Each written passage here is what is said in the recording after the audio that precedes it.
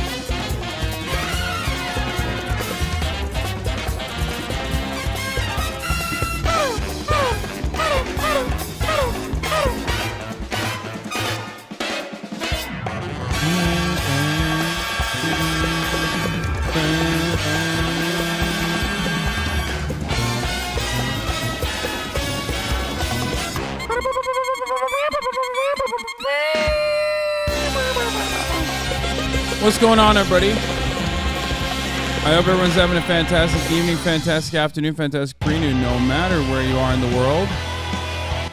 I'm Hasan Piker, and this is the HasanAbi broadcast coming to you live from cloudy California, Los Angeles, folks. We're live and alive, and I hope all the boys, all the girls, and all the MBs are having a fantastic one because today's a beautiful day. It's a wonderful day.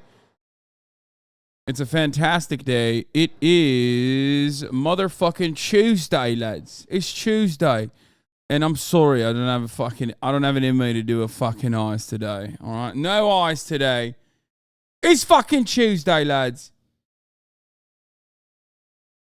And I'm live and alive. It's fucking Tuesday, innit? It's Tuesday, May 30, 2023 at 12:10 p.m. And I'm late. I'm late by an hour, and I will tell you exactly why I'm late by an hour. Oh. I'm late by an hour because there's a lot going on in the house. We're fixing the backyard. Okay? We're fixing the backyard currently. It's ugly as fuck. I mean, who hasn't seen my fucking backyard? When I got doxxed all over the goddamn internet, you already, all of you knew. It was shit. So I'm putting fucking AstroTurf in the backyard so that Kaya can poop and pee and run to her desire, you know? Get her fill in. Currently, it's just like, you know, currently at this moment, at this, why not sod? What's sod? I don't even know what sod is. Are you going to gate up the pool? No.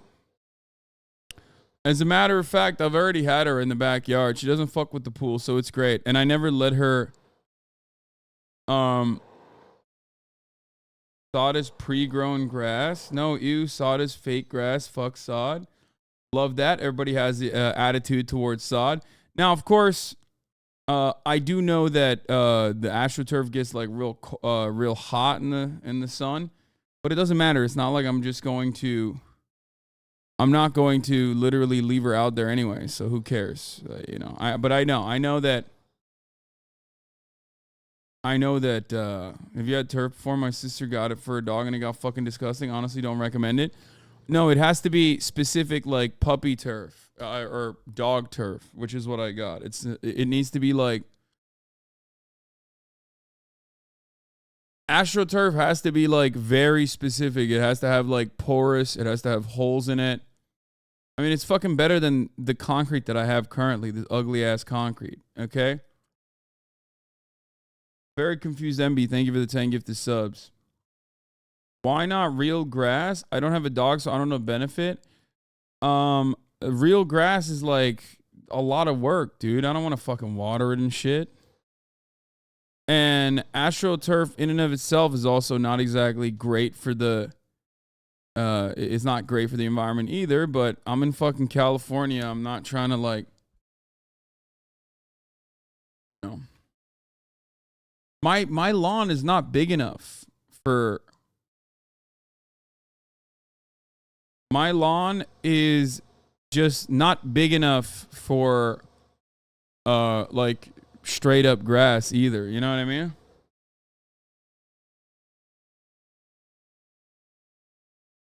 Most people in Cali don't have lawns due to the heat, and lawns need lots of water. Yeah. It's less water maintenance, grows better, and doesn't turn yellow like normal grass would. Yeah, bro, it doesn't rain out here. You know what I mean? It doesn't rain. Anyway, I didn't realize that this was gonna turn into a backseating session on my landscaping endeavors. You know what I mean? But there's like heavy machinery going off right now in the background. But that's why I'm late, because of course, you know, as an old man, I'm sure you've heard your dads talk about this, or maybe you have had this experience yourself. But you know, good contractors are hard to find, that sort of shit. You know what I mean? Like, it's just owning a house and a car sucks. We need better, denser cities. Yeah, my yard is currently getting fucking railed. Okay.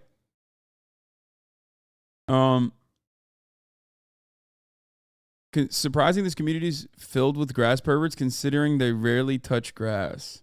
Your backyard is all concrete. What the fuck is LA? Yes. Welcome to Los Angeles. You would be shocked to find out that a lot of backyards are just straight concrete out here, because it's really fucking, like, I love grass. I think I love touching grass. I love grass. I would love to have grass. It's just like not big enough, and it's like expensive, too much water, all this shit. I don't want to do any of that.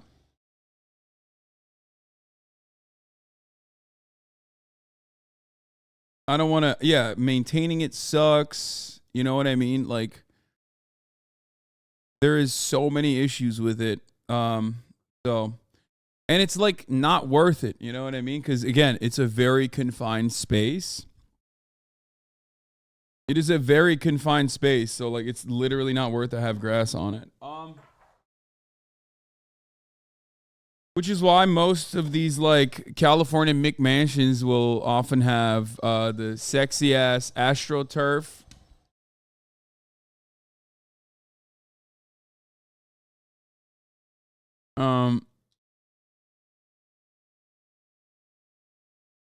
Sexy ass AstroTurf with like concrete.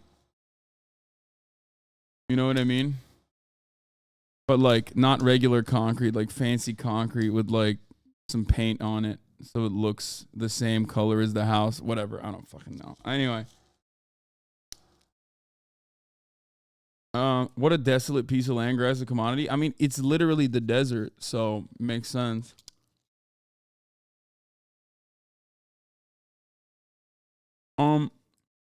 Anyway, might consider the future more native ground cover plant, like a creeping type succulent or thyme or another hardy plant. What? Bro really said make your fucking backyard, use thyme on your backyard. Like, what the fuck? Brother, what do you mean? Like, this shit look like I'm trying to walk on it and I'm trying to have the dog poop on it. What is happening right now? Like, it's not just like visually, I'm not looking at it for it to be visually appealing. It's California. Half of the native plants are just like nothing. Okay. I feel like, yeah, yeah. Let me put fucking cacti and succulents on the ground.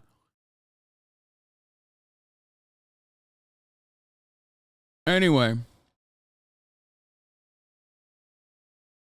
how am I supposed to? Creeping thyme is soft underfoot and it doesn't need nearly as much water as grass does. Bro, you want me to step on this? Like, I don't understand. It's like an odd thing to step on. Shaking my head. You want a gay audience but reject gay suggestions? Yeah, I am. I never said I want a gay audience, okay? You just figured that out on your own. What is this? Artificial turf potentially linked to cancer deaths of 6 Phillies ball players. The long replacement largely fall out of favor in professional sports. It contains large amount of toxic chemicals. Yeah, I'm trying to die early, I think.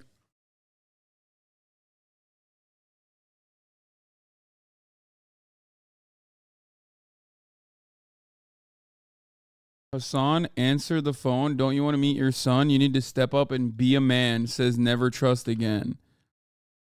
What?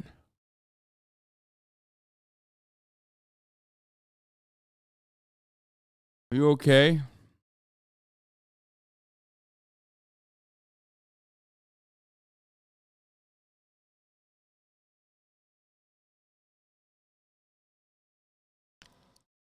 What's happening right now? I mean, we're off to a good start. Anyway, listen. Big mistake explaining what's going on in my life in my personal news section of the broadcast. You know what I mean? Like, you can't do that. You should never do that. But I did it anyway, and it was a bad idea, and now I'm reeling from it, and it's fine. Okay, so, yo, did Kaya grow in like 2 days? She's huge. Yes, she did. She fucking grew like crazy. I cannot figure out how to get her to stop. So, like, I think because of the heavy machinery in the backyard, the noise, I put her in her crate when I went to work out this morning, and she pissed in her fucking crate, I think. I can't even tell because the crate is like all black. And I don't know if she's just like slobbering everywhere or if she pissed in it. I'm also doing like leash training as well. You know, I take her out with a leash. Chat does this to you whenever you mention anything. These foods will make you die sooner. Processed meat. Why eating tomatoes is dangerous.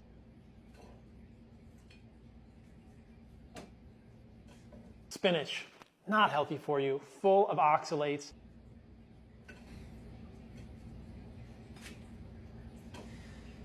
Bread is never healthy. Processed wheat is inflammatory and damages your metabolism.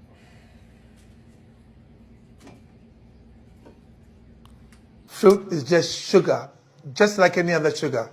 Don't think it's because it's natural sugars, it's better for you. How to photosynthesize. Yeah, bro. When I left my service dog trapped in a room, he salivated out of stress so much he soaked his front arms. Could have been saliva. No, it just feels like a piss, but whatever. She's good when she's good when I'm around her. She doesn't pee or poop in the house. Like, she literally had, I didn't even think about it, but I'm pretty sure she had 0 accidents outside yesterday. Yesterday was like a 0 accident day, which is crazy. So good for her. You know, that's it. That's all I got on that front. But I'm working on this shit. I'm working on the backyard. It's gonna hopefully be fine. Are you gonna take Kaya to the dog groomer? Shaking my head canceled. Yes, I will 100% take her to the dog groomers eventually. I am a little worried. Apparently, like, dog groomers sometimes go wild with it, and they will like cut your dog's hair and shit without asking you, and it's like, I didn't even fucking, where'd that come from? Like, I'm a little worried about that. So I got to go for, because she's double coated, right? She's double coated, which means like she has the regular fur, which sheds, and then she has like human-like fur, which doesn't shed, right? Human-like hair, which doesn't shed. And apparently if you like,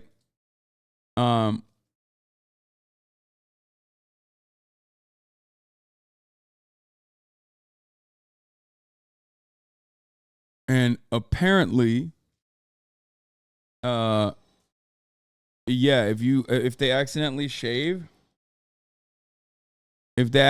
fucking shave that hair that she has, like, it'll never grow again. Bro, they once gave my dog a Charmander tail. Yeah, buy her a toupee if they fuck it up. Yeah, no, that's not happening. Anyway, other than that, working out. My ex-groomer did that to my Samoyed and shaved him without asking, took him elsewhere, and luckily he's okay now. Yeah, that's like terrible. Milkbone went woke. Bro, conservatives are getting like more mentally ill than they ever have. We're going to cover all of that. Don't worry. Like, conservatives have decided, like, oh shit, they're letting us be mentally ill. We should be even more mentally ill than we were before. I'm not even kidding. Like, that's like, they've lost their minds. We're going to talk about that today. It's not that it doesn't grow back. It just grows back slower. Yeah. This is not a Tibetan Mastiff. This is a regular English Mastiff, I'm pretty sure. Chatter, who sent me this. Yeah, this is a Mastiff. I think they're originally, all Mastiffs come from Tibetan Mastiffs, I think, originally, but this is just a regular Mastiff. You have to brush to prevent matting. That's why they shave. Yeah.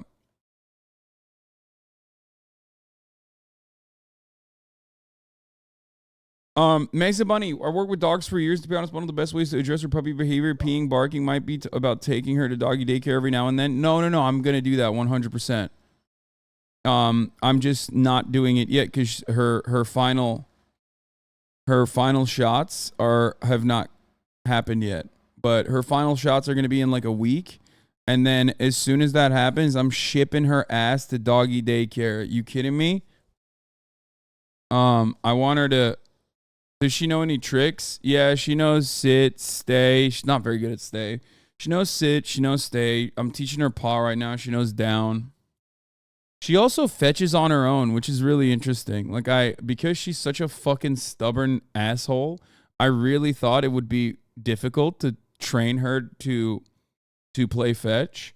But she literally started doing it on her own. I'm not even kidding. She loves fetch. Dogs like to fetch. Let me tell you, teaching my pit bull originally how to fetch was a profoundly difficult endeavor, okay? And there are plenty of dogs that don't like fetching.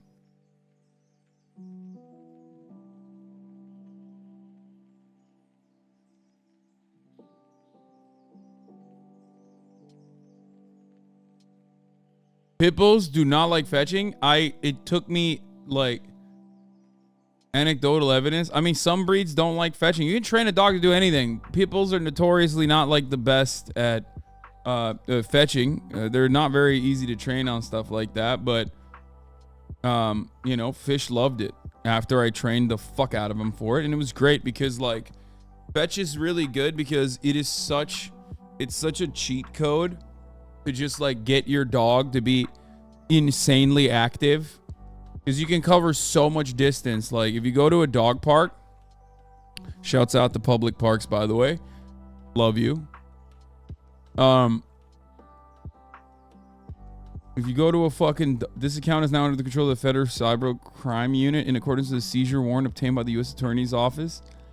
Every user of this DM has been formally logged and will receive personal notices in their mailbox. You are all to be investigated, and it is no use to block the reception contact.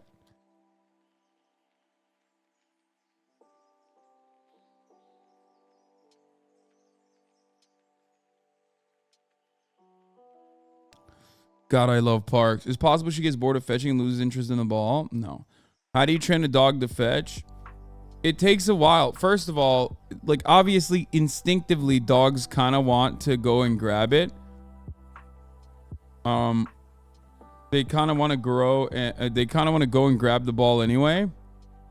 But if first you need to train them to, come back to you, right? So what I suggest is doing it in an environment where there's not a lot of external stimuli. Okay.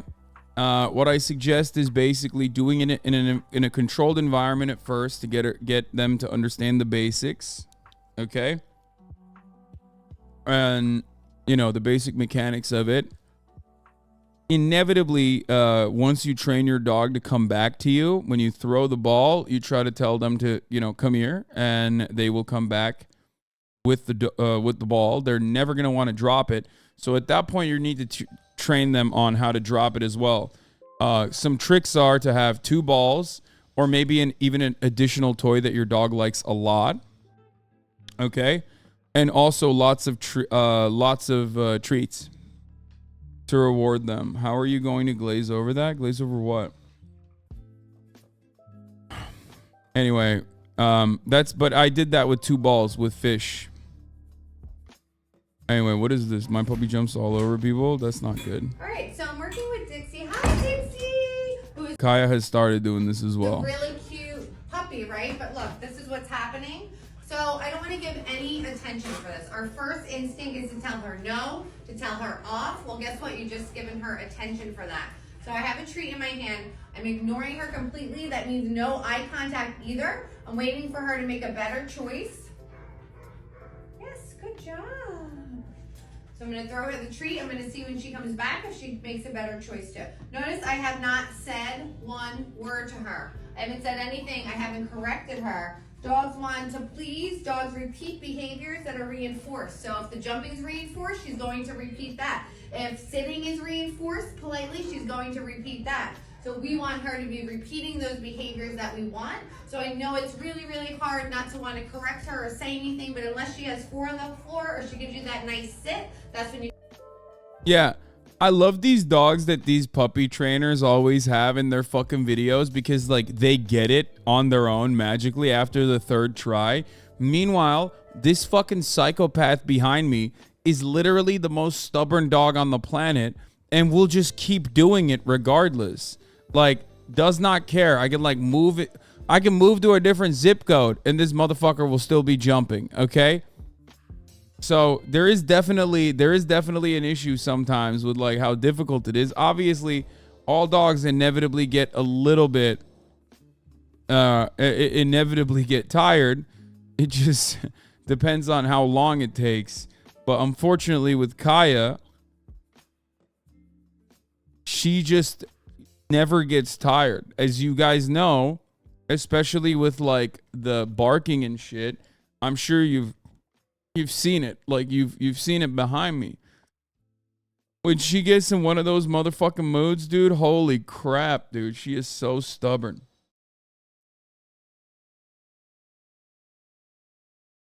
Also, on top of that, this is the best. This is the best. When she's like just laying and chilling behind me and like tired and quiet and, you know, in baby mode. This is when she's at her best. There's another type of tired with her, which is not the best. That type of tired is when it's late at night. I have basically, you know, I've done so much. She's like overstimulated at first. Calm her down, play with her. It's playtime. Do some fetch, do some exercising, and then she gets into this mood where she's like ornery, where she's tired, but she still wants to stay up and play, and she's very stubborn, so you can't really like wear her out. And then she gets grumpy and is like literally just like I can tell she's fucking tired, but then she gets overtired and she's like you know, getting more nippy, not listening, like a toddler, literally exactly like a fucking toddler. Dogs are very similar to toddlers. Anyway, so that's what's going on.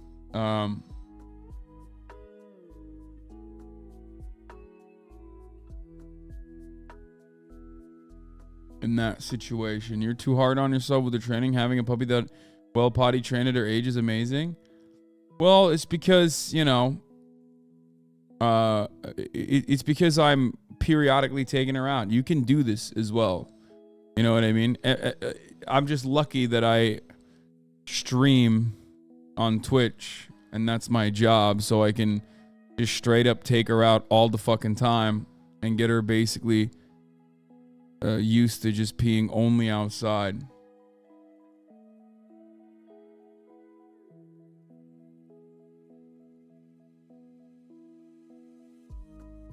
So crazy how hard it is to enforce those naps. They refuse to sleep, but it's like the only thing that'll make them feel better. Yeah.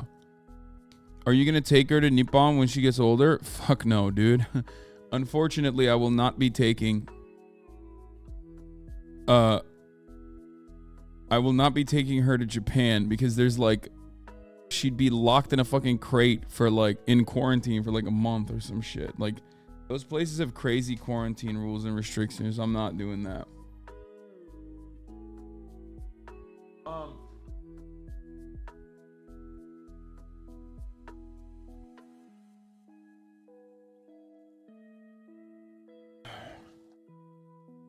But yeah, let's blast off and let's go. Do you pay for doggy daycare? It's good to get them for social skills. Yeah, I'm gonna get doggy daycare when she's when she's got her vaxes.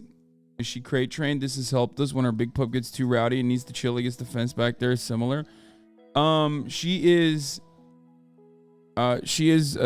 crate trained, yes, but like also no. She's crate trained at night. She doesn't pee in her when she doesn't pee in the crate at night, but like I think she peed earlier today when I was gone because she was scared.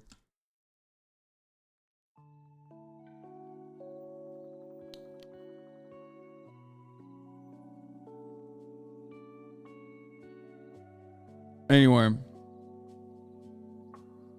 let's blast off. Does anyone have... Thank God my cat requires no training. I know.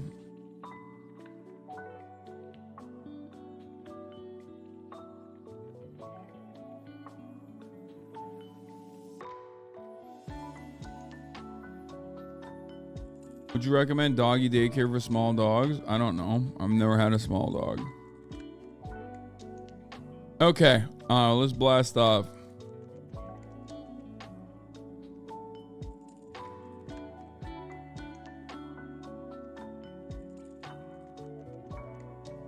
Chick Fil A has gone woke. Which brand is next?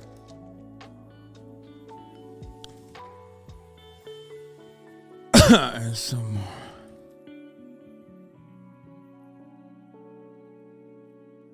Does anyone have a blast off meme for us or no? Do you think my dog's dad can beat your dog's dad in a fight? You mean me?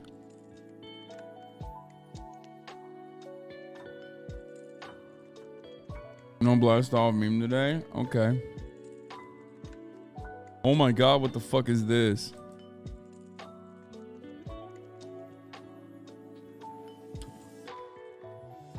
This blast off meme is terrifying.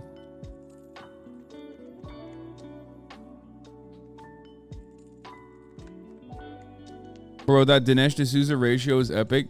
Yeah, I don't fucking know why Twitter's dumbass sends me like all the stupidest things in my timeline, but like I saw this insane Dinesh D'Souza tweet last night and it fucking frustrated me to no end. Oh fuck, the new vlog is up. Let's go. Finally, the Picket vlog is up.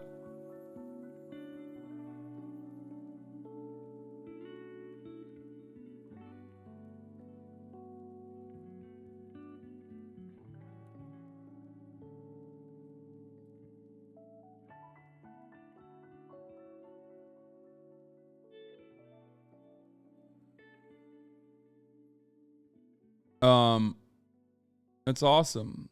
Do you hear about what Ken Paxton said about blocking ballots? Yeah. We watched it online on my stream. Good work. Okay, nice. All right, let's blast off. Here's the blast off tweet. Boost it. Signal boost it. We're live and we're fucking alive. You know, let the people know. That is, I can't tell if this is the absolute worst thing I've ever seen or the or sick.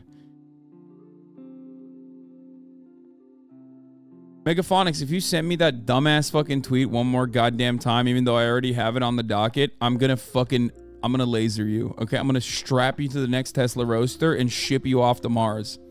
I got it. Okay, I got it. It's a fucking Elon Musk Twitter related L. I got it. Elon Musk is so fucking washed that like I don't even want to see his L's this much, okay? I'm gonna put you on a fucking roadster, dog. I promise.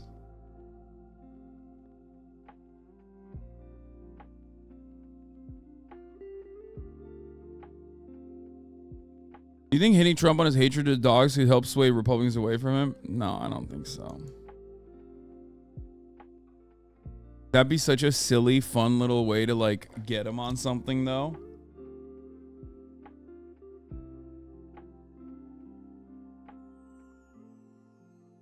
Anyway, HasanAbi, baby.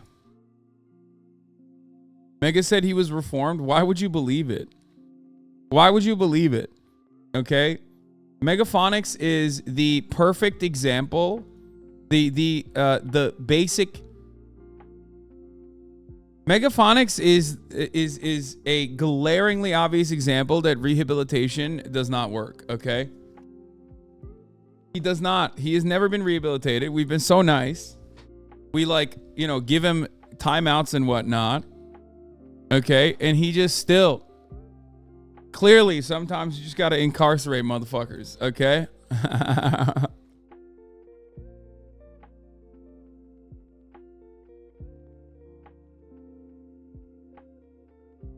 Okay, be nice. He's actually gotten way better. Yeah. No, he has gotten better.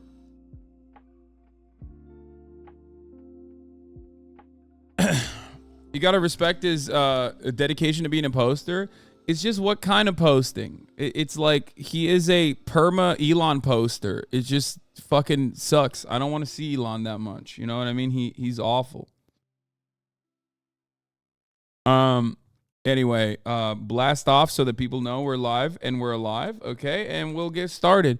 So, here, first of all, remember when people pointed out that the value of blue checks was identity verification for readers, not algorithmic reach for posters? Oh, well. Okay, this might be the wine talking, but I've got a crush on at Elon Musk. This has 59,000 likes. Is Alexandria Ocasio-Cortez. Press. That's the account. Okay. Elon Musk responds to it with a fire emoji. AOC had to literally tweet out that there's a fake account on here impersonating me and going viral. The Twitter CEO is engaged in it, boosting visibility. It is releasing false policy statements and gaining spread. I am assessing with my team how to move forward. In the meantime, be careful of what you see. To be clear, the fake AOC account that Musk amplified is verified, but the real one is not entirely predictable outcome of Musk's tax on credibility. So,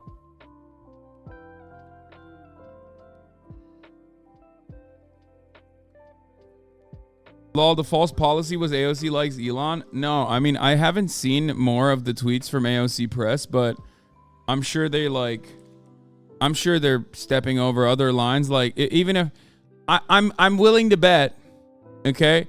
I'm willing to bet that this account fucking will say stuff like, you know, we're gonna make your daughters homosexual, like the AOC. Let's see.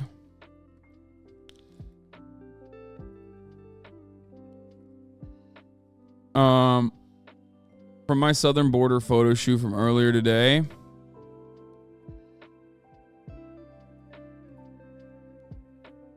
What is this? I still won't date you at AOC. Elon Musk wants to have a chance with me. He'll immediately ban a parody account of me. It's like literally not funny. FYI, I have no problem with parody accounts, just the ones that make fun of me. After brainstorming with my staff, I want to push Congress. Every time my boyfriend farts, I make him plant a tree to offset his carbon emissions. An AR-15 can shoot over 10,000 rounds per second that hold up 1,000 round clips. It's time to ban these weapons of war, except for in Ukraine. If the government can print money, citizens should be allowed to. If we had money printers in each household, everyone would be rich and the economy would be booming. So it's like classic low effort Republican trolling. And it would be entertaining and unique if there was like something beyond like, lol, AOC is like horny for Elon Musk, which is clear that like the person who is, you know, in charge of the account is the actual person who wants to suck Elon dry. You know what I mean? So they're just basically projecting that on AOC. It's just very odd to do that to a, you know, a female congressperson. Chatterswite is a cat turd operation. They mentioned farting in the first 5 tweets you saw. Yeah, that's true. Cat turd does have a shit fetish.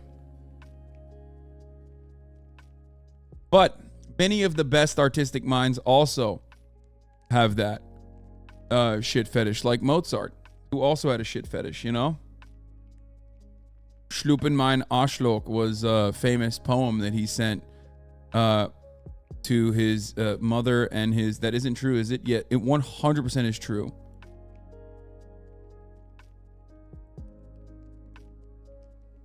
Suck My Asshole is literally a real poem that Mozart wrote. I think to his cousin.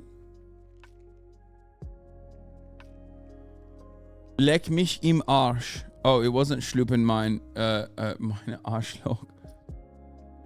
Leck mich im Arsch. It was a joke. Yeah, I know, but like still weird, you know what I mean? What yeah, go ahead, explain that. Leckt im Arsch, lick my ass. He has a canon called Lick My Ass, Lick It Nice and Clean. Yeah.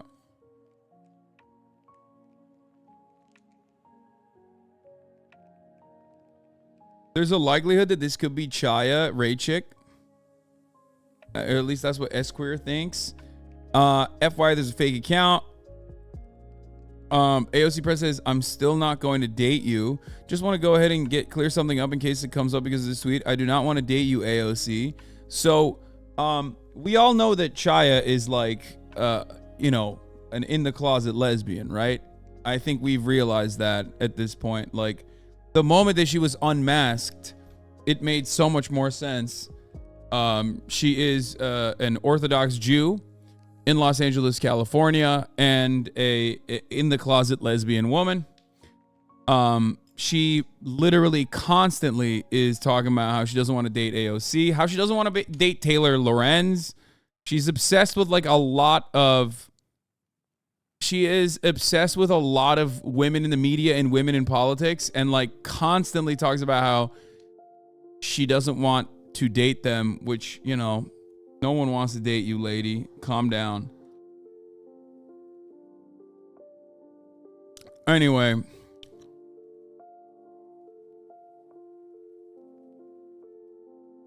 Mozart and Scatology. Yeah, it's a real poem, dude. Look.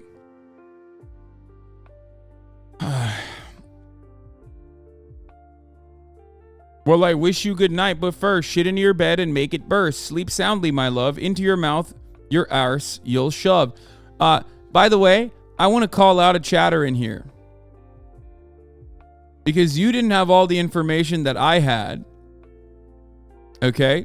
And you just immediately ran to defend Mozart's very well documented shit fetish.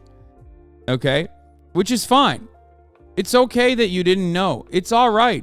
But just like if you don't have the information I do, don't come across like you're in, you know, don't come across like you're defending something when more information comes out and it looks like you got poopy in your diapers. Okay? Now it looks like you are, you know, I regret nothing. Okay, well, now it looks like you are into a bunch of scat yourself. Chatter put all of Vienna on their back to defend a shit eater. Yeah.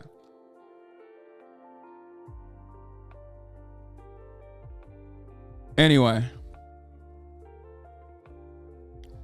But how do we get here? Well, we got here because Cat Turd also has a shit fetish, and he is basically the Mozart of posting, is what people are saying. So, you know, that's that's the reason.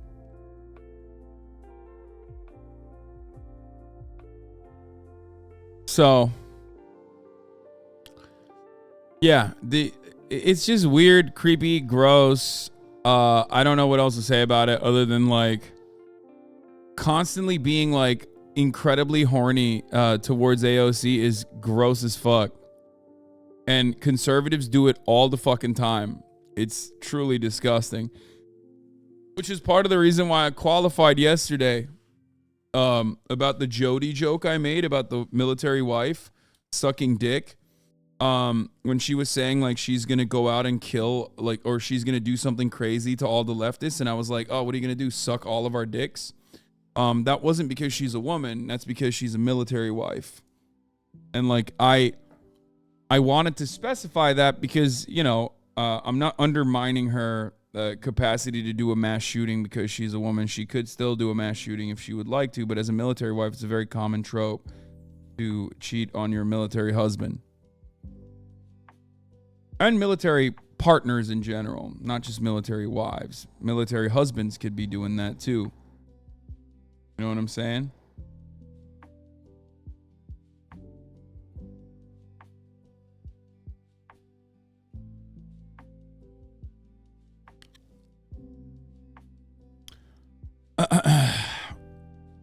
This is what happened when you get married at 18. Yeah.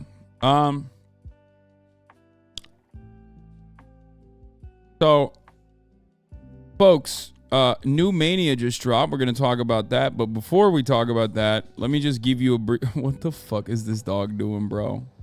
This cannot be comfy.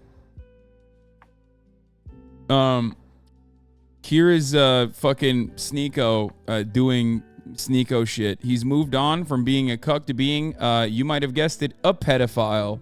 That's right. Actually, we would make a great double date. I like you on the left, and I think Zerka likes the girl on the right. They're both on the left. What up, girls? I want to kiss you guys. How old are you? Oh, I got that white bitch smiling. Let's go. Stop. How old are you guys? Underage. Well, you just yeah. Like how underage though? Like your birthday's next week type shit? Like we can't go to Starbucks, white bitch? And I will be turning 15 in a month. Change my state of mind. Ladies and gentlemen. Love so hard to find. We got him. Actually, we would make a great. Oh fuck, I forgot. He does love cuties.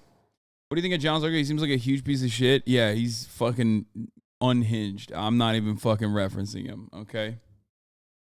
These guys are they're fucking weirdos, man. There's so many gross weirdos online, and these motherfuckers are just like, yeah, I love that these guys are just like gross weirdo perverts. You know what I mean? Like, oh man, pedophilia, fucking on God, dude. W.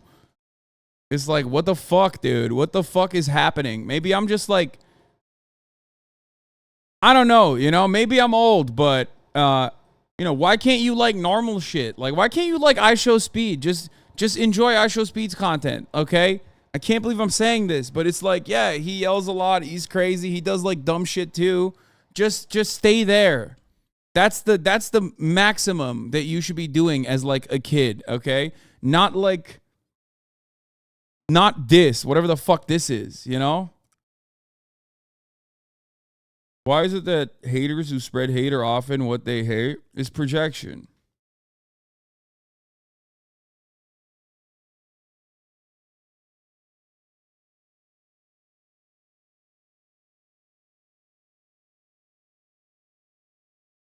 Click Clip of Speed lighting a firework in his bedroom is good though. Not a fan at all, but that shit is funny.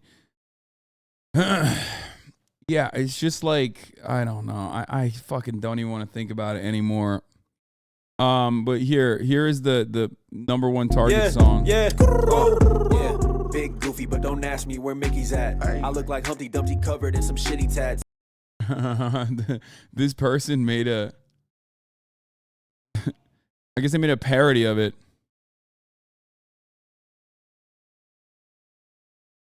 You got that 10 packs? Come here, boy, give me that. I like to think I'm really hard, but I'm really whack. We're done with Target pushing rainbows on our children. If they want to target kids, they should join with our religion. As a Christian, I can tell you we don't want the competition. We've been fiddling the kids since the goddamn beginning. I'm sick of this shit and it's not gonna work. No one touching on my kid unless they working at a church and they wear a little gown and I know them by name. Otherwise, they ain't taking my son up on a date. No way, having meltdowns cause we're snowflakes. Try hard, homophobes means we're really so gay. In the closet.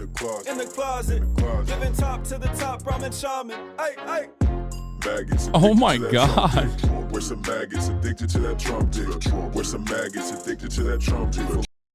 So I'm calling it now. This rapper is a pedophile. No, they took the OG song that these fucking hot dog motherfuckers made. Okay, you know, 10-pound hot dog in a 5-pound bag. All three of them. And they basically flipped it, which is funny. I like it. This is good. This is a good parody. I respect this. You know, this is fire. I mean, if you remember, this is like here. This is like this is the song, by the way. Like this is the original song.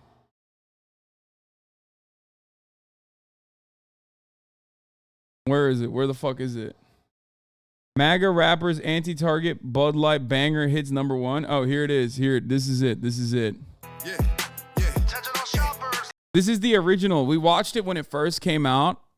Once again, I just want to I want to explain something to you guys, but like Benny Johnson, who is like the anti-LGBT champion on Twitter, is a homosexual man himself. I just want to point that out one more time.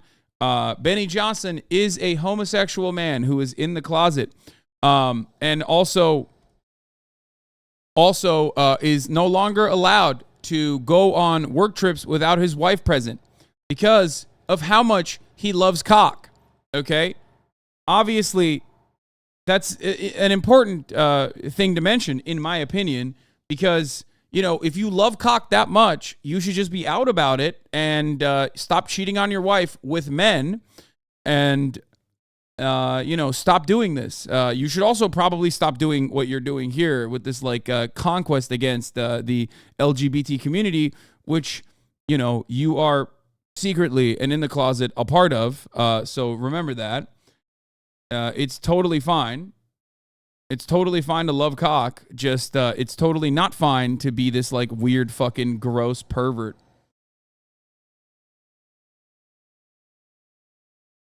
Yeah, mommy don't know that the daddy's getting hot at the body shop, okay? Doing something unholy, okay? So, just, you know, I don't even know if he's going to the body shop. I think he's going to the fucking Holiday Inn, trolling for some pee-pee, okay? How do you even know this? Man, I know things, okay? Just don't fucking question it. Sometimes I got sources that I can't reveal. Do you understand? But yeah, that is a gay man. An anonymous gifter gifted 5 gift subs. Thank you. Austin. Man, Austin is not the only gay man I know. Also, Austin is the least tapped into gay shit, okay? Hello? I know way more gay shit than Austin does, okay? Did you guys not watch the... yeah, I mean, first of all, this is... You know, love when conservative podcaster Benny Johnson complained about seeing ads on a gay cruise without realizing the ads were customized based on your search history. This is something that I, of course, have brought up many times as well. This is only one reason why I say that he is a gay man.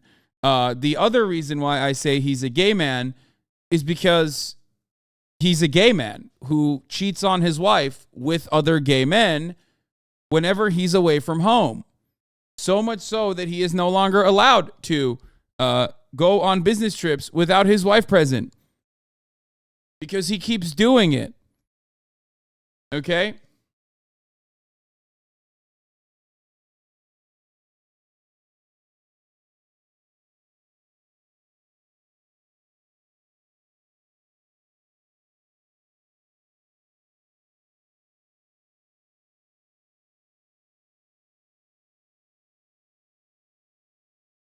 I know about this information because this information has been entrusted with me.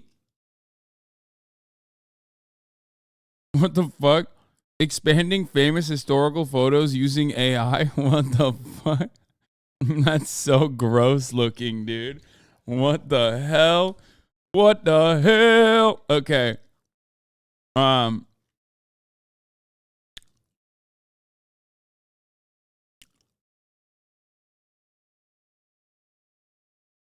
Nailed your head size? I don't like that.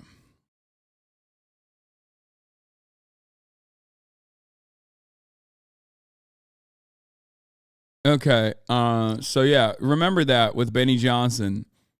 A lot of times these people hate themselves and they keep attacking themselves that they are trying to escape desperately.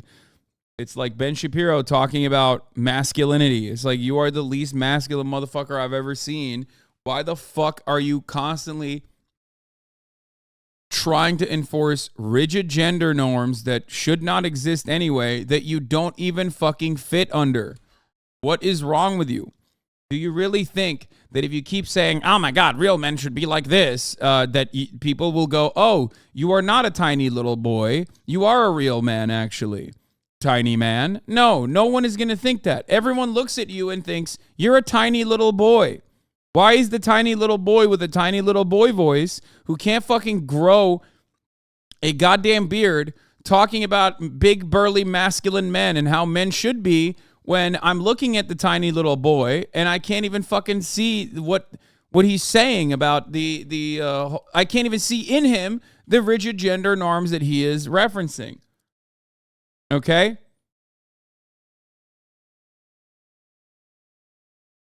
Daddy's eldest boy. Anyway, this guy is 4G Auto Blow, okay? 4G Self-Suck for short. They did this Target rap. We already watched it. It was really fucking bad. This other guy is like my new favorite guy in the group. He's so fucking weird looking. It's awesome. I love that their thing is like you have to be fat to join their rap crew. Okay? Like you literally, if you are in shape, they're like, no, we don't want you. Fuck off. He's actually collaborated in the past with like dudes who are in shape. And I think like it just didn't work out well for them. Yeah, I said this is Nav off of the Ozempic a little bit, which is disrespectful to Nav, who is one of the greatest recording artists alive, perhaps of all time. But Fat Nav is, popping off of this. He's going to go crazy. There's a cleanup on every aisle. Target is targeting your kids. They put a target on my back, but they targeting your kids. They don't even need to ask, because you all know what it is. Yeah. They don't need to ask because you all know what it is. No, we don't, man. And actually, we don't want to know. Okay? How weird. How weird of a thing to do. Again, I already covered this and I talked about this already, but like he's talking about how he keeps a strap on him at all times. And no, he's not talking about a strap on. He's talking about a gun, a gat, okay? That's what he's talking about. He's walking around Target with a weapon, which is significantly more dangerous, in my opinion, than, whatever fucking gay shit they're looking at, okay? This agenda gotta stop. Yeah, you know we gonna win when they target, yeah, they target and target, yeah, they target kids. Target, yeah, they target and target, yeah, they target. You know that target's that wrong. Trying to play with the kids. It's the mayor of Megaville. I'm preaching again. You know that LG.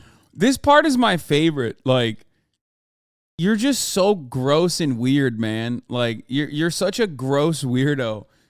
Why are you holding up tampons? Like, what the fuck? What does this have to do with, like, LGBT shit? He's like, damn, dog, they're selling Tampax at Target? What the fuck's that about, dude? Yo, they're selling Tampax at the Target, dude? I fucking don't want that. What are you, like a free bleed advocate? What's going on there? You just don't like tampons? It's like, man, listen, I'm a pad guy. You know what I mean? I fucking hate this tampon shit, okay? I hate it. Like, ladies, you know what I'm saying? It's bad for the environment. It's bad for your vagina. You could get toxic shock if you keep it in there for more than 24 fucking hours. You know, everyone should be out here getting Diva Cups, dog. That's what I'm saying. Diva Cups, baby. Put that shit in the fucking dishwasher and it's all good. It's all Gucci.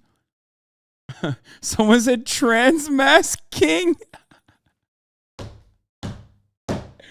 Yo! Yeah, he's out here. Listen, he's out here having the gnarliest period, okay?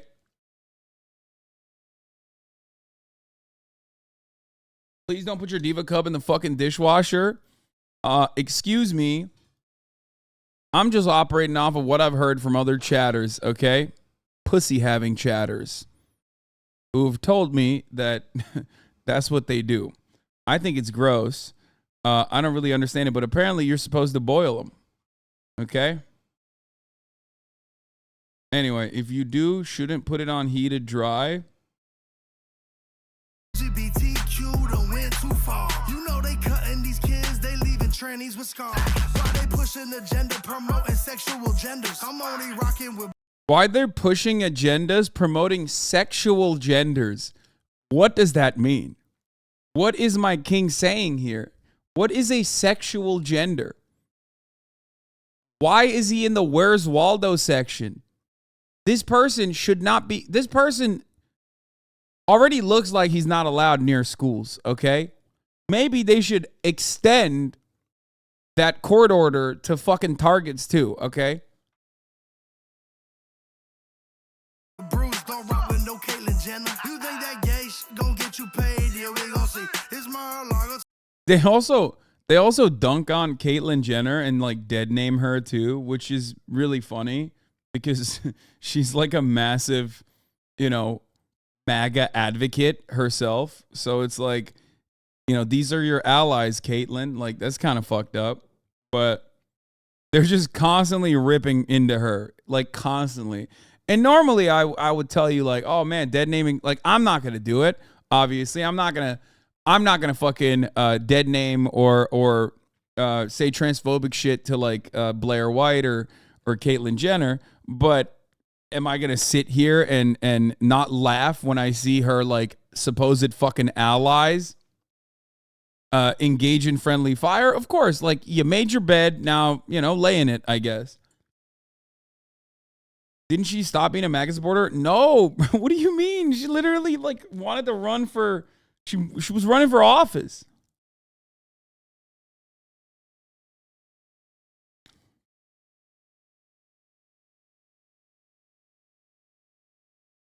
Most of these fuck faces don't know a single trans person. No, these guys do know one.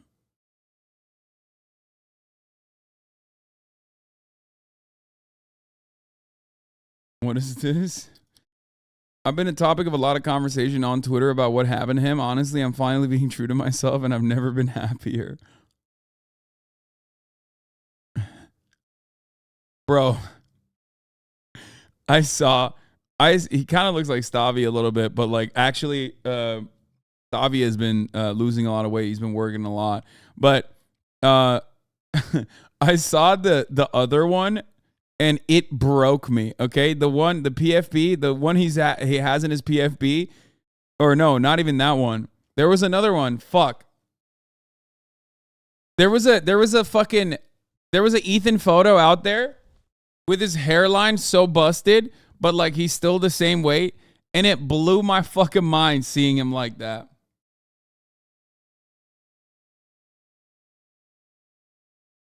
Oh, the please delete it one. Yeah, that one is fire, dude. Because they did such a good job with this. Delete it, please. There's a lot of people asking to delete it, please. Several people asking, please delete it. We beg it. We beg you. There are people feeling sick seeing this. There are people crying, delete it, please delete it. People are feeling sick with this. Everyone's asking you to delete.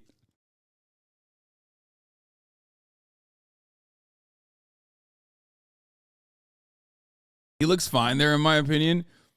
No, Ethan, minus the hairline is like a different demon.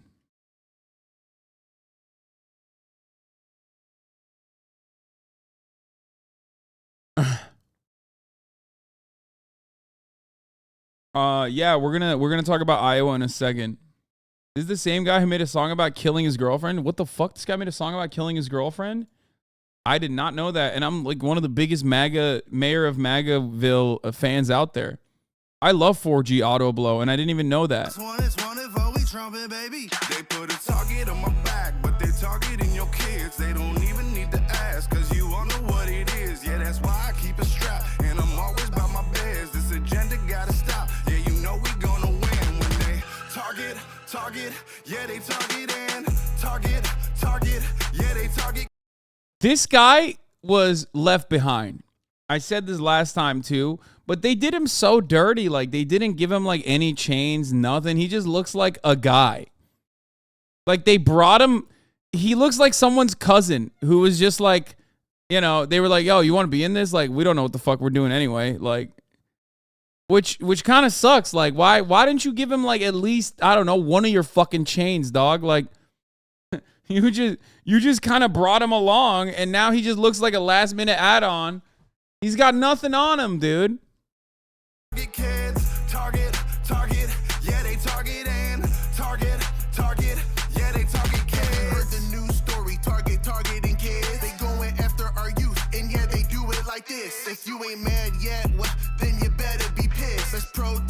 their clothes and they ain't gonna be missed. Why they got pride shirts in the kids' clothing section? Why they trying to mess with the kids and give misconceptions? They manipulating minds and making evil impressions. Got little boys tucking out by time they teens got depression. Yeah, again, very weird. Very weird to just like think about children's penises and like rap about it. Very odd. That's a very, very weird thing to do. Why are they all fat? They're in Florida, my man. What are you talking about? Like, this is Florida activity, dog. Like, this is the average Florida citizen. Like, what do you mean? They need that insulation for the cold Florida climate, okay? This man is the most in-shape Florida resident, and you're out here fucking talking shit. Making evil impressions. Got little boys tucking out by time they teens got depression. Yes! Okay. This was the moment that I was waiting for, okay? Because he says, like, actually insane. Like, if you're thinking, up until this moment, if you're thinking like, oh, man, surely they can't get more unhinged, okay? Surely they can't get more unhinged. Nope, they definitely can. This guy is my favorite, dude. I love him. I love him. He's my new favorite.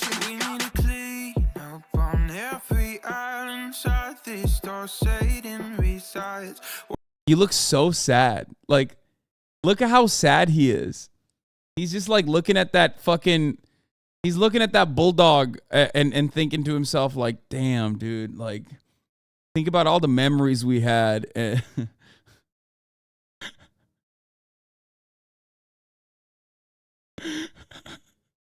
He's like, fuck, man. Target turned gay. I hate that shit. Wash it with the blood of Christ. Yeah, you heard that right. He said he wants to wash the halls of Target with the blood of Christ. Inside this door, Satan resides. Wash it with the blood of Christ. It's needed here, so don't think twice. It's awesome. It's fucking awesome, dude. It's a Christian thing. To be honest, he didn't come up with it. Is he wearing a Star of David or is it different? No, he's wearing like, I think, is he like a Jews for Jesus type dude or something? Like, what is he? Found this dude's old PFP. Oh, he's an Israeli Jew. Okay, he is Israeli. Yeah. It's a weird Star of David, so it's not a real one. It's because he's wearing pants. He needs to throw a pair of shorts on.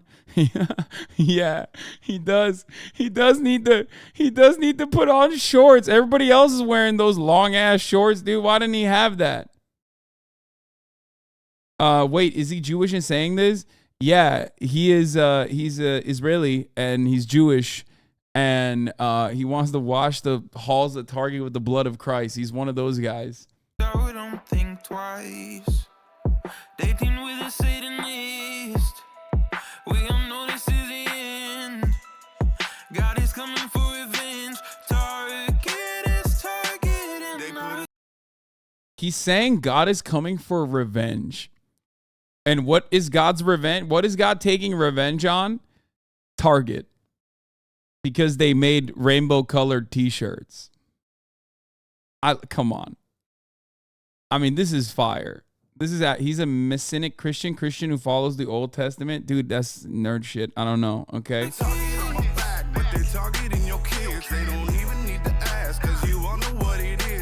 Just going fucking goofball mode in the child toy section, dude. Just fucking popping off, dude. Yeah, he's like, yeah, I'm thinking about the blood of Christ washing through these hallowed halls of Target, baby, and I'm going bananas mode. You feel me?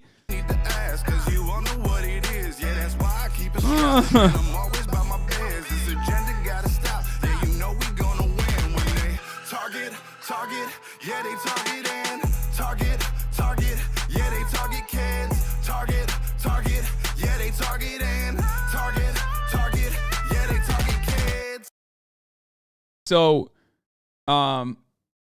I assume it's one of those things where it's like, it's one of those things where this like probably popped off on iTunes. You know what I mean? Like every granddad who still has a connection, like some level of connection with like a younger person in their family, force them to download this shit on their phone. So now like after 11 downloads is like topping the charts at iTunes. I suspect this is what they say all the time. They're like, yo, we fucking popped off on iTunes. And I'm like, when's the last time you fucking listened to a song on iTunes? Okay.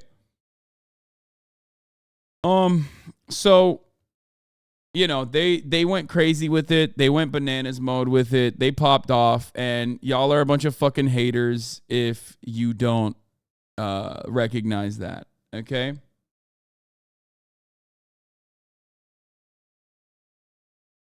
Boycott Target song tops iTunes despite rapper Forgiato Blow's censorship claim. And then, yeah, No Shoe for Me made a remix to it, and this is a real chart topper in my opinion. Yeah, big goofy, but don't ask me where Mickey's at. I look like Humpty Dumpty covered in some shitty tats. You got that 10 packs? Come here, boy, give me that. I like to think I'm really hard, but I'm really whack. We're done with Target pushing rainbows on our children. If they want to target kids, they should join with our religion. As a Christian, I can tell you we don't want the competition. We've been fiddling the kids since the goddamn beginning. I'm sick of this shit and it's not gonna work. No one touching on my kid unless they working at a church and they wear a little gown and I know them by name. Otherwise, they ain't taking my son up on a date. No way, having meltdowns cause we're snowflakes. Try hard, homophobes means we're really so gay. In the closet, in the closet, giving top to the top, Brahmin shaman. Maggots addicted to that Trump dick. Where's some maggots addicted to that Trump dick? Where's some maggots addicted to that Trump dick? Forgiato blow, I'ma blow him like a trumpet. Yeah, Forgiato blow, and I'm blowing like a trumpet. Oh man, it's so good. It's so fucking good. Ramen shaman. I feel like every man has picked up pads for someone in their life in a pinch, lol. Do they not have women in their lives? Do you think these guys have women in their lives, dude? Does this strike you as the type of dude who has a woman in his life? Apparently, he fucking rapped about killing his girlfriend.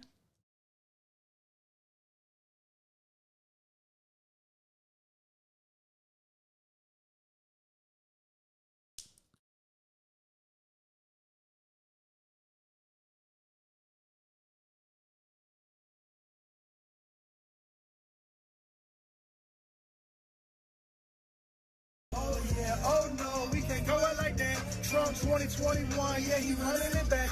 I just got a call from General Flynn, he told me that's facts. I love that. Like, Florida conservatives are fucking crazy, and they're this is like Roger Stone is the perfect Florida conservative. You know what I mean? Just on the one hand, talking about fucking family values, and on the other hand, like literally posting on Craigslist looking for like a nubile male to fuck his wife as he sits there and jerks off. It's awesome. I'm begging you to look at what the singer guy is commenting on Trump's IG. What the fuck is this? Oh my God, he's so insane, dude. Jimmy Levi, dear Trump, dude, his profile is crazy. Like, his beard makes Keemstar's beard look like bitch made. His beard literally is so sharp. How is it like that? Laughing at the comments on the targeted video, starting with the Molan Labe South African. As a South African and a father, oh my God, I fully support this message. As a Christian mother and grandmother, yes, I totally support this message. God bless you for this song. Sing it at the top of your lungs. Thank you for standing up for innocent children. Ay, ay, ay. Louise Belcher typed 100 emoji, fist emoji, Lamau. That's what I mean. Like, yo, who let grandma fucking on YouTube, man? Grandma's out here. What's next? She's going to be in the fucking Twitch chat being like, what the hell? Why am I seeing 3 minutes of ads? Son, you fucking fake socialist. Running 3 minutes of ads at the top of the hour, forgetting to run it at the top of the hour, running it 18 minutes in. Fuck you.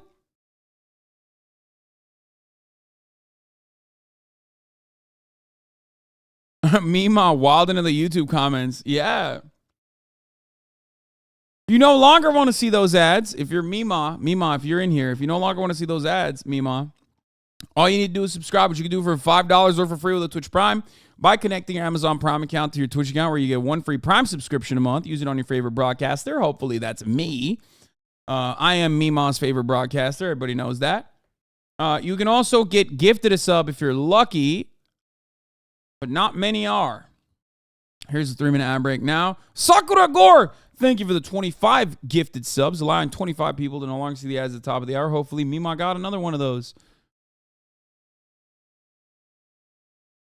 Jimmy Levi, people are now claiming that I am homophobic, which is a lie because I've always treated everyone in my life equally. My own sister, who is not a follower of Jesus, has had both girlfriends and boyfriends, and I never once did treat her different because of it. She's my best friend to this day, and I was even able to show her love. Bro, why don't you wash her with the blood of Jesus Christ? Actually, don't do that on second thought, because that's crazy. But like, that's what you're talking about. Yeah, Jimmy's a professional CPC hater. I know. He has a rap song called Free Miles Guo too, which I suspect might have gotten some funding from like the State Department. I'm not even kidding. She's my best friend to this day, and I was even able to show her love of Jesus recently and the importance of repentance. My only problem is with pushing sex on the children. I don't want my kids at a strip club or at a drag show. It goes both ways. Seeing Target collaborate with a Satanist and putting Satan on kids' clothes was the last straw for me. Satan is the problem, but I know that Jesus wins in the end. Like, one of the artists that Target worked with, like, had like a Satan respects pronouns type fucking shirt that wasn't even sold at Target. Like, it was just a totally separate project. And these guys went crazy over it, okay? That's the other part of this story that I didn't really even cover that much. The idea that the left is trying to cancel 4G Auto Blow is outrageous. The man is doing unmiked concerts in a parking lot in Florida next to Roger Stone. There is literally nothing to cancel. And also, it's actually the opposite. Like, I don't want 4G Auto Blow to be canceled. I want him to do more because he's fucking incredible. He's making the best content out there. I hate that, like, since the Trump era, we really haven't seen a lot of conservatives let their freak flag fly. And 4G Auto Blow is like one of the few people who's just like maintaining that mania. Gonna get these guys fired from hanging out at the gas station.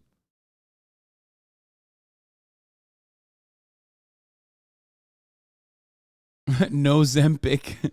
4G Auto Blow and No Zempic need to do a joint mixtape. Wait, you were there in the parking lot? Yeah, bro, I was in the background washing myself with the blood of Christ, as you can tell.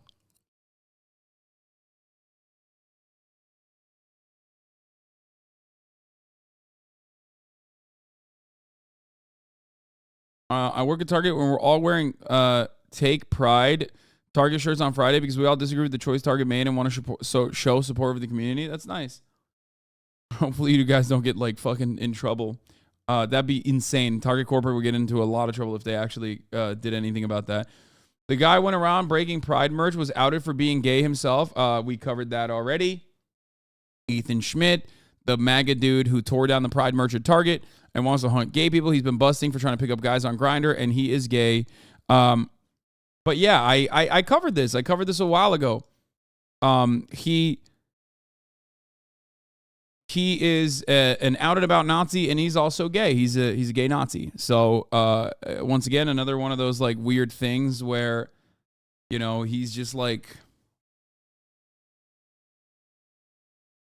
not every single homophobic freak is like gay themselves, obviously. But there is a decent chunk, like.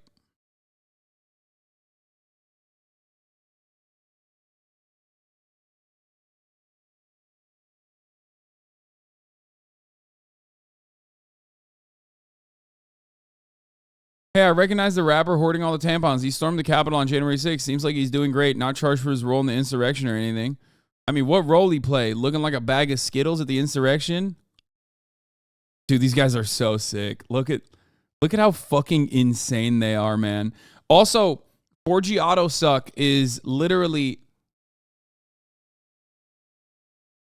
4G auto suck, from what I understand, is by the way, ironic, wearing rainbows and has rainbow hair, but he's like the son of a he's the son of like a used car dealership owner.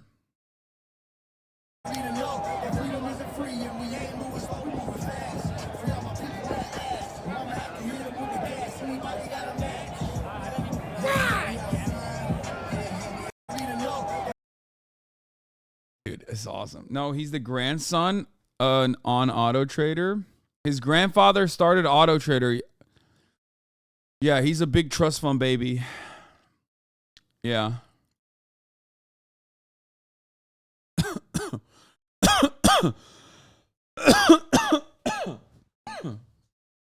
His grandfather invented Auto Trader.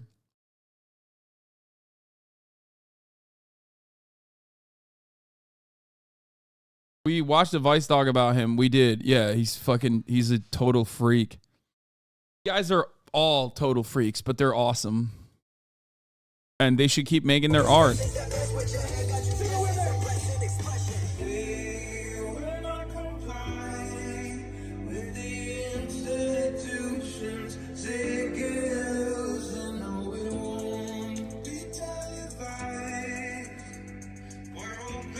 I suspect this is like, I assume this is like Epoch Times funded, you know what I mean?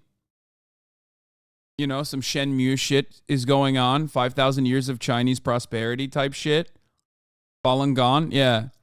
He's on his Falun Gong arc, trying to free Miles Guo.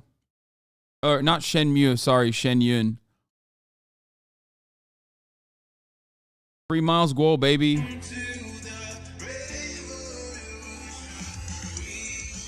Another striker banger.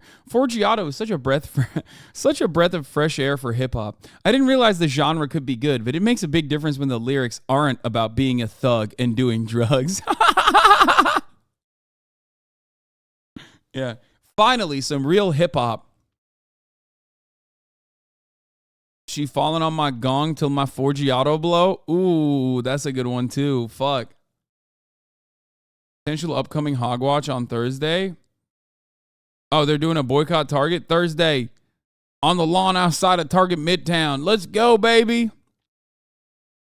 Oh no, he hid the fucking likes. Oh, that's sad, bro. You hate to see it.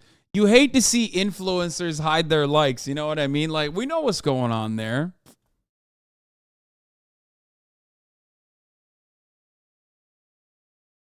Also, yeah, this is the most Japanese looking boycott Target ad I've ever seen.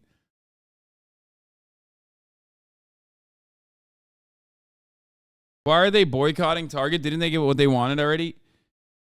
Yeah, except what they want is a sense of purpose, okay? And they're never going to get that. What they want is not like to stop Target. I mean, look at this guy. Look here. Dear Trump, when you are president, because you will be elected, please make sure to always put Jesus Christ, the King of Kings, first in everything you do. It is only by power of God that this country will be saved and won't fall into 1,000 years of darkness. Dude, he also sounds like a Shen Yun Falun Gong guy, even though he's like not. You know what I mean? 1,000 years of darkness. I pray to God. I pray that God touches your heart and soul before every speech you give as the 47th president. I pray that you open the eyes of your enemies and haters by blessing them back with the love of Christ. I pray that you are the shamash of America, the same way Jesus is the shamash of the world. God bless you in the name of Jesus, Mr. President.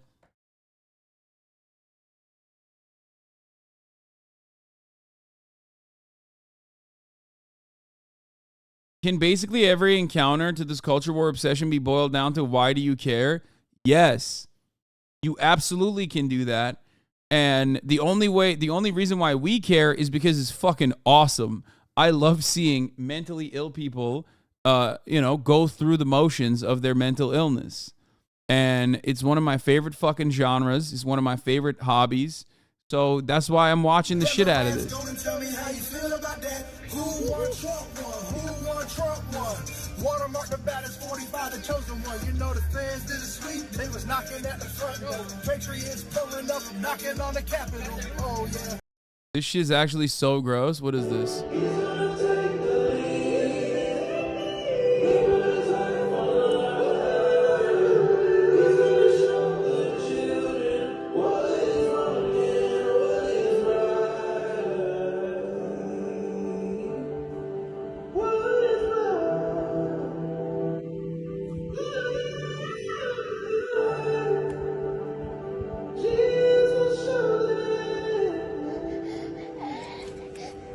Do you like it?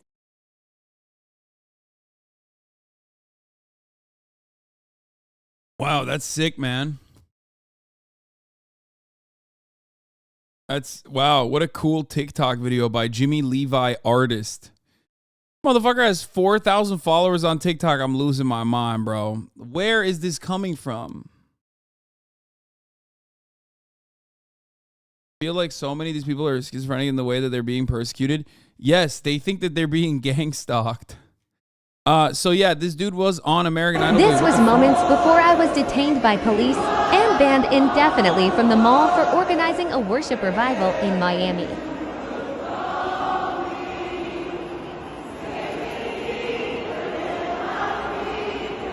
Yo, Florida is definitely different, dude. That's awesome. The fact that you can have this many people like get together in Florida to do some fucking whack ass bullshit like this is genuinely wild, okay? I'm sorry. This is fucking insane. They're doing like that corny ass flash mob shit that was all the rage back in the day, but for Jesus, dude.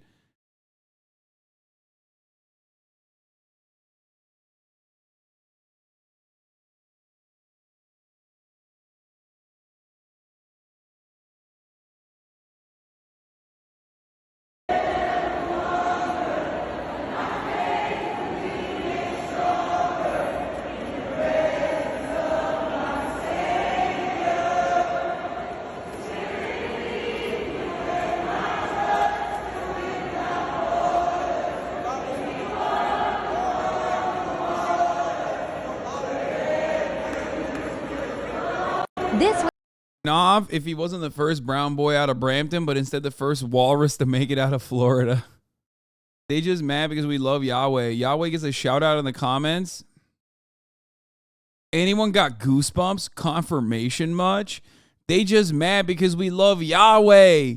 Getting baptized next Sunday. Can't wait. What are you, fucking a baby? Like, what is this? Are you a baby? Did a baby write this out? What is happening? What other flash mobs have been allowed? The gay ones, Dagny. What the fuck? Dagny Taggart. We love you, King Jesus Christ. User 286 says this should be allowed. Malls allow other types of music to be sang. There are many malls. Continue to do Father's work. Praise God. This song will forever be uplifting every time I hear it. Thank you, Heavenly Father. We're praising you in a mall. Thank you, Jesus. Wait. Thank you, Heavenly Father. We're praising you in a mall.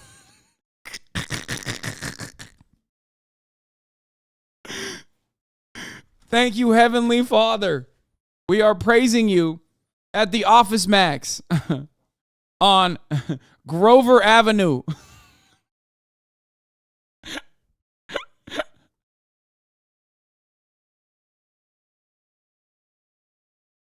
Thank you, Heavenly Father. You know, you get the church prayers, but you've never heard it like this. The mall prayers gives me chills. Well done. Fantastic. Hallelujah. Amen. Beautiful to see so many making a stand. Great song, too. Crazy that it has actually come to being banned from places for expressing how you feel about it. Amen and amen. Thank you, Lord Jesus. We love you. Do these people think that when they write this, they get like Christian points? Like, what's happening? Oh, God. I love this. I love this so much. These people are fucking brain dead, dude. It's awesome.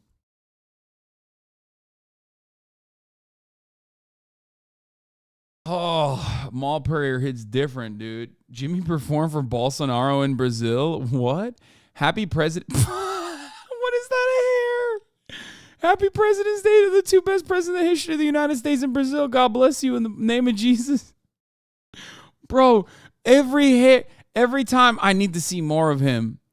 I need to see more of him. Every photo of him is so fucking funny, dude. It's awesome. What is this? Oh no. Okay, first things first, I don't curse, but F the system. I would write my verse, but it comes right out, I'm gifted. I don't care if my whole life I go unlisted. Cause under the knife I would rather die than give. And you see, I know who's on my side. Bro, if the biggest form of oppression that you're facing is like being unlisted, like being banned off of social media, then you're not oppressed. Like, that's so weird. Like, he's like, man, if my grandchildren don't call, then it's fine. Fuck it, we ball. You know what I mean? It's like, wow, what bars, dude. Thank you.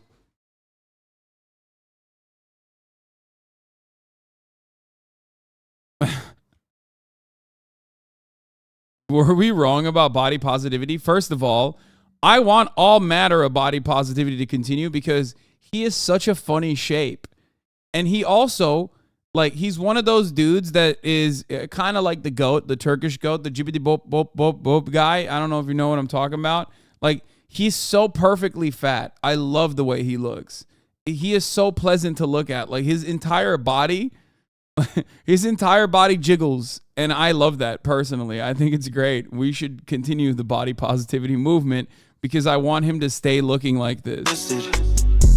Cause under the knife I would rather die. He's like one of those, he's so rotund and so fat that he looks permanently upset like a bulldog. You know what I mean? He's got like that English bulldog face because he's so fucking fat. He's always like this. And it's awesome. It's either that or heart, like, I don't know. It's heartburn. It's some kind of like heart disease that's eating him alive. I don't know what it is. He just looks sad all the time, even when he's laughing. You see, I know who's on my side. When everybody leaves, oh, I have the blood of Christ, my only security. He's so good. Long as I have God on my side, I'll be alright. I'll be alright. Long as I have God on my side, I'll be alright. I'll be alright. Hell yeah. This is a sister he loves so much. I believe in God our Father. I believe in Christ the Son. I believe in the Holy Spirit. Our God is 3 in 1. Okay, this is Bro, they're like actually, dude, there is a market for this. Like, look at this, 173,000 likes. Like, there's a market for this. God bless you for your beautiful gifts. Thank you for sharing them with us. What does 3 in 1 mean? Our God is 3 in 1. What is that? Like a body wash? What the fuck is that? He looks like an NFT. Yeah, he really does. He really does. He is, dude. Look, permanent scowl face. He's got English. He looking like an English bulldog. It's awesome. Our God is 3 in 1. Father, Son, Holy Spirit. Oh, okay. The Trinity is a Christian thing. Okay, got it. You think this guy's an actual psycho or a grifter? The more we learn, the more I lean towards grifter. No, he's not a grifter. He's a psycho. I've seen videos of him where he's like, I think he was an American Idol. I've seen videos of him at like conventions, like QAnon conventions, where he like legitimately talks about how like everyone in Hollywood is a pedophile, and he got like banned off of American Idol because he was exposing the pedophilia or something. Like, he thinks that because he fucking traveled from I don't know, Gainesville to Hollywood for like a day when there was a fucking cattle call for American Idol, and he stood in a line with other people from Kansas, that he like unlocked the secrets of Hollywood pedophilia. Which, by the way, of course, there's plenty of pedophilia in Hollywood. Do not misunderstand me. But like, you didn't see that. You did not find out about it. You know what I mean? Like, you went to a cattle call And that was your only experience with Hollywood, okay? You were not in the fucking inner circuit where you saw, you know, Bryan Singer do some fucked up shit at a pool party that he was throwing. You didn't see fucking Kevin Spacey. Yeah, he believes the adrenochrome shit. He on that China wave too? Oh yeah, no, he's like a huge he's a huge China head. He's a huge he's a big time like release Miles Gao guy. Dude, oh god, I love him so much. Look at take down the CCP.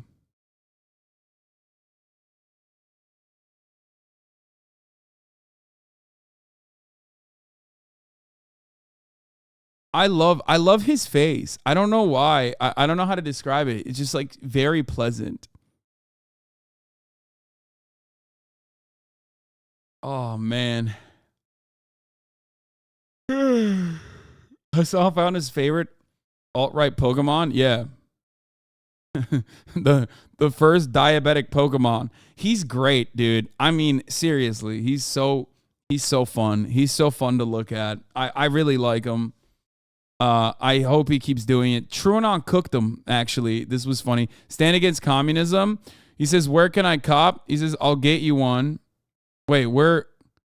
There was another one. Hold up. There was another one where like TrueAnon, Mehmet cooked him pretty hard. Bro, he believes in Jesus' divinity and Trinitarianism, but he's also the Old Testament Jewish Israeli. I'm so fucking confused. I thought that was mutually exclusive. Dude, I don't know what the fuck he is. What I think he is awesome, okay?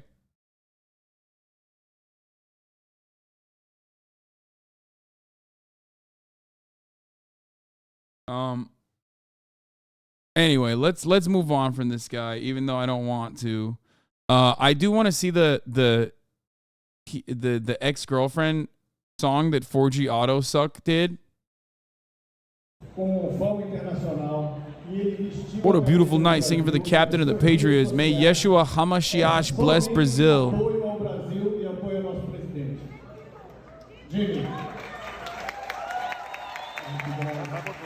I just want to say thank you so much for everything.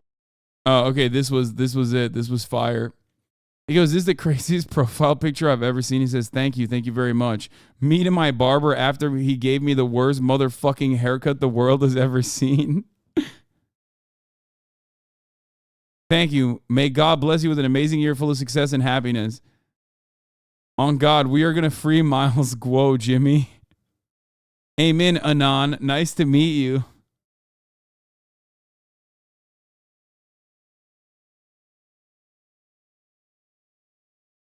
Blaze TV host Steve Dees calls for the Catholic Church to issue a fatwa on the entire Los Angeles Dodgers organization. What? Bro, Catholics want to be Muslims so bad right now. I'm telling you, dude, Islam is hot. Dude, Islam has never been hotter. Okay? Islam is so hot right now. I'm not even kidding. On God, on Allah, okay? Just straight up. They see like the most fundamentalist parts of Islamic rule or Islamist governance, and they're like, yo, we need that shit. We need that shit here. And they straight up want that so bad, dude. They literally, we went from making jokes about Al Qaeda to having them literally become this.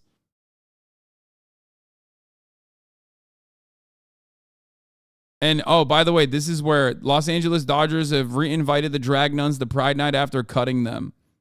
This is the reason why they're like, oh man, please issue a fatwa. Yeah, like the Catholic Church has a long history of doing crusades. You know, you can do Inquisition. There are things that you could utilize from like the original, Christian history. And he still went with motherfucking fatwa because these guys want to be Muslim so bad. You can't do it. Well, here, just get started.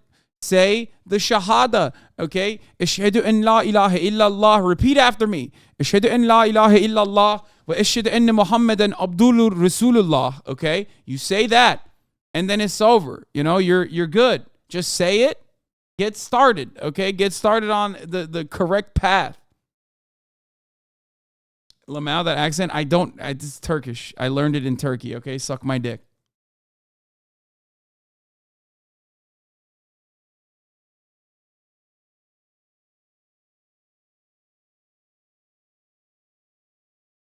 Ya ne yapıyorsun amına koyayım? Sorma lan.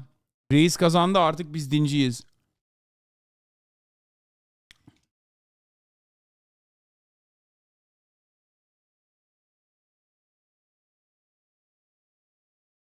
Dinciyiz abi. Reisçiyiz.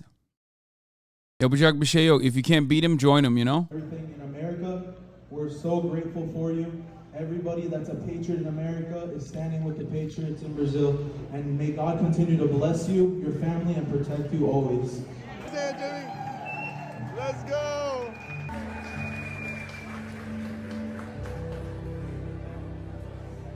Is that Baked Alaska? Like, what is up? What is that dome piece on my man, dude? Respect. We live in a line ever since the formula bottle. He does have pipes, which is kind of crazy. Like, he's such a fucking freak. But like, he is like kind of low key. He can sing, you know what I mean? This is such a S tier rabbit hole. Yeah. Desensitized, everything new about our problems. And now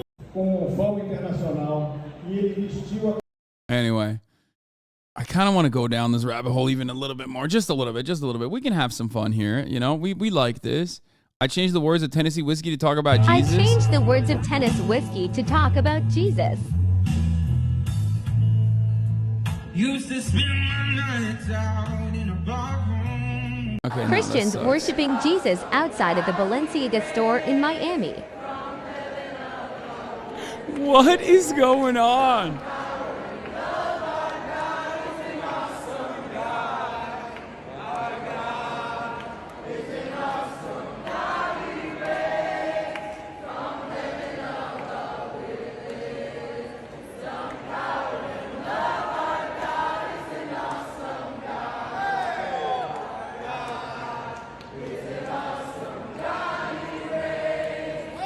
What are those flags? What is that? The straight pride flag? What the fuck?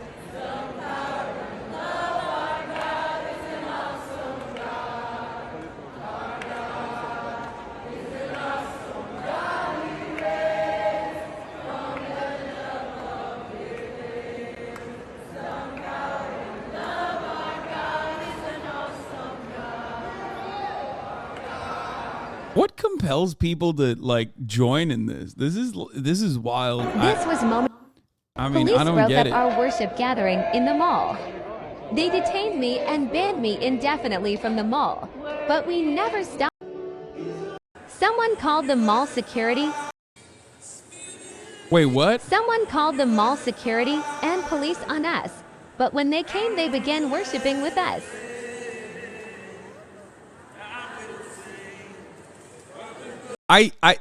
It's just so fucking awesome that they're like in a mall doing this. You know what I mean? Like, this is the extent of their advocacy, is like going to a mall and singing. Like, what are you what's the purpose here? Like, what? I love it. First of all, I don't think they should get kicked out. Okay, I'll 100%. HasanAbi is like being in a concert, but they've gaslit themselves into thinking this is godly.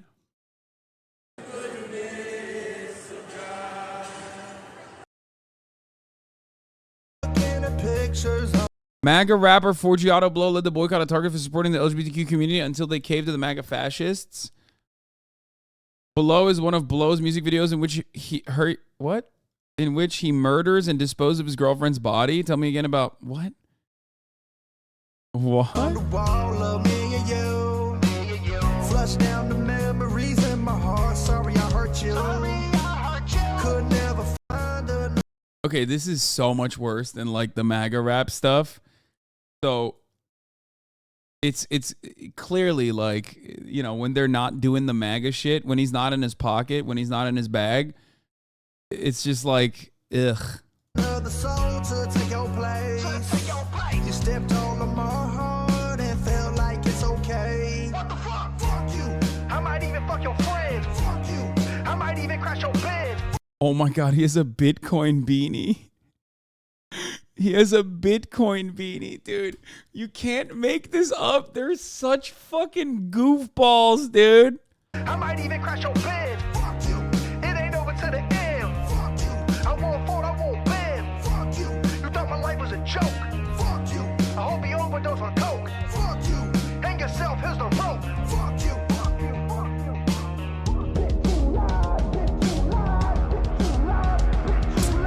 What the fuck? Yo! Yo! He pulled it out, dude. He's about to fucking murder the shit out of his girlfriend. Yo, this is fire.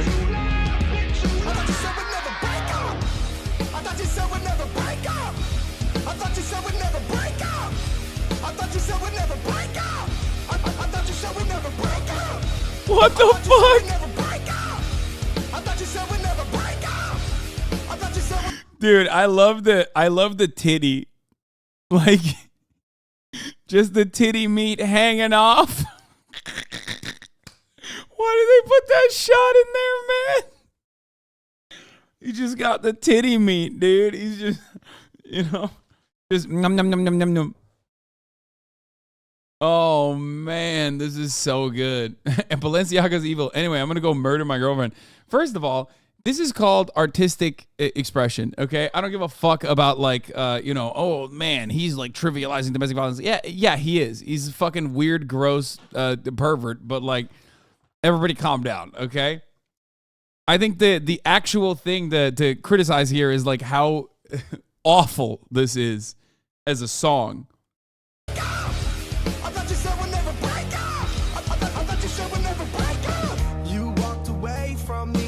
Stuck in alone. You're all alone. Took me for granted, bitch. I'm never coming home. Never coming home. I blocked your number. Don't want to hear your shit. Hear your shit. Every time you see me, I hope it makes you sick. Fuck you. How about you titties like a pop star? Who can fuck you like a porn star?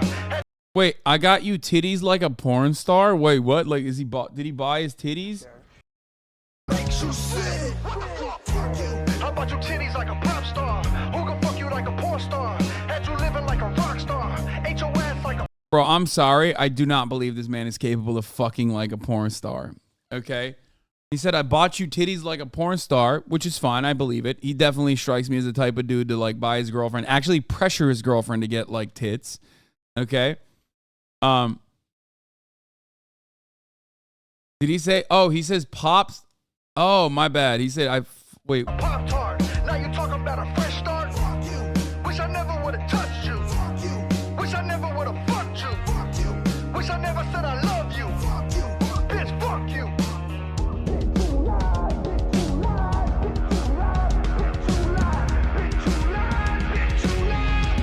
I thought you said we'd never break up. I thought you said we'd never break up. I thought you said we'd never break up. I thought you said we'd never break up. I thought you.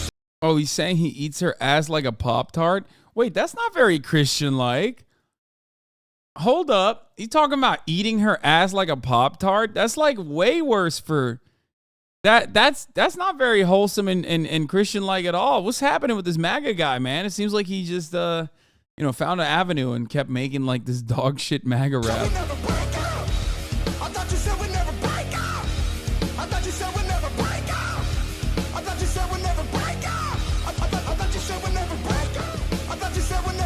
Okay, that's the worst way to dispose of a body, brother. Like that. What are you doing? Like he just dropped it in like he just plopped it in a fucking trash bag with a balaclava on in broad daylight with his cars around.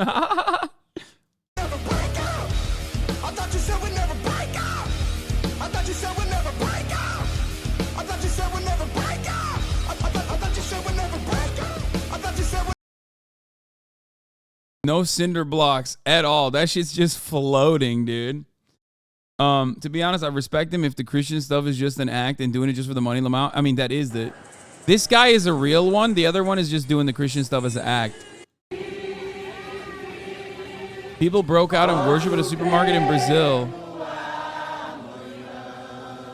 Yeah, this guy's like definitely, I mean, they're both mentally ill in different ways, but this guy's definitely like a real one. You know what I mean? He's like, because no one posts this much fucking cringe ass like Jesus shit unless they're like fully tapped in. You know what I mean? We were singing in the garage, and then this happened.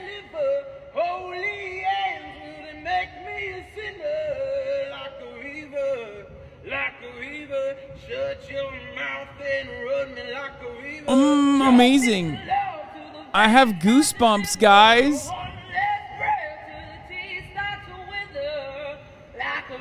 Okay, what happened?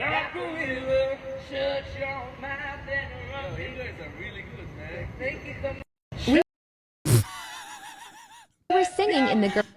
What's that song that goes, don't make me close one more door? Oh Lord, you give me a strength. Dude, look at him. Look at him. I just want to go, oh, do, do, do, do. I want to like grab his cheese and go, boo-choo, boo-choo, boo-choo, boo-choo, boo-choo, boo-choo. He has the best face, dude. I love him. I hope he never loses weight. Body positivity all the way. Oh, boo-choo, boo-choo, boo-boo. Oh, boo-choo, boo-boo, boo-boo. Look at him. He's so fucking cute with his chubby ass cheeks, dude. Hey, when I say I'm done, so Yeah, you heard about buccal fat removal? How about buccal fat implants? Yeah. Divorce rap rock is more avant-garde than anything Death Grips has ever come up with. True. how do I fight if you already won? Yeah, he does. He looks like a little Chinese or Muslim boy. He would pop off on WeChat or WhatsApp. No, he looks like one of those like little chubby Chinese kids that like goes viral that like loves dancing and stuff, but then he put on a fake beard. You know what I'm talking about? Yeah, the Indonesian baby that smokes 54 cigarettes a day.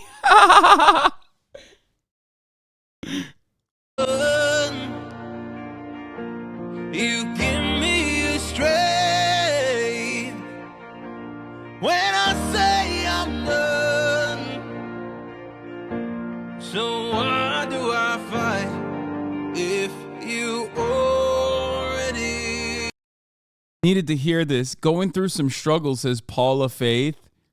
You're not alone. I think like, okay, here's a controversial take. Maybe you guys are gonna disagree with me, but like, there's a clear distinction between this guy and Forgiato Blow, where like Forgiato Blow, fail son, is like a little bit more self-aware, definitely doing it for a grift, loves the attention. This guy absolutely tapped into the Jesus shit, and I bet you he probably has like a fun life in his mind, like, because he's so fucking stupid. Like, this dude is so fucking stupid that the love he has for Jesus Christ most likely just like makes up a big chunk of his existence, and he's like overall like a relatively happy dude. You know what I mean? That's the energy I get from him, where he's just like wants to sing Jesus Christ songs in like fucking in like the parking lots and shit. What the fuck is this?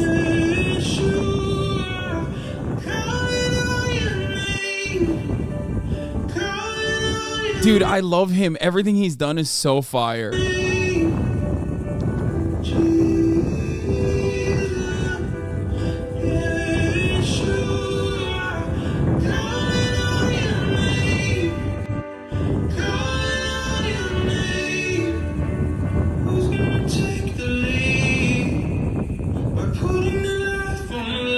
Wait, isn't that dude like some fucking weirdo hyper Christian guy too?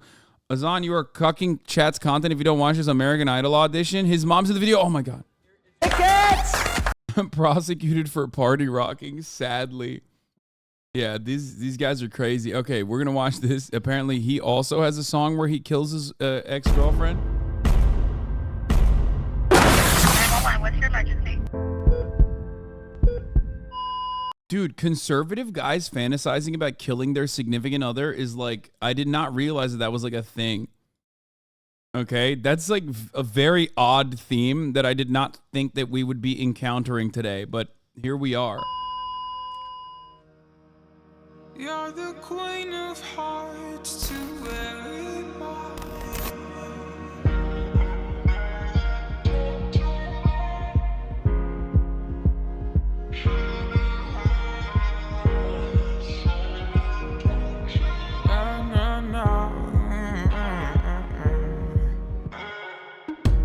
So hard to sleep with a broken heart in the middle of the night.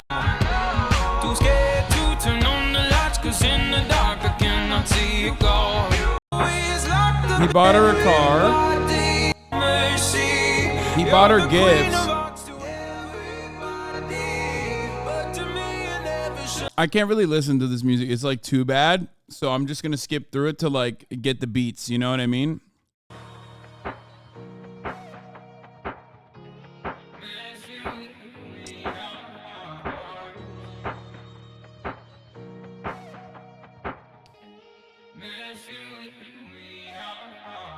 Pack your bags and watch me bleed.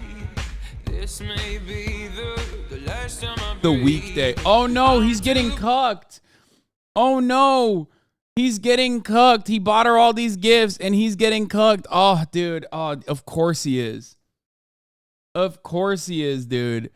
Yo, of course he's getting cucked. Oh my God. Every fucking conservative, dude. Every conservative fantasy. broke to pay for my sins. Heaven's a place that I'll never be. He's like, I bought you all these gifts and you still cucked me, you fucking bitch. Now you die. Too scared to turn on the lights, 'cause in the dark I cannot see it go. Yeah, go. And even though He looks perpetually sad because he's like, it's because of his face. and I knew right from the start this was always how it would end. 'Cause you're the queen of hearts to everybody. Full makeup. Bro, that doctor is a porn star, okay? I've never seen a dude. Dude, this is so perfect. Full makeup. Yeah, this is shot like a Darman music video, dude. This is awesome. But to kings you never shown. Dr. Tank Top is like, I'm sorry. You have one day to live. No mercy. You're the queen of hearts to everybody. Damn, all our boyfriends are here. No mercy. And now I'm falling hard. Mercy with the queen of hearts. And now I'm showing all of my cards. What the fuck? Wait. Yo! What the fuck? Wait, what? He murdered her in front of the porn doctor? And he went straight. He got the electric chair, dog. Yo. That's awesome. Very confused MB. Thank you for the 25 gifted subs. 25 big ones, dude.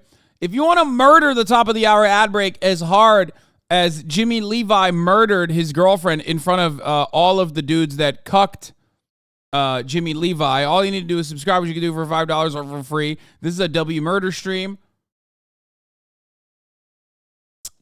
If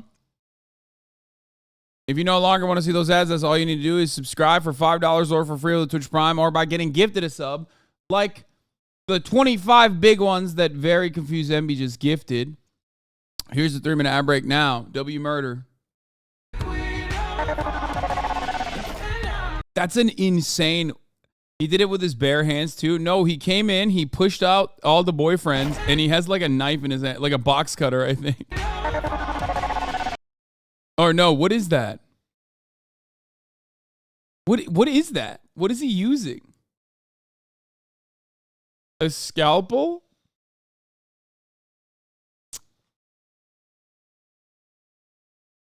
It looks like she's hitting her with an EpiPen because she's like, you know, in an epileptic shock or something.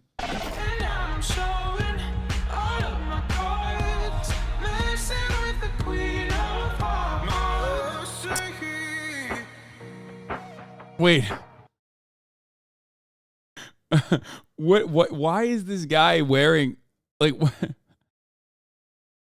This shit's hanging off his dome, bro.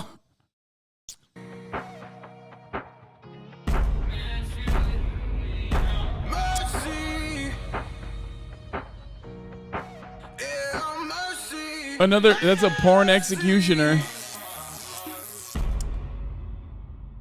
Oh, it was all just a dream. Never mind. Oh man, no, I wasn't cooked.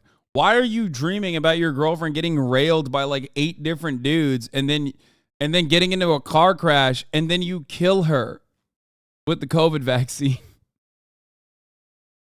That's a weird message to put out there, Jimmy. Thank God he's got the God on his side. What's that song that goes? Zoe, what's that song that goes? Don't make me close. I believe. Jesus, Yeshua. This song will change the world. Dude, look at his face. You can't hate this man.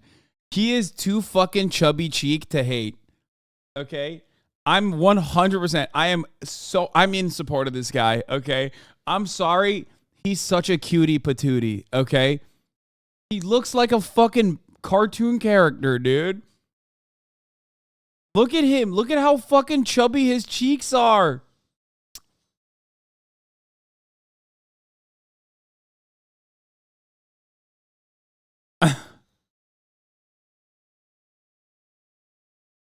I love him.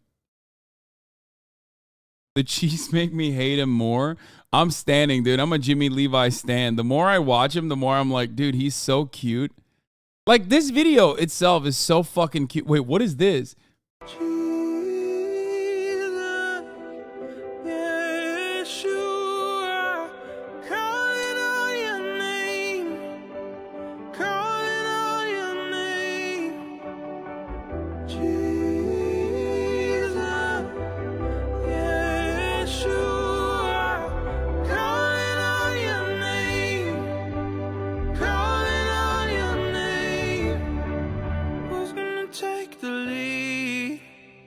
By putting their life on the line, who's gonna show the children what? Why isn't this guy some like fucking freak? What's he doing in the video? What is wrong and what is right? He's gonna take the lead. He put his life on the line. He's gonna show the children what is wrong and what is right. That's like a fucking psycho born again Christian, right?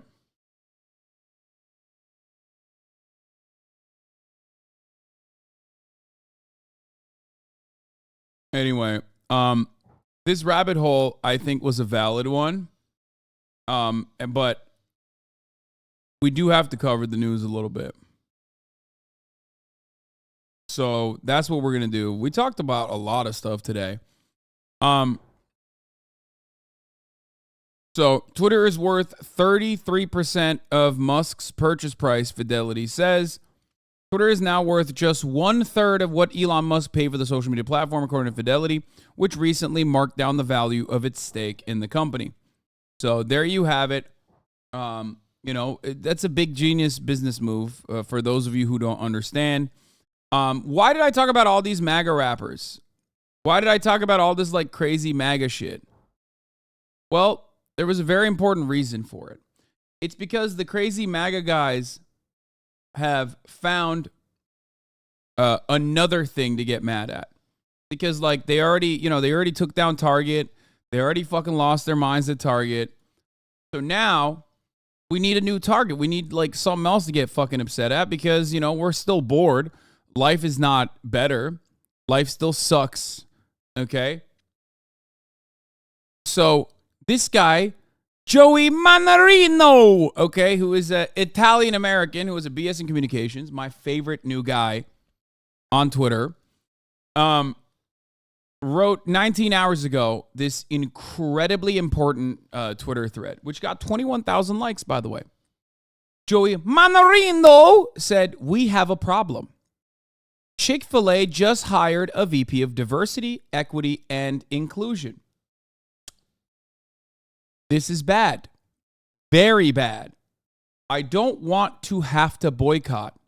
Are we going to have to boycott?" Now, every part of this is so profoundly lib shit. Okay? Like, even the cadence, the corporate Memphis ass way of writing, every part of this is just lib shit, okay? Now, however, obviously this would not be a great post for me to read if it wasn't for some unhinged shit that Joey also adds to the Twitter thread. Because like what happens when a company hires a VP of Diversity, Equity, and Inclusion? Well, let me tell you what happens. According to Joey Manarino, it's only a matter of time until they start putting T-word semen in the frosted lemonade at this point.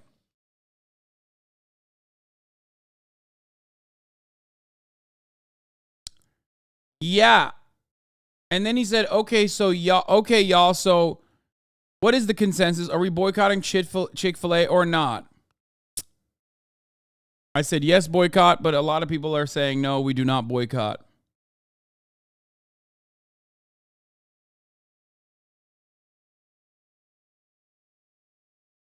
So here's what happened.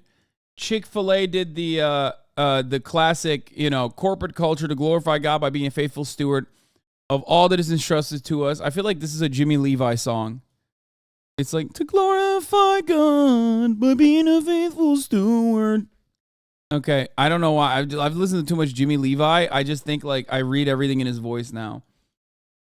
Our founder, Trueth Kathy. What the fuck is that name, bro? Truett?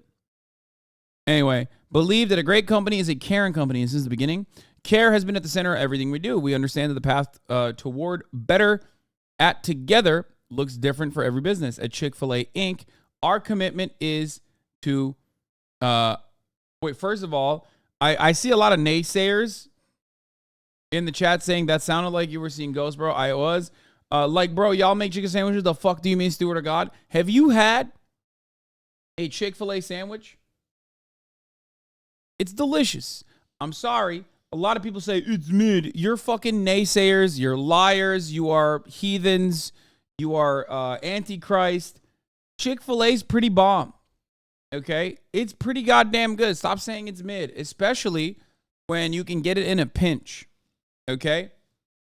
Now, are there better chicken shops out there? Certainly, but I'm talking about like a store that's open at all hours pretty much, you know what I mean? And where you could actually get a grilled chicken alternative as well. Except for Sundays, which is something that they really need to stop.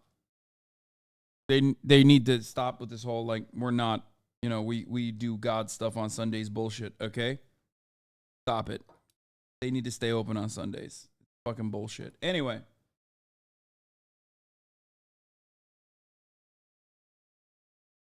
Chick-fil-A restaurants have long been recognized. Oh no, he's also black. Oh, it's a wrap. It's done. Conservatives will lose their fucking minds at this, dude. Oh, it's so Jover. Chicken is woke now. Chick-fil-A restaurants have long been recognized as a place where people know they will be treated well. Modeling care for others starts in the restaurant, and we are committed to ensuring mutual respect, understanding, and dignity everywhere we do business. These tenets are good for business practice and crucial to fulfilling our corporate purpose. So they recruit top-tier, talent. They're providing access to education, engaging through Chick Fil A community groups, fostering a diverse supplier partnership. None of this even says that they're going to do a lot of like diversity initiatives, but DEI as a like a corporate, in the corporate structure, even if they like mention those 3 letters now, people are going crazy. Okay. And meanwhile, so Chick Fil A is now woke filet, and we're canceling Chick Fil A. Okay. Or at least conservatives are. I wish them well. Finally, it's coming. It's happening, and I love it. Hasan, this is all a misunderstanding. Here's a message from a Chick Fil A spokesperson. We apologize for attempting to be inclusive and accepting of all people. We have made a donation to the anti-LGBTQ charity to show our commitment to lifelong homophobia. We will also be extra closed on Sunday. Austin is the Chick Fil A person. He was freaking out this morning when he found out about this Chick Fil A shit.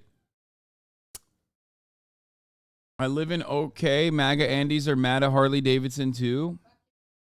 Did you lose the lawsuit? What lawsuit? Oh. Kaya. What's this guy talking about? Kaya.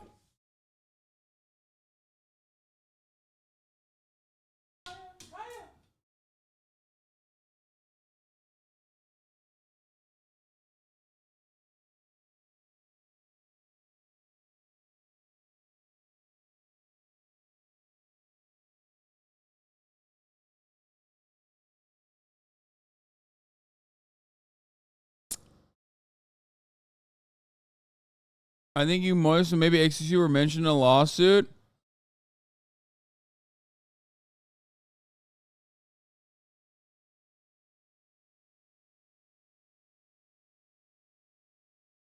Poor chose the trans, everything they hold beer. I'm glad the LGBTQ community and conservatives are boycotting Chick Fil A. Maybe the lines will be shorter now.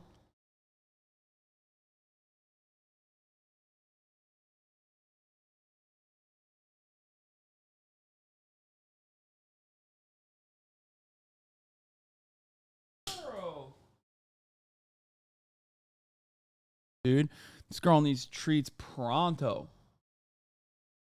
I canceled Chick Fil A when they stopped giving free chicken sandwiches on their rewards app.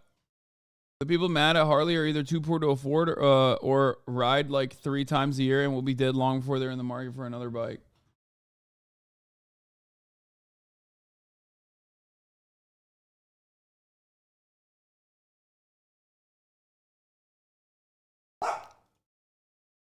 Anyway.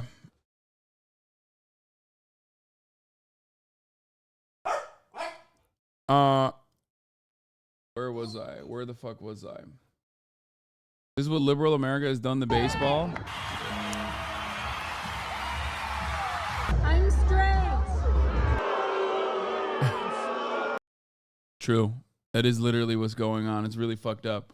Anyway, apparently Weeby, our Ben Shapiro correspondent, before we get into the debt ceiling stuff, Weeby, our Ben Shapiro correspondent, is telling me that Benny Boy came out of the gate swinging and is upset at other conservatives. Why?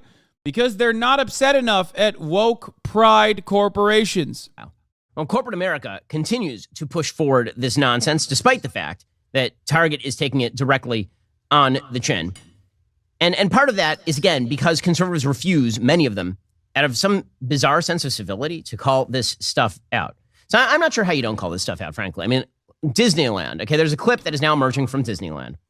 It's sort of painful to talk about the fall of Disneyland. So I grew up with my family going to Disneyland. Like as a kid, we went to Disneyland a lot. Right? We lived in Southern California, and it was sort of like the place to go. Like the best day of the year was your parents would take you out of school for no reason and take you to Disneyland. It was amazing. And then when we had kids of our own, we actually had annual passes at Disneyland when we lived in Los Angeles. And so at least twice a month, we'd end up taking a Sunday and going with our very little kids to Disneyland. And then when we moved to Florida, we went to Disney World. And now, over the course of the last 3 years, Disney World, Disneyland, they've decided that it's very important to woke themselves. at the behest of like absolutely nothing has changed. It was gay as fuck back then, and it's still gay as fuck now. Okay, it's so stupid. Of course, this Disney adult, like Ben Shapiro. Of course, Ben Shapiro is a fucking Disney adult. He was like a violinist when he was growing up. Come on, man. He wanted to be in Hollywood. He grew up in California, Los Angeles, folks. Okay. The notion that like Disneyland has somehow changed their fucking values and is like now gay is so dumb. It was gay as fuck when you went there, and it's still the same level of gay, okay? You didn't have an issue with it back then because you didn't have a fucking alternative where you were like trying to sell your own fucking stupid ass product as a counter to Disney.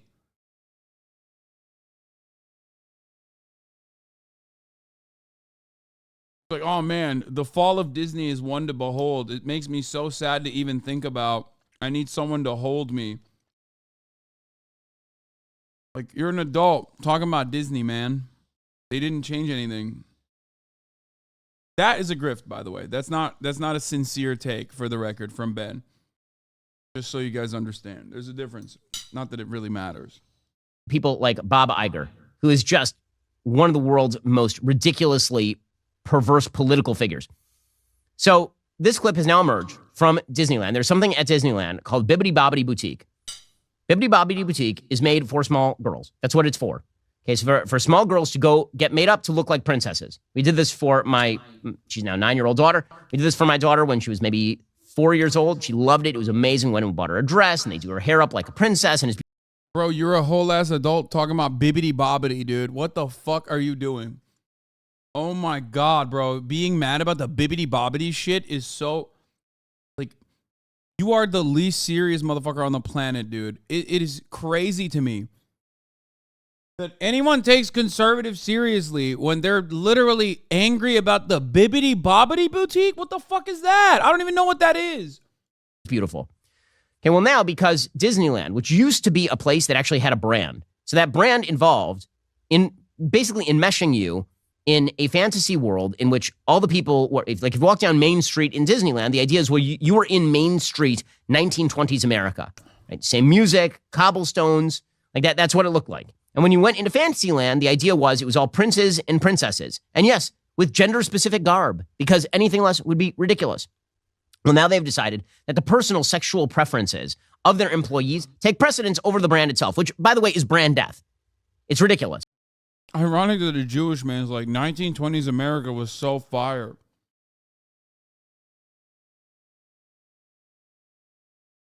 Like, not for you.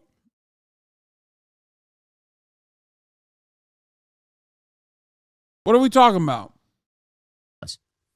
Name another business. I mean, I guess now it's a lot of businesses, but name another business 20 years ago where people were like, your personal value of individuality is now going to overcome the corporate brand. In fact, this was a joke in Office Space, right? The joke in Office Space was that your personalization extended to like the flair that you could work, meaning like small pins that you could wear on your uniform if you were at a restaurant. That was like the extent of the individuality. Now, your individuality has extended to the point where at Disneyland, you can be a man with a mustache wearing a dress in front of small children. So this is tape from Bibbidi Bobbidi Boutique 2023. Again, these are...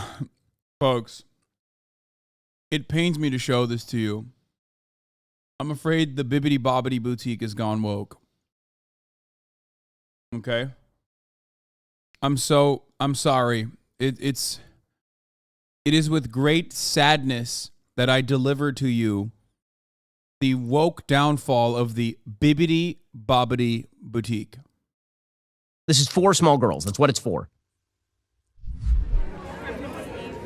So my name's Nick. I'm one of Fairy Godmother's apprentices. I'm here to shop you around and make all your selections for the day. Nick is a fairy godmother. Nick is a total dude, like wearing a mustache. Like wearing a mustache and guiding small children in there. I'm a fairy god because that's what you want to explain to your 4-year-old. I like that in Ben's world, you're not explaining the 4-year-olds the concept of fairies. But like when one of the fairies is like kind of mask presenting and it was maybe like non-binary, like I don't fucking know. That's the craziness there. It's like, dog, that's a fairy. Did you explain that to your 4-year-old? Like, that's where we stop? That's like, how fucking stupid are you, dude? That's Disneyland, man. That's Disney World. Like, every part of it is just like fake. It's made up. What are you upset about?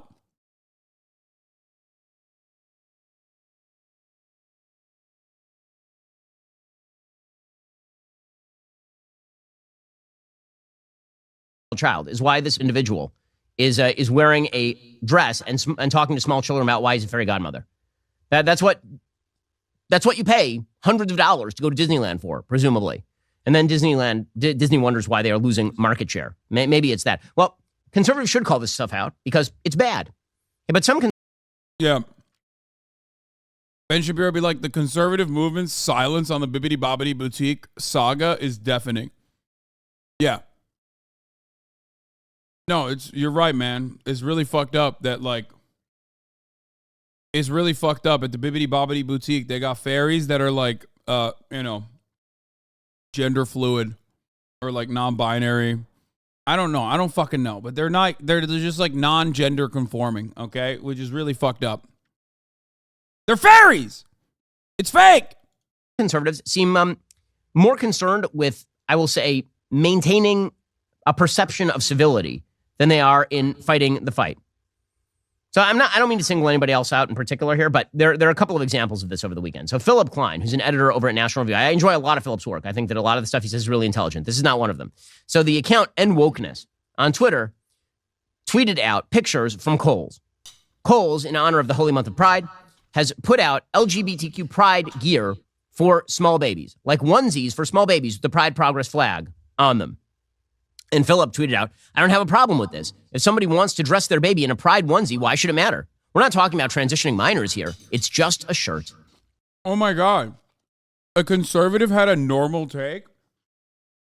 Wow. He's right. Wow, a sane take? Ben's like, I'm offended. You need to be insane. Did you forget what business you're in? Well, it isn't. It is an attempt to indoctrinate in a philosophy of sexual fluidity a small child. That's what it is. It's amazing to me that, like, educating small children, we all take a fair bit of time and thought to figure out how we wish to educate our children. Dog, does he think that, I mean, I don't know. Bro, no fucking child is going to remember what kind of fucking binky they had. Or what kind of fucking onesie they had. And also, there's gay parents. Like, why can't they fucking put some pride shit on their kid? If they want to.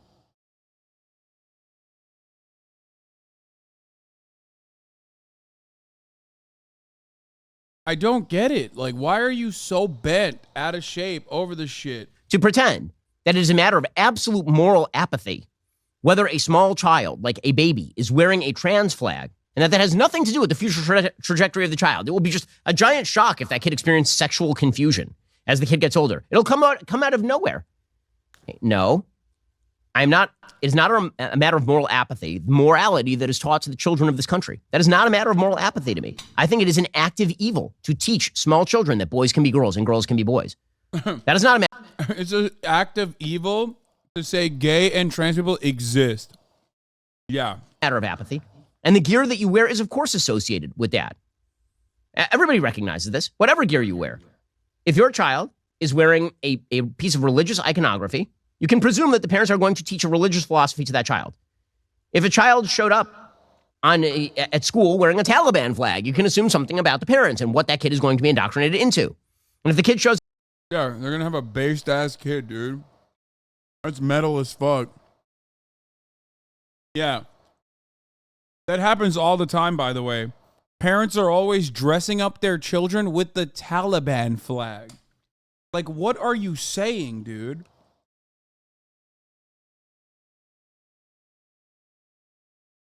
I do think it's funny that, like, he compares religious iconography to the Taliban flag, which is a fundamentalist group of individuals that are running a nation. And their way of existence is infinitely closer to what Ben wants for America. So I guess that's what he means by that. Are the Taliban selling merch now? Like, what's going on? Is that a thing? I kind of want to buy some if that's the case. I'd buy Taliban merch. I don't give a fuck.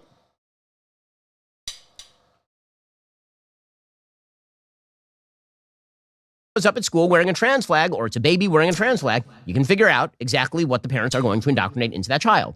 Corporate America taking advantage of that with the certain knowledge that Republicans are going to be apathetic. That's how they've been able to win for so many years. Well, now Republicans are pushing back, and it's fascinating to see who is deeply uncomfortable with all of this. Win what? So, David French, who, again, I'm. What are they winning? What are they winning? Like, what is corporate America winning? What's the victory? They're just, like, making sales. What are they winning? What's the victory here? Like, what's happening? They're winning the hearts and minds of babies, brother. You don't understand. They're winning. They're winning something. I don't know what it is, but they're winning. I'm sorry, but like, if you're fucking mad about a goddamn t-shirt and that's what your commentary revolves around, you're an unserious person, okay?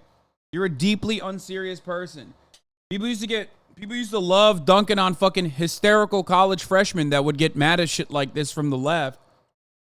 Ben Shapiro himself has probably cut infinite amounts of fucking videos about, like, look at how fucking hysterical these people are. Look at how fucking silly these woke SJWs are. Look at the cancel culture. Bro, this is significantly worse than that, okay? It is significantly funnier than that because you're a whole ass adult. Like, you're wearing a suit while you're complaining about the bibbity bobbity shop or whatever the fuck it's called at Disney, dog. That's insane to me. You're like a very unserious, sick pervert. It's ridiculous. You cannot exist in society, man. You just can't. Friends with David, I don't understand why his beat now. You know, he used to be at National Review. He used to be a lot more conservative, I think, in the way that he viewed the world. His beat over at the New York Times is to say all the things to liberals about how much they hate conservatives, but as an apostate conservative, as a person who's too moral for the conservative movement. That's the only way I can interpret a piece titled, "Will DeSantis Destroy Conservatism as We Know It?" Now, this is absurdity. It's just absurdity. And it's of a piece with pretty much everything that David is now writing for the New York Times these days. The last few pieces are things like, the right is all wrong about masculinity. Shrieking on Twitter is not a masculine virtue. Or, wait. He's right. He's literally correct. He's so mad because this dude read him to fucking filth, okay? I say this all the time. You think you're some fucking big masculine alpha dog? You're posting on Twitter. It's the gayest soy thing you can do. Shut the fuck up, okay? You're just as gay as the rest of us, motherfucker. You're not doing some masculine alpha dog shit because you're fucking shrieking about a fucking baby's binky. That's crazy, man. Yo, you know what's alpha dog shit, dude? Back in the day, men used to fucking die in wars. Nowadays, the conservative movement is literally not even doing fucking, can't even do a hate crime right. They're just literally like crying about babies' t-shirts and binkies and shit, dude, on Twitter. Wow, so masculine, dude. So mask.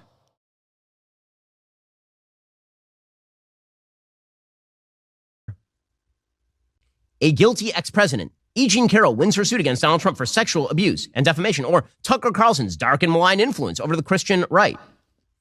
Or Disney versus DeSantis. How strong is the company's lawsuit? So, in other words, David's beat at the New York Times is to tell liberals everything they like to hear, but guised in the language of conservatism and from the most pure possible perspective of what... No. What that dude is doing is like actually fucking sane.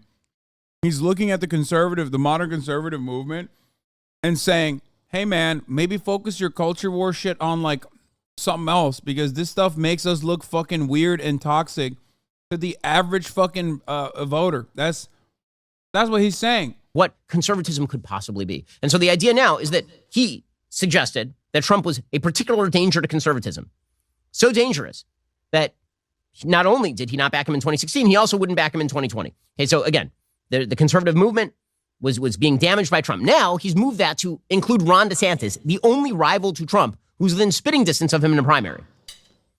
And the reason that he's upset with Ron DeSantis, presumably. It's so funny because Ben Shapiro said the exact same thing.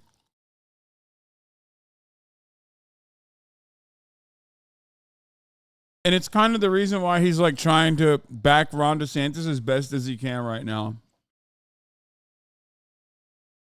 You're mad? You're mad that some dude wrote the exact same thing you've said so many fucking times about how Donald Trump is destroying the conservative movement? Until you literally were like, okay, never mind, he's the president, so or he's the Republican candidate, so we have to fucking push for him. And not only that, but also, you have talked about, in some respects, you were one of the only sane voices about the fucking the red wave that was supposed to come in the fucking midterms that never came, where you openly admitted that, like, some of the culture war stuff was maybe a little too much, that we were looking a little too toxic to, like, the average person. Which, by the way, Ron DeSantis is like that too. He's like, he does civility, but his legislative agenda is ironically identical to those fucking psychos that you farm on a regular basis. I'm going to talk about Davenport, Iowa in a little bit. Don't worry.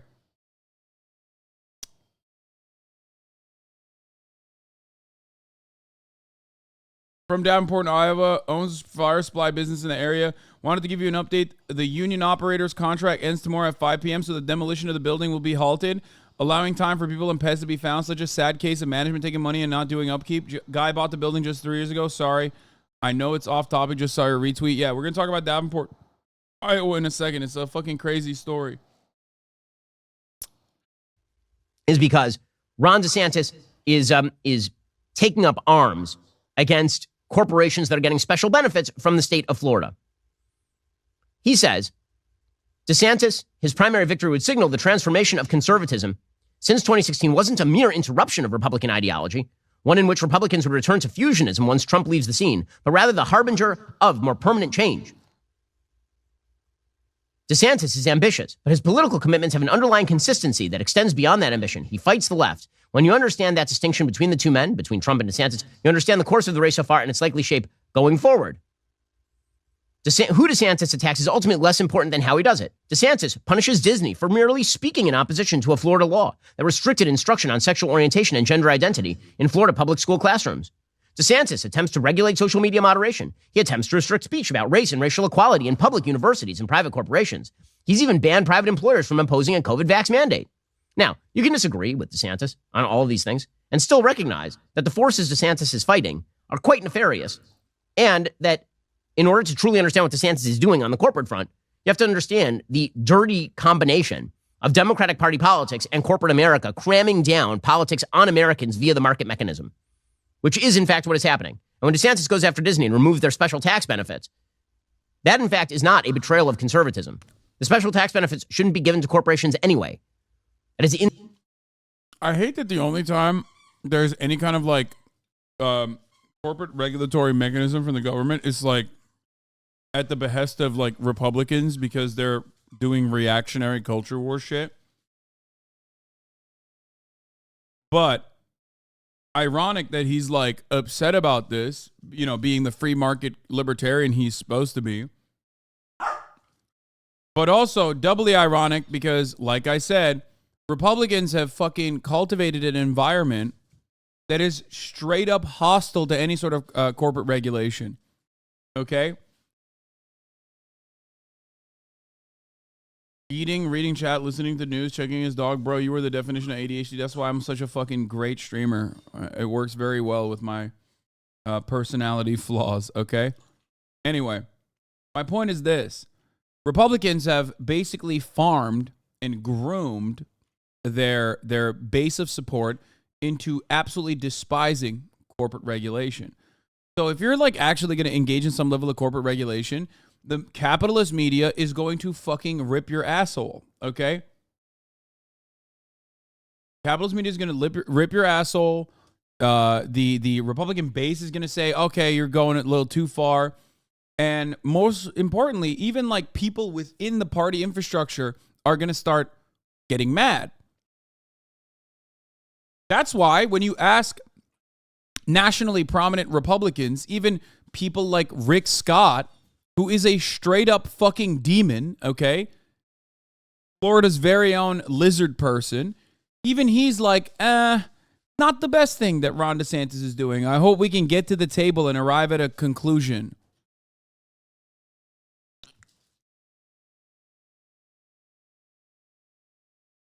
So, you know, Ben, in a weird way, is so invested in his own like revenue streams where he's providing anti-woke alternatives to whatever the fuck, mega corporations are selling, that he's kind of shutting down. Like he's kind of actually hurting the chances of like the Republican Party, which already is in a really self-defeating place because of all the gains that they've made as they foolishly acted out some of the desires of their more radical, more insane fans and got punished politically for it. Insider cronyism. But he says that, again, you have to oppose both Trump and DeSantis. Now, again, this sort of idea that your purism is going to somehow win victories on behalf of a conservative worldview is absolutely beyond me. Target should take it on the nose. Kohl's should take it on the nose. Disney should take it on the nose. And this notion that only the purest, only the most pure people can ever represent us on every particular aspect in order for us to achieve utopia, good luck with that, because it isn't going to happen and you're going to lose every battle.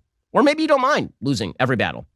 Maybe you would rather have Joe Biden continue to be president and wreck the country. Along all of these lines, if you're talking about who's more restrictive of free speech, Joe Biden versus... I'm willing to bet that dude's article basically revolves around get back to the fucking basics and like focus on things that matter, like cutting taxes, which is also not correct, right? It's not correct. If I put my fucking, RNC hat on, because sometimes I put on the DNC hat and I talk about what the Democrats should do politically and from a policy front. If I were to put on the RNC hat, I would immediately recognize that the Republican Party is currently fucked. Why are they fucked? Because on the one hand, you have the base, like, that is very mobile and, attends every fucking primary. And then you have the general election, the broader group of voters that are going to go out and vote for the presidents and they're going to vote down ballot. And unfortunately, the primary base and their interests are very different than a national Republican Party. Okay? The base is straight up Al-Qaeda because they went too fucking hard and they kept dangling the carrot in front of them and they actually gave them the carrot. Okay? Whether it be Roe v. Wade or all of these state legislatures that are like doing some insane stuff with trans people all around the country. All of this like anti-woke stuff, if it just stayed as like woke is bad and we're anti-woke, it would have been fine. But when you actually move on, when you move beyond like what woke actually means and you define it and you start attacking it and you start like burning books and you start fucking literally passing legislation that is like making it illegal to be gay in public, making it illegal to be trans in public. And then there's also like, a bunch of terrorism that's happening on that same, with the same exact attitude. All of a sudden, a lot of the normies who would vote for you are going to go, I want tax cuts, but like, what the fuck is this crazy shit? This is a major problem within the Republican Party because, as I've said time and time again, the Democrats run away from their base, but the Republicans run towards their base. And they ran a little too far towards their base. And considering that what a lot of their base wants is bloody murder, okay, people inevitably recognize that like a lot of this stuff is awful. Like the abortion ban being a great example. Ron DeSantis, that is not a particularly close call. Joe Biden is actively attempting to use the federal government to implement into law anti-discrimination law that basically cracks down on every religious institution in the country. So there's that. But the Republicans are going to have to get wise to all of this. I think most Republicans are wise to it, and that's why you're finally starting to see some backlash against corporate America. Meanwhile, quick update on corporate spokesperson Dylan Mulvaney, who single-handedly taken down the Bud Light brand. So here's Dylan Mulvaney cosplaying as a woman while just apparently being a straight dude. So I recently told my parents that I may be a little bit romantically interested in women. And that was a big shock for them, considering the past 10 years of coming out as gay, then queer, then non-binary, then trans. And I think it was just a bit of a shock. So I tell my dad and he goes, well, I would love to see you get a woman pregnant. And I said, oh, no. She would be getting me pregnant. And then he said, what, do you have a vagina now? And I said, never say never. And then I tell my mom, and she goes, I would just love to see you own property one day. And in California, that's sort of, a parent's dream. It's not having kids or getting married. It's are you able to own a house? Bro, these people are the biggest Dylan Mulvaney fans, dude. I don't want to know anything about Dylan Mulvaney. I do not care about Dylan Mulvaney. I wish her well. I want her to live her fucking life. And all the people that are like, oh, Slay Queen, you're great, whatever. That's awesome. It's just not for me. Here's what a normal person does when they see a TikTok like this. They go, great, I'm happy for her. Not for me. Move on. Okay. But Ben is literally like, he's got like interns going, what has Dylan Mulvaney done today? Send him to me right now. I need to make sure that I know every single thing Dylan Mulvaney is doing. Why are you so hyper fixated on one random trans influencer, man? The fuck is wrong with you? You got the noties on. You have the notifications on. You're a hate watcher.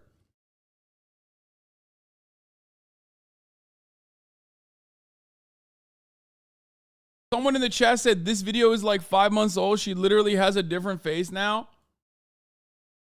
Oh my God. Oh my God. Oh my God. That's even worse. Like, bro, these guys are literally doing the same shit my hate watchers do. You know where they have like little folders of like HasanAbi out of context clips that they will like recycle anytime they want to fucking drum up some drama. That's what Ben is doing to fucking Dylan Mulvaney. It's insane, bro. You're fucking obsessed. Get a job, dude. Get a fucking job. How are you this horny, Ben? Jesus fucking Christ. I didn't think Ben was a chaser, but goddamn, dude.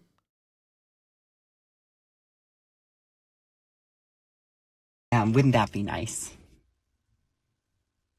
Wow. That is the ideal, is to have a fake vagina and pretend that this can get you pregnant in some way by a woman.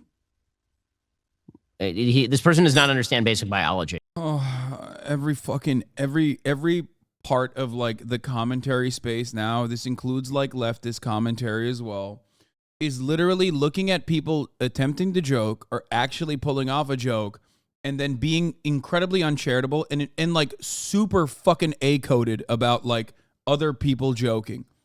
Okay? Like when Dylan Mulvaney says like, oh, I'm going to be the one who's impregnated. Like, that's a fucking joke, dog. You think she doesn't know that she can't get pregnant? Like, what's wrong with you? Fuck! Makes me so mad. I hate it. It's not even like Ben. It's everybody fucking does this shit. People do it to me all the fucking time. Why is this literally, why is this like 90% of commentary now? It's just like, well, my interlocutor is incapable of being humorous, so I'm just going to take any fucking joke that they made and act like it's actually completely serious. It's just like, who cares, man? Who cares? It's so mathematically uncharitable. It's so deliberately done. And everybody does it, and I fucking hate it. I'm sure I've done it from time to time because I'm like, I do have the you know, a touch of it. and sometimes I get into this like hyperfixation mode and I don't recognize that someone is joking. Okay. But it's like, it's so fucking annoying. You know what I mean? It's like, oh, wow. Like, yeah, dude, this person literally thinks that she's going to get a fucking, Beyond Meat pussy and then fucking pop a baby out of it. Like, that's what she thinks. What the fuck is wrong with you? Okay. That's not how that works. Everybody fucking understands that that's not how that works. She's joking. So clearly he's a woman. I'm so what? And then I love that this ends with Dylan Mulvaney being like, my parents' dream for me is to own property. Yeah, I'm sure that was, when you were growing up, I'm sure that was your parents' dream. Your parents' dream was probably... Beyond Meat pussy is the only time that Dave Chappelle has ever actually said something that's like remotely funny about trans people and trans existence. But it was also like sandwiched in between some of the most stupid, uncharitable, idiotic non-jokes about trans people that like, it just sucks.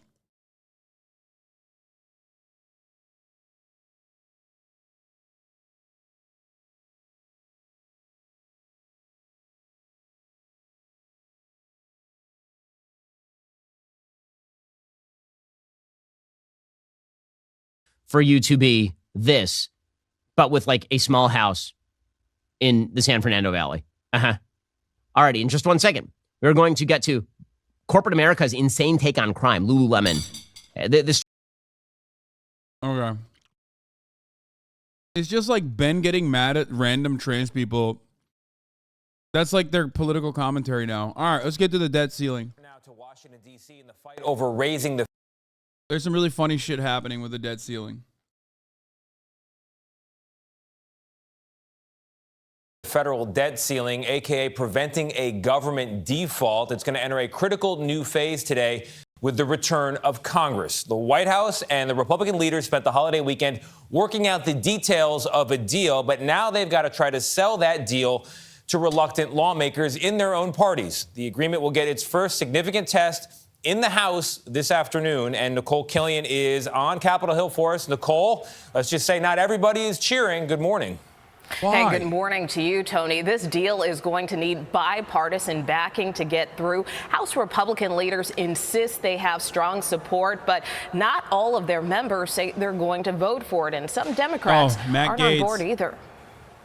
Oh my God, that's that Matt Gaetz music. Day recess short to return to Washington after President Biden and Speaker Kevin McCarthy reached an agreement. I hope the fucking Freedom Caucus freaks that he gave so much power to fuck this up. I really do. Oh man, that'd be so sick. If all those Freedom Caucus losers, the revenge of the Never Kevers, dude. Oh my God. Oh my God. The Never Kevers return. Agreement on a plan to raise the nation's debt limit. I never say I'm confident what the Congress is going to do, but I feel very good about it.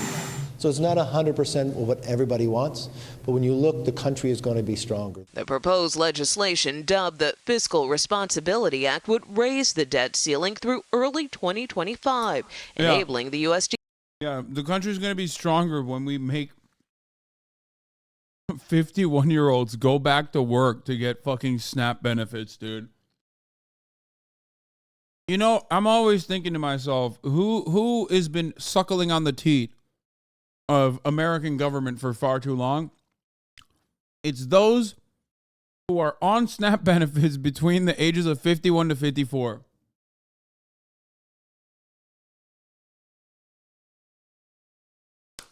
I love that.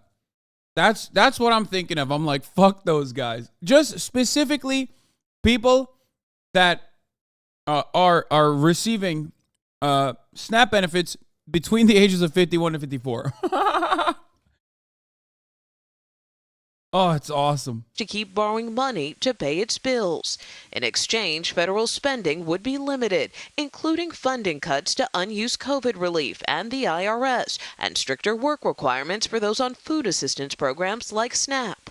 Compromise means sacrifice for the most marginalized and the most vulnerable. We are not seeing our ultra-rich, our corporations make any sacrifices at all. But it's not just some progressive. Why is it those specific ages? Because legislation is very boring.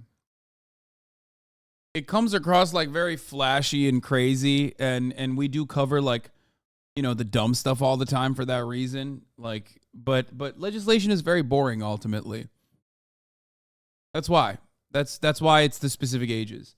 Because currently, as it stands, if you are a recipient of food stamps and like food assistance, up to the age of 50, as long as you're 50 and above, you don't have additional work requirements. That's like federally mandated or state mandated. I think some states can interfere with that, but usually you can, if you're 50 years old and you're not working and you're so poor that you need like food assistance, you got it.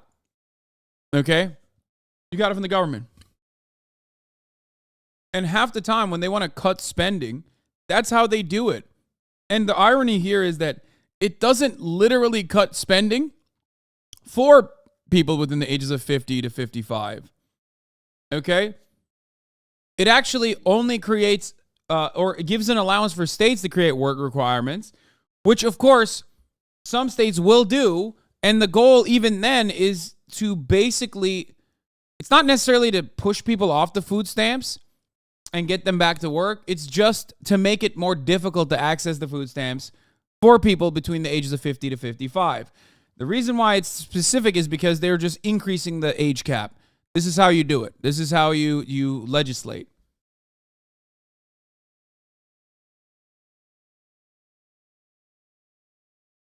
Wouldn't they already be working? Retirement isn't for another 10 years at that point. I feel like I'm missing context. I mean, there might be some people. There might be some people who are not working but are on assistance. Like, that makes sense. Gotta love funding. Gotta love cutting funding to your tax collection agency to reduce the budget deficit. Yeah, exactly. It's fucking bullshit. But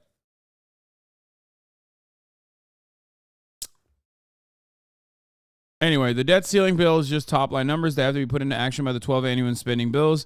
If those bills aren't passed by Jan 1, the automatic cap snaps at 99% of fiscal year 2023 levels. The auto continuing resolution, auto CR, would be much harsher on the military budget than non-defense. It would be a $37 billion cut to the military, in fact, relative to getting the spending bills through. Plus $20 billion of the IRS funding given up to cover non-military spending is not in the text, but expected through a handshake deal in appropriations. If you don't pass the appropriations bill, you preserve that funding for the tax agency. Ooh, that's fun. In other words, the agreement bulks up military spending and robs the IRS of its ability to find tax cheats. If the future bills enacting the agreement fail, it does the opposite, which wouldn't be that bad.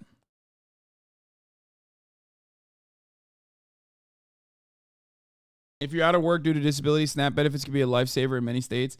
No, it doesn't even, I don't even think it takes you out for, no. This is not for disability anyway.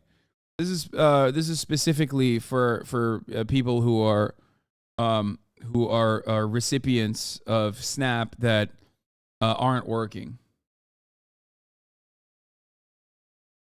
I think disability is a separate thing. They didn't even cut that. They didn't cut Medicare. They didn't cut Medicaid. They only cut SNAP between, yeah, you have to be able-bodied for your as a work requirement. Here, don't take my word on it though. Where's Kevin McCarthy? He had a really funny moment today where, okay, here it is. Here's Kevin McCarthy's interpretation of this fucking deal that he negotiated, which is completely not the deal that he negotiated, by the way. Look at this. Around for things we bought that we can return, like COVID money to China and others. We're bringing that back. We might have a child that has no job, no dependents, but sitting on a couch. We're going to encourage that person to get a job and have to go to work, which gives them worth and value. We're going to look at other things too to make the economy stronger. Around for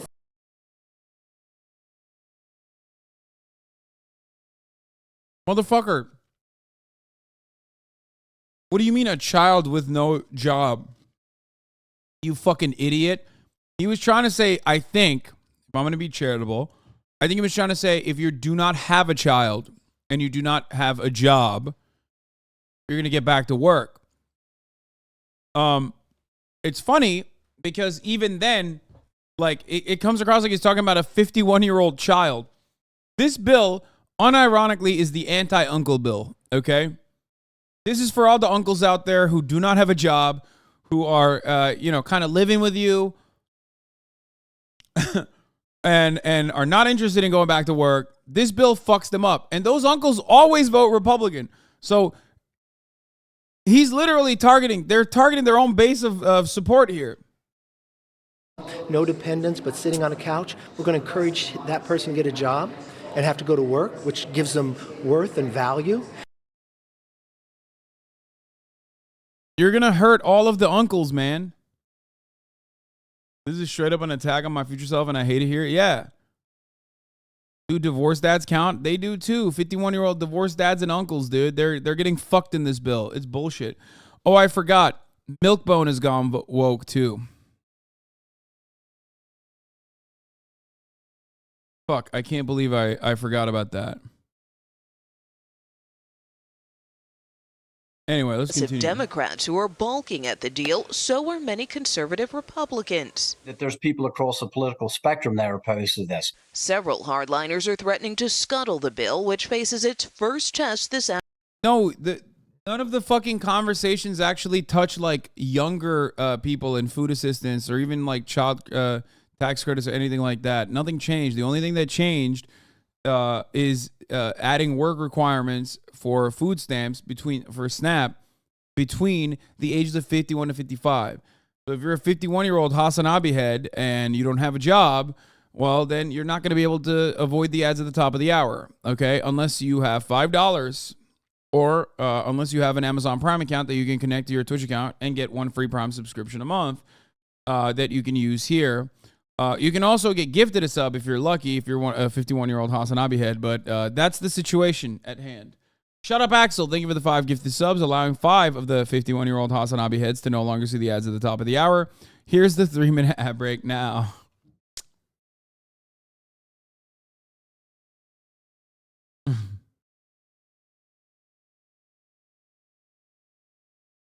A small taco. And the DND Andy, they give it the 5, get the subs. Afternoon when it comes up for a vote in the GOP-dominated Rules Committee. Texas's Chip Roy sits on the panel and is a firm no. So I'm going to be making that loud and clear to my Republican colleagues that this is not a deal that we should be taking. If the bill clears the Rules Committee, the full House would vote on the debt deal Wednesday. The White House has called more than 60 House Democrats and continues to work the phones to try to get them on board. Nate? Nicole, thank you. Yes, there's a lot of people here, the VIPs. You got generals, you have colonels, you have small business owners, all concerned about the country. This is one of the most patriotic places in the nation, and a lot of them are here today, and they're big-time viewers. And it's going to be special talking to them shortly, including an Eagle Scout. But right now, I want to bring in one of the busiest guys in America, who's got a lot on the line this week, House Speaker Kevin McCarthy. Mr. Speaker, thanks so much for joining us. Thank you. Thanks for having me all the way down even in Florida. Right. I know how hard you guys worked on this deal, but it's going to be a nail-biter, it seems, going down to the wire. Brian, kill me. Back at it again, dude. They're having so much fun, dude. All of these patriotic Americans talk about the debt ceiling. How concerned are you about the bill that you cobbled together getting out of committee? Well, look, it's a different Congress. It's a new day. It's not that you have to pass the bill to find out what's in it.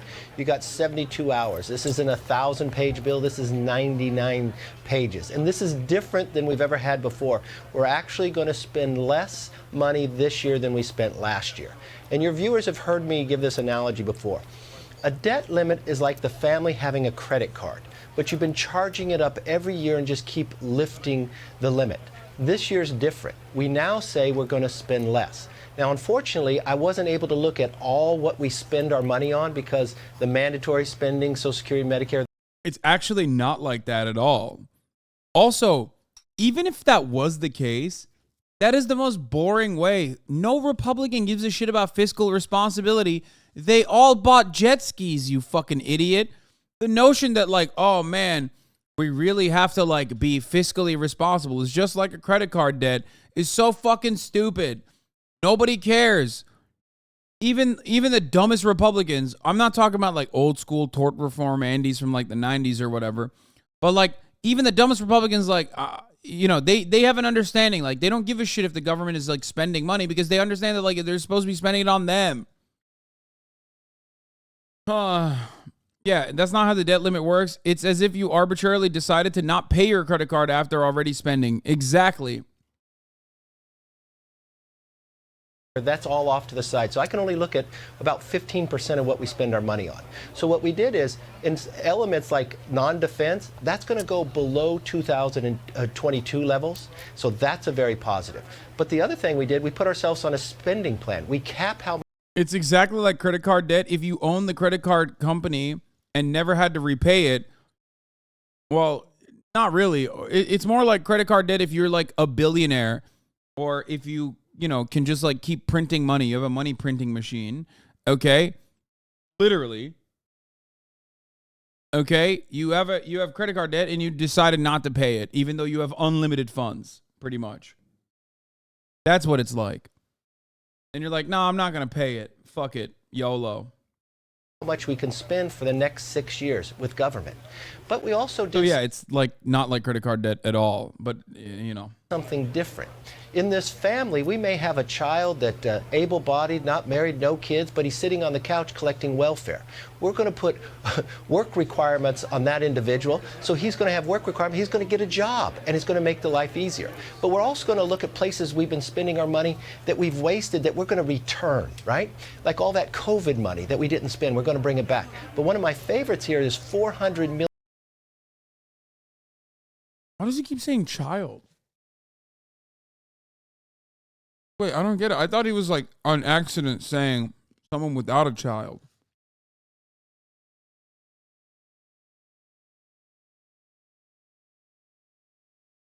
This family analogy falls apart when you realize the only people that got fucking work requirements are between the ages of 51 and 54.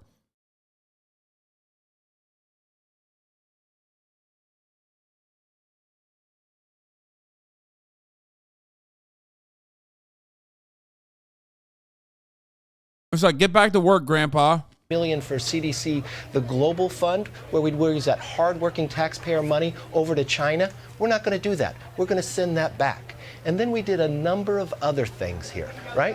One of the things that's very interesting we did, that the president has been spending money wildly. If he wants to put a new regulation in, we took an executive order of President Trump's, and now we're putting it into law and making it a little tougher, where if he wants to put a new regulation in, he has to cut government if it costs more than $100 million.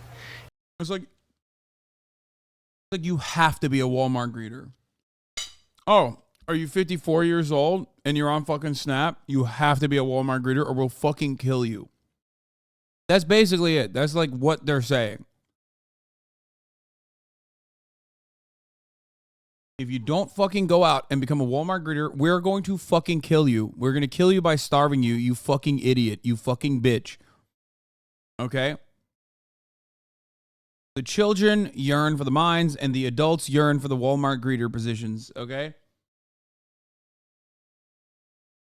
And then we looked at things about cutting the red tape, that we get so frustrated that we can't build the roads. It takes 7 years. We now reform NEPA, the environmental review. Instead of waiting 7 years, now the studies are only 1 to 2 years. This hasn't been done in 40 years. And then we did something interesting to make government or make Congress consequences for their lack of action. They have 12 appropriation bills that they have to pass every year, and they never do, and they come back with that omnibus. Now we say, if you don't do your job, it's a 1% cut across the board. So encourage members of Congress, not now with the new Congress, you actually show up, now you're going to have to work. This is going to be the biggest cut by the Congressional Budget Office says in history of where we're going forward.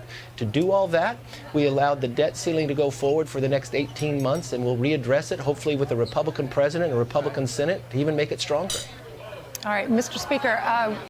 There is 0% chance the Congressional Budget Office scored the cuts to the IRS. What the fuck are they talking about? A real CBO score on a fucking $20 billion cut to the IRS when it was slated to get $80 billion is straight up multiple billions of dollars of fucking revenue that will go uncollected. There is no deficit. You're not, every $1 spent, the IRS brings in $6 in revenue. David Dayen talked about that when he was on the broadcast. It's fucking bananas, okay?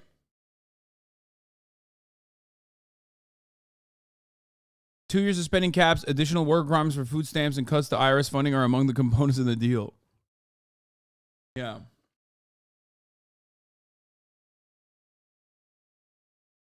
Let's see if the New York Times openly says it. Claws back IRS funding. Democrats included $80 billion to help the IRS hire thousands more employees and update its antiquated technology in the last year's IRA.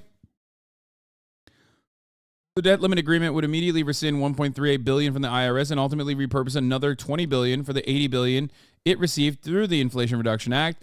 Administration officials said on Sunday that they agreed to reprogram the $10 billion extra IRS money in each of the 2024 and 2025 fiscal years in order to maintain funding some of the non-defense discretionary programs. The clawback will eat into the tax collection agency's efforts to crack down on rich tax cheats.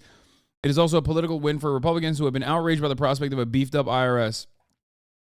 Still, because of the leeway that the IRS has over how and when it spends the money, the clawback might not affect the agency's plans in the next few years. Officials said in the background call with reporters that they expected no disruptions whatsoever from the loss of that money in the short term. Why is it that they're not fucking... Dude, if you're the New York Times, how do you not add in any part of the story that any cuts to the IRS budget is actually going to lead to less money filling the government coffers? How do you not add that in there? Okay? How? I mean, that's not like, this is not me editorializing a story. This is literally additional information that would inform the viewers. Okay? This is supposed to be a deficit bill. This is supposed to be a bill that is reducing the deficit. Cutting the IRS in a deficit reduction bill is antithetical.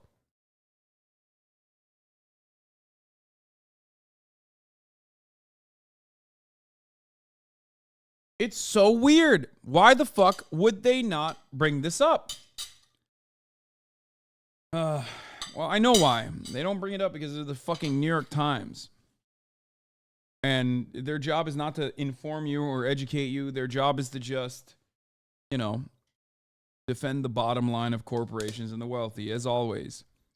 Their biases are, ultimately apolitical, but their biases lie on the side of corporations and wealthy mega donors. We want to play you these two sound bites. These are two in the GOP that are saying they're voting no, and we'll get your reaction on the other side. Here's Chip Roy and Bro says he knows why after reading the chats. Yeah. I learned that the New York Times was in support of the wealthy corporations and the donors because chatters wrote it.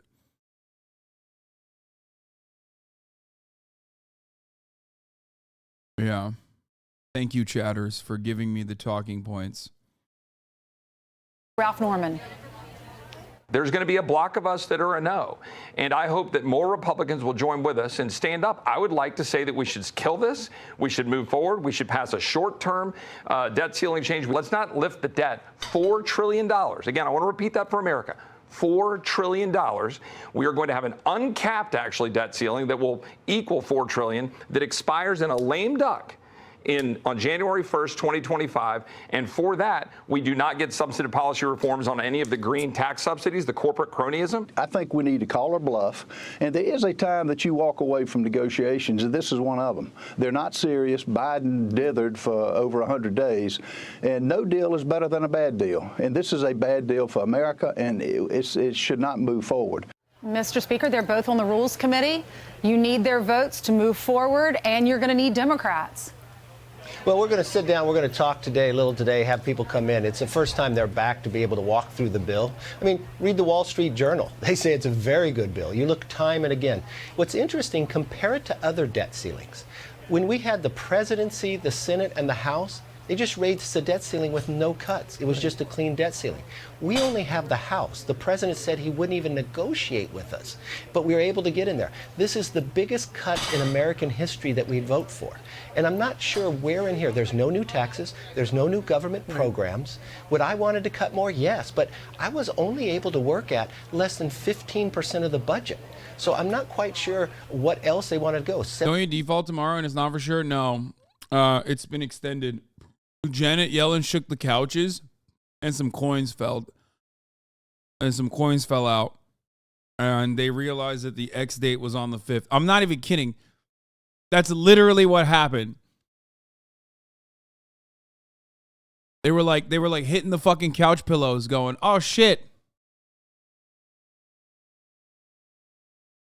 72% of this is off to the other side. We were able to plus up defense and the veterans, but that non-defense without veterans is actually lower than what we spent in 2022. I think we got to look at where the victories are. We don't spend another $4 trillion. We allow them to keep going forward till January, but you got those extraordinary measures. I think if we got How can we donate to help the deficit? It's called paying your taxes, chatter. What the fuck? That's awesome, dude. My man says he's paying. Hold on 1 second. Got a new president in there and a Senate majority, we're going to finally be able to tackle this. I would like to look at everything and put us on a better path. This is just the first step. Right, because at this point, you guys Republicans only control one half of one branch of government. So for you to get what you got was great for the most part because, you know, the Republicans did much better in this than the Democrats did, obviously. And to your point, Joe Biden never wanted to negotiate, but you forced his hand. However, because there are going to be, you know, a bunch of Republicans on the big vote are going to vote no. You're going to need a bunch of Democrats to say, you know what, I can't believe I'm doing this. I'm going to vote with Kevin McCarthy. Well, normally when you when you come to an agreement with two different parties, you have people on both parties vote for it. But the difficulty that's different than any time before is the Democrats will tell you there's nothing in the bill for them. Nothing. The president numerous times, he kept asking for tax increases, new government programs, and I just said no. And he says, well, there's nothing in it for us to vote for. I said, well, this debt ceiling increase we can go forward on. I'm not sure people want to go past that deadline and interest rates go up and others. Right. I think this is a good first step, but we can go much further. And I have a plan for that coming forward where we can look at the entire budget and tackle our problems, especially in a bipartisan way. This is reasonable, this is sensible, but it's also a responsible thing to do. It's going to be a nail biter. That said, Fox has learned that Fox expects between 240 and 270 votes for yes.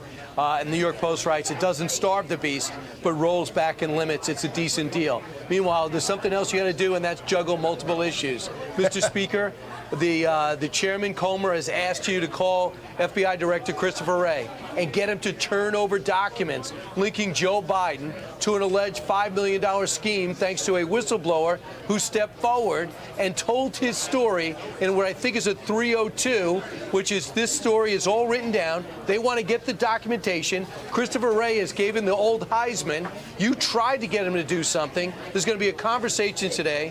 What could you tell us about Christopher Wray cooperating at some point with which something he has to constitutionally do with Comer? Look, Comer subpoenaed the document that he's requested. We have jurisdiction over the FBI, which they seem to act like we do not. I personally called Director Wray and told him he needs to send that document. Today is the deadline. So let me not just tell you, let me tell Director Christopher Wray right here, right now. If he misses the deadline today, I am prepared to move contempt charges in Congress against him. We have jurisdiction over this. He can send us that document. We have the right to look at that, Republicans and Democrats alike in that committee. And if he does not follow through with the law, we will move contempt charges against Christopher Wray and the FBI. You know what he says, they are Mr. not Speaker, above the law. Mr. Speaker, but what does he say to you when you told him to do this? He came back and said, if the reports are correct, well, this is a speculative document. It's unverified, so I'm not comfortable handing it over. What do you say when he says that? We had we had a conversation, and I'm part of Gang of Eight. I see sensitive documents all the time. I told him he could redact certain parts of that, names and others, so we wouldn't know methods, but we have a right to see it. He does not have the right to choose what he can and cannot show us. We oversee the FBI, and if he thinks differently, he will soon see a contempt charge in Congress against the director. There is enough problems in the FBI, and I am not going to sit back and allow him to ignore this. We will get this document. He has not denied that the document's not there.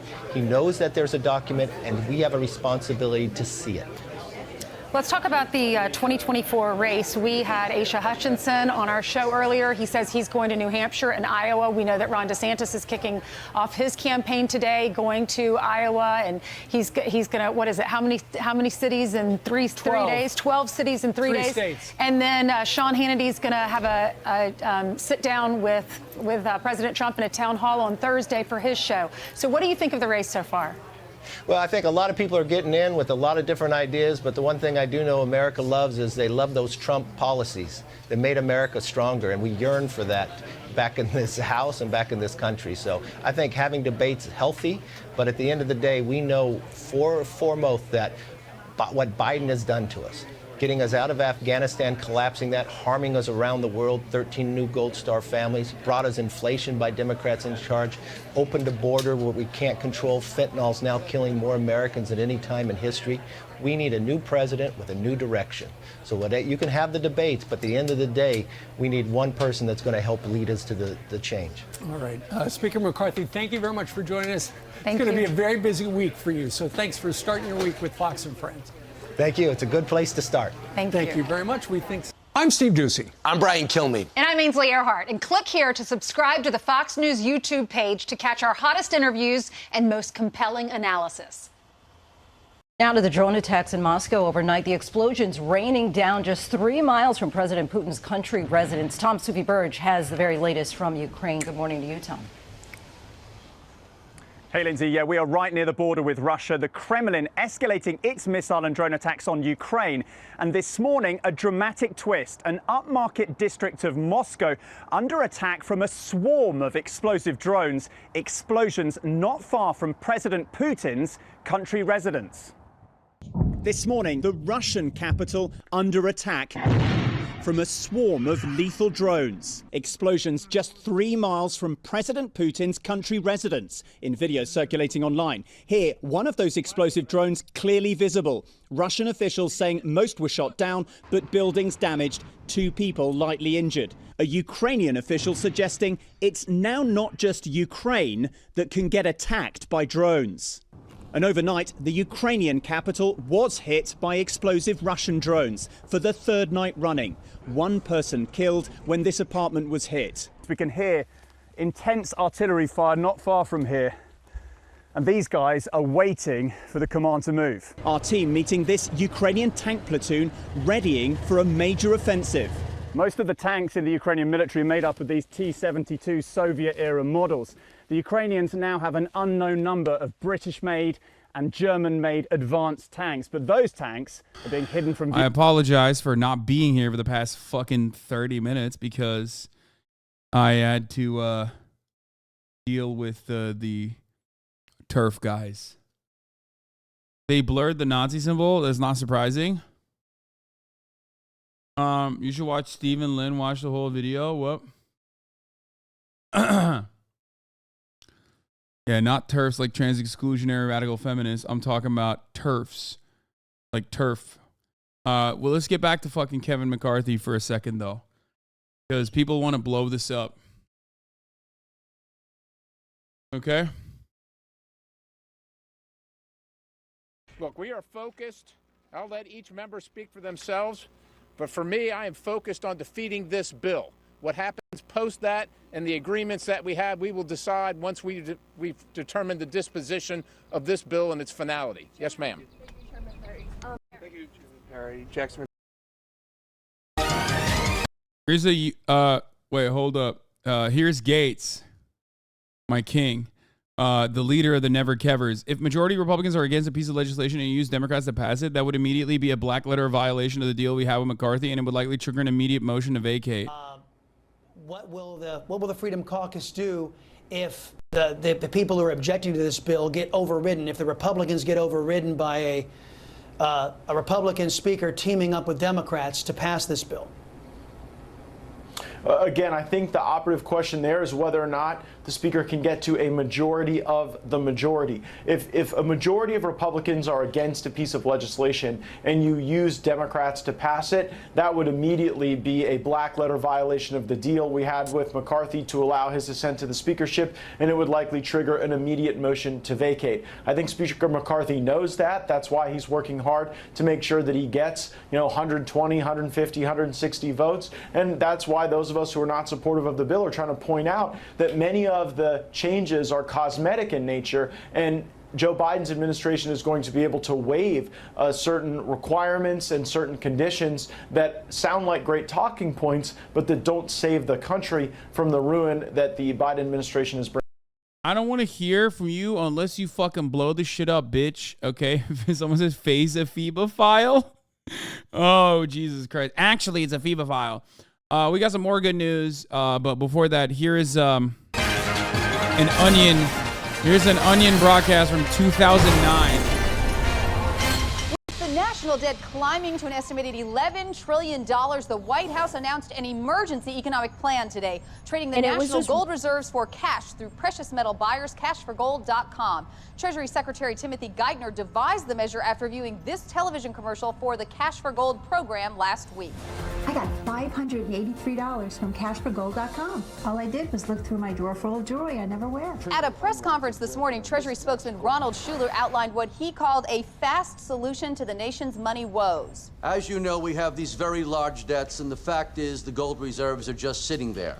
Why not turn them into cash? This woman turned in her wedding ring from her first marriage and got money the next day. If it worked for her, it can work for the United States. Joining us now is Deputy Treasury Secretary Edward Cunell. Good to see you, Mr. Cunell. Hi, Andrea. How are you? First, how much does the federal government expect to receive in exchange for all the gold? Well, our estimate is $200 billion. However, the Cash for Gold website features a lot of testimonials from people whose gold was worth much more than they thought, so there's a possibility that we will get much more. Now, lawmakers on both sides of the aisle expressed concerns about the plan well, today. We do understand their reluctance, but the fact is they want to keep the gold for sentimental reasons or because they think it's pretty. But that's a luxury we just can't afford right now. Okay, what about Republican Minority Leader John Boehner's statement that the Treasury Department should have looked into competing cash companies like DollarsForGold.com and Goldline.com? Yeah, I know. I've heard all of that. The reality is that we have over $1 trillion in economic stimulus packages to pay for. We just need that cash now. We can't wait. Okay, I see, Look, but don't you I think... agree, and the president agrees, that this seems like a pretty good deal. But is there a contingency plan if that proves not to be the case? Well, yes, of course there is. We can get the gold back with the Cash for Gold 12-day guarantee. But the only part about this that's fake is that you would never have a media person be this contentious.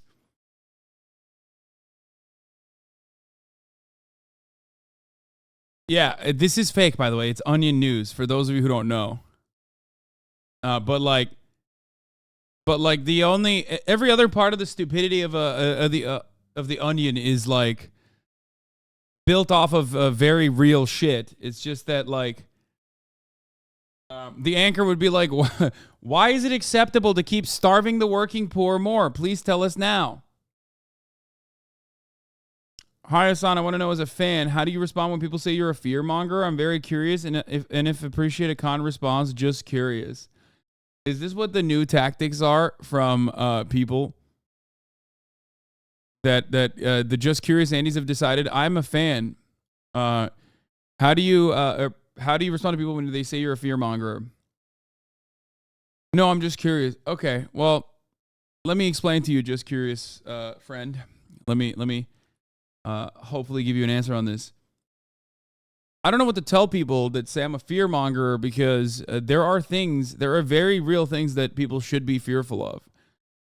Does that imply that I'm like exaggerating why you should be afraid? I don't think so.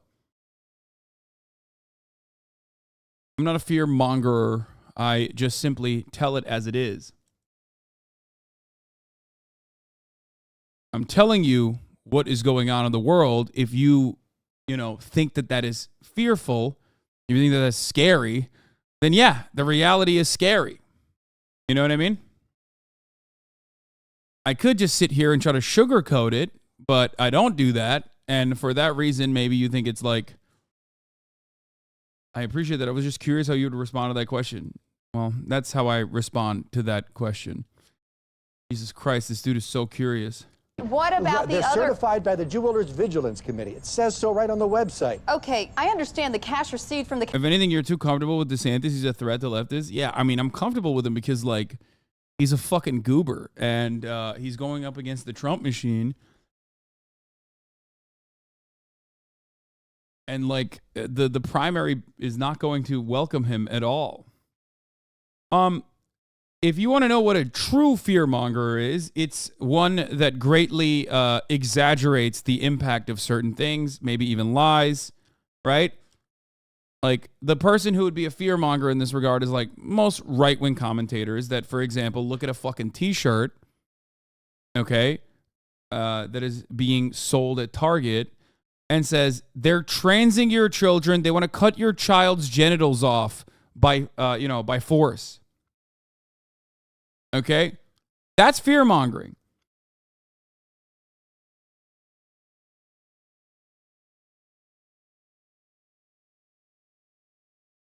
CashForGold.com plan is going to be supplemented by funding from the selling of White House furniture on Craigslist. I love how you have people on both sides of this. Some say you're a fearmonger, and then there are people like Train who say I'm selling false hope like a fucking preacher.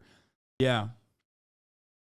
Well, the reality is I'm doing neither. I'm just giving you my assessment over a situation and try to maintain a factually correct assessment, and then telling you what could be done, and oftentimes telling you why it's unlikely. So, I don't know.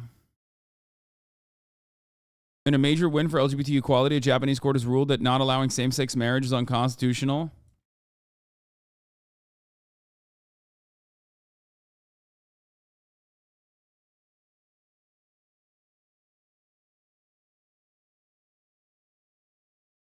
It's going woke, folks. It's going woke.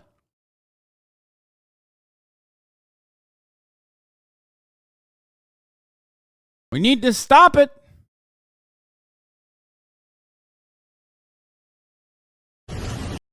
The South Korean airliner passenger thing that we watched that on the Fear End podcast.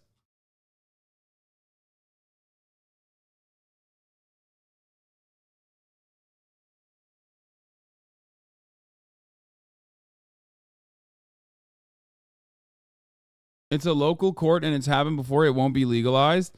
Yeah, I think it's like legal in certain places, right? Nagoya District Court became the second to rule against Japan's same-sex marriage ban, despite Prime Minister Fumio Kishida claiming the ban wasn't discriminatory to the LGBT plus community. Japan is the only G7 nation that doesn't recognize same-sex marriage.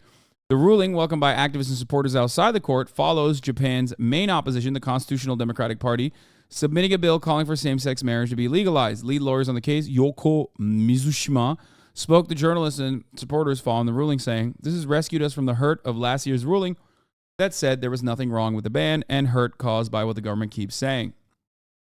Mizushima's comment referred to a case in Osaka last June that ruled a ban on same-sex marriage was not out of line with the Constitution. Currently, same-sex couples are only able to engage in civil unions, and even then, only in certain areas such as Tokyo, with Japan's constitution stating that marriage is between a man and a woman.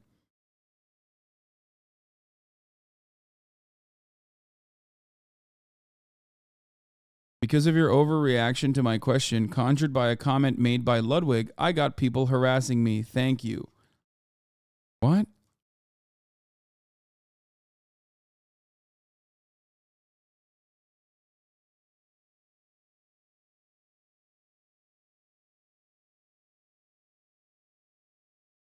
Who's harassing you?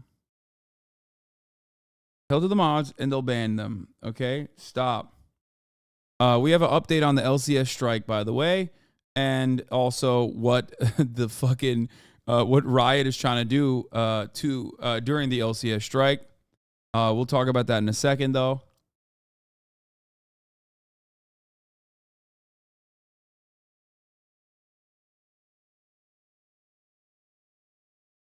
I got harassed for being a Celtics fan. Can I get those who DM me banned? Fuck no. Okay. If you're a Celtics fan, you know, your harassment already came in the form of, what happened last night. You already got your you already ate it, dude.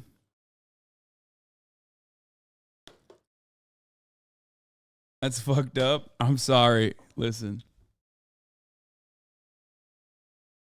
How do you respond to those anti-identity politics leftists who oppose social issues like LGBTQ rights and whatnot? What is this anti-identity politics shit? Like, it's so fucking stupid. There is no anti-identity politics. That's still identity politics. You're just doing identity politics for the in-group, okay? Those people are not leftists. They're unserious, and I can't believe I'm fucking being baited into responding to Pearl Man King, okay? So stupid.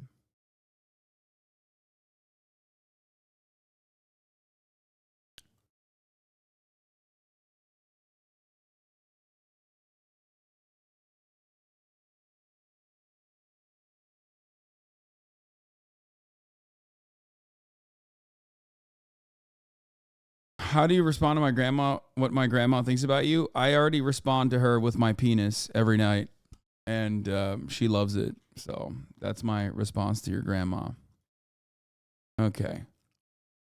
Japan's going woke, folks.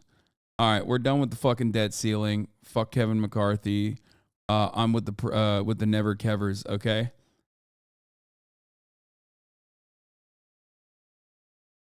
Oh, as far as Russia goes, Ukraine is doing, or Ukraine associates, or maybe some patriots that are not associated with Ukraine are doing acts of terror on Russian soil. And of course that was going to happen. You're a fucking idiot if you thought that was not going to happen. What the fuck are you doing? Okay? You can say Nazis. It doesn't matter who's doing the fucking attacks. It is the most understandable retaliation and the most expected retaliation that was going to happen. You know they were Nazis, right? I don't give a shit.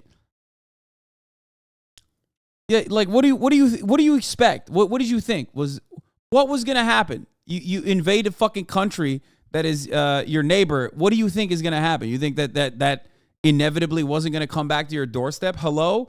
I do this about America all the time. I talk about America literally nonstop doing this precise thing to itself.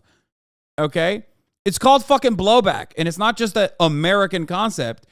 It's a concept that plagues all countries that, invade other nations. Okay? Like, what do you think? I'm fucking in support of, like, ISIS when they do it? No. Obviously, it's not like ISIS is better than the fucking Nazis that are doing it in Russia. The fuck?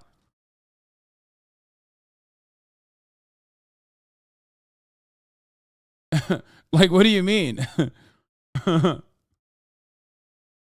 Russia didn't do anything America didn't? Yeah, exactly. And that's bad. What do you mean? This is precisely what I'm saying. Whenever I compare America to Russia, that's not to, like, defend Russia. And that's certainly not to defend America. That is actually to shit on Russia's actions. And a lot of people are literally, your take on this is just country victim shaming? Okay. I don't know if you guys know this, but like one of my, one of the comments that has stuck with me throughout my entire fucking career as a political commentator is what I said about 9/11. Okay? This is an inevitable and totally foreseeable consequence of invading a country. Okay? This does not mean it's good, but don't be ridiculous.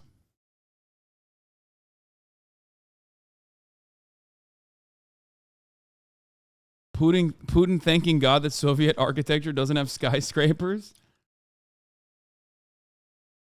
Russia-level cities in Ukraine, leftist. Ukrainians send exploding drone to Russia, leftist. What the fuck? Why would Ukraine do this? I mean, yeah, like, what do you expect? Like, this motherfucker's been bombing the shit out of, like, literally Western positions non-fucking stop. You know what I mean?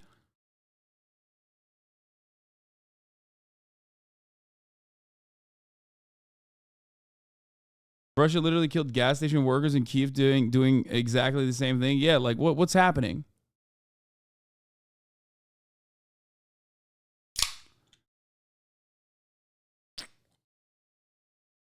You're acting like these are random rebels. They're Nazis that have been training alongside Azov since 2014. Wait a minute. What? Okay. What about the fucking literal, like, Muslim version, the Muslim fundamentalist version of that? It's the same shit, you fucking idiot. What do you mean? Who do you think trained those guys originally? Who do you think trained and financed and facilitated the guys that did 9/11, dude? Who? I was watching Charlie Wilson's War last night, and it's so funny. God, Philip Seymour Hoffman is such a good actor. Rest in peace. Holy fuck. There's a line in it when Tom Hanks and the CIA guy is like, I mean, the movie is whatever, but the actors are so good. But there's a really funny line in it where they're talking to the Israeli dude, and he's going, "Oh man, like you mean to tell me I'm gonna give arms to the fucking people in Pakistan? You want me to give arms to the Muslims? Like these are the Muslims that are trying to kill me and my family?" And the fucking and Philip Seymour Hoffman's character goes, "No, not all of them. We trained some of those killers too." And he's right. Yeah, that an Aaron Sorkin special. Yeah, whatever. It's fine. It's all right. It's watchable. It's frustrating at parts, but it's certainly watchable due to the amazing acting from Tom Hanks and also what do you call it? Philip Seymour Hoffman especially. God, he was so sick.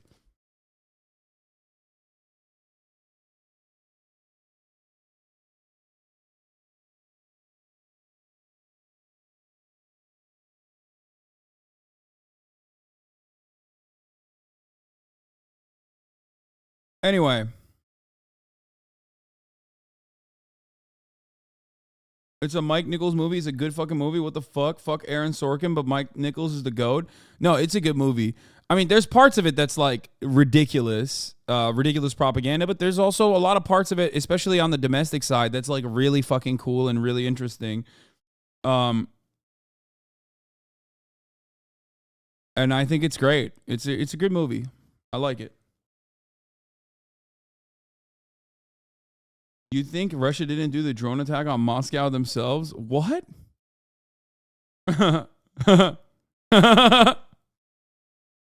Oh my God.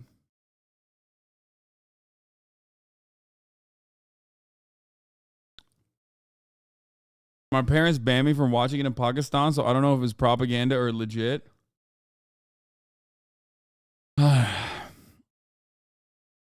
Anyway.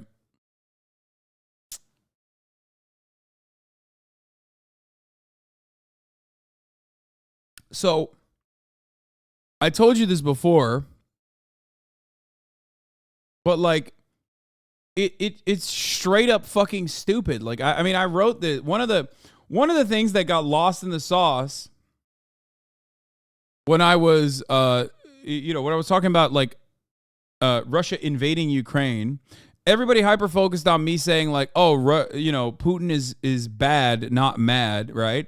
And he definitely won't do something so psychotic. But the second part of that was also talking about how an invasion, especially under the pretense of like, killing Nazis, is always going to end up galvanizing Nazis, is always going to end up making the country that you have invaded significantly more reactionary. Okay? There's a tweet out there somewhere, and you can, you can fucking find it if you want. But it is so fucking ridiculous. It is so fucking ridiculous to expect Nazis or the Azov Battalion or a bunch of other new reactionary nationalist forces and militancy to come back and like basically fucking blow up Russian forward positions inside of Russian borders if you're invading their country. It is the most predictable thing on the fucking planet. Okay? Of course it was going to happen. It's so stupid. Vladimir Putin is stupid. Very, very stupid.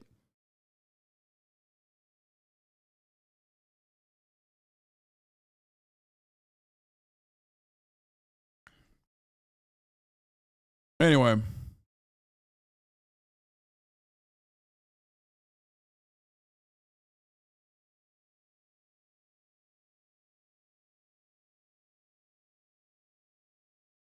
Amazing video about U.S.-led dictatorship in Peru. Chat will definitely like this. Age-restricted, 1 hour and 14 minutes. Made by a dude who fucking hates me. This has got it all, folks. Like, holy fuck. Yeah, let me go watch a video about a dude who constantly talks about how I'm fucking a reactionary fake socialist because I watch people's videos. That seems like a good idea. It's an hour long. Okay, it's age-restricted, which means there's like TOS violations galore in there. Let's do that. Thanks. I think I'm going to avoid that one. I don't even have an issue with fucking Bad Empanada, by the way. He's just sometimes a fucking, the cringiest, like, classic angry leftist who never shuts the fuck up and is just angry at the entire planet. He's just like, you're a propagandist, dumbass. Like, do it better, okay? Your job is to do propaganda. Do it better.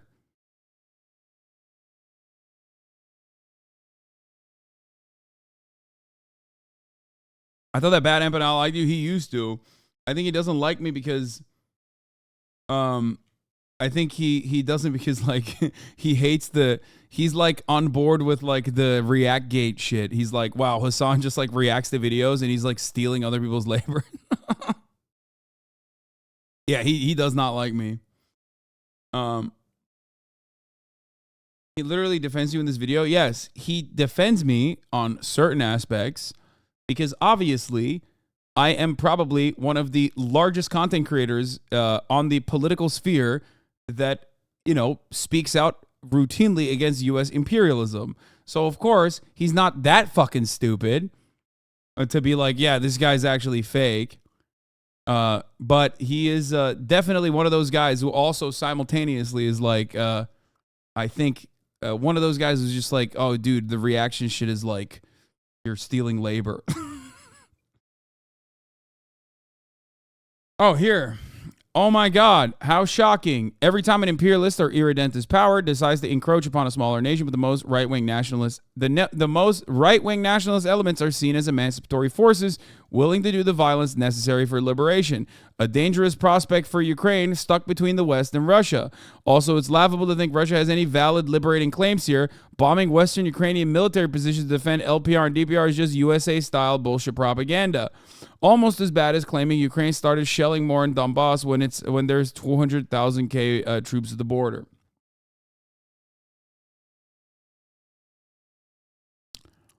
I love you, man, and your content, but as a European person, it's obvious when looking at your takes.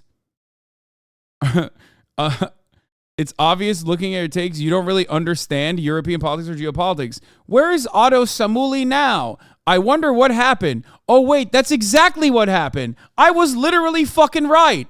Oh, my God.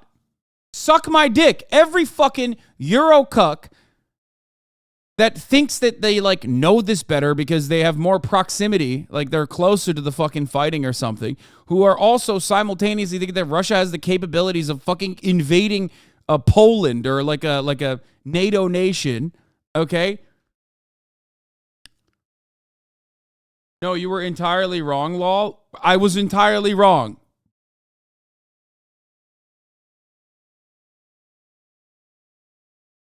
I was entirely wrong. There is not a single fucking piece of like Ukrainian coverage that currently does not feature a dude rocking like very obvious Nazi symbols. Okay, if anything, the invasion has pushed Ukraine closer to Western values. Yeah, it did. Western values like fucking hyper-nationalism.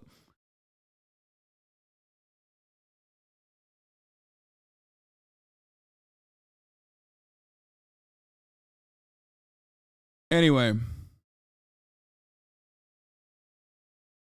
Also, the idea that, wait, what? This is so fucking, like, talk to Ukrainians, dude. Dude, what do you mean? Why was Ukraine not close to Western values? What do you mean by that?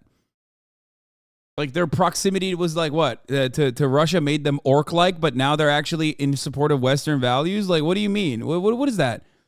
You think there weren't like fucking gay Ukrainians that wanted civil liberties before Russia invaded? Of course they did. What are you talking about? I hate this. It's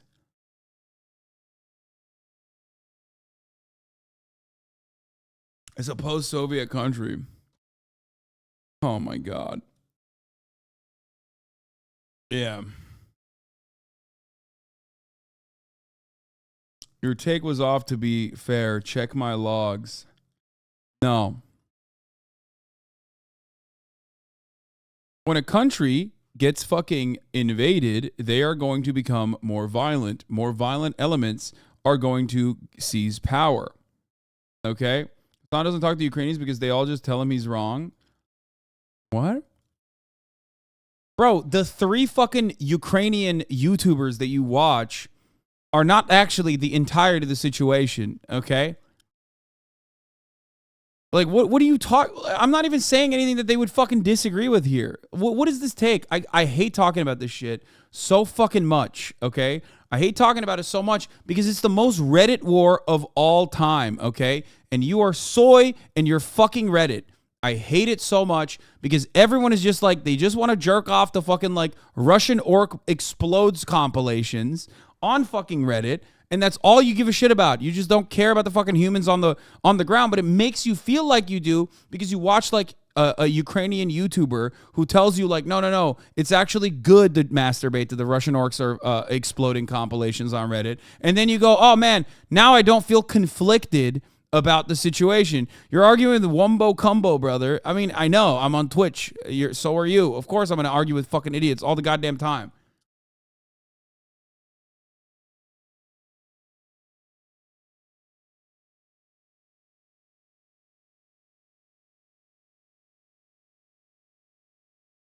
Holy fuck. The only thing I want to hear from Ukrainians is how they avoid the top of the hour ad breaks. Okay? Because at the top of the hour, there's a 3-minute ad break. If you no longer want to see those ads, all you need to do is subscribe. Okay?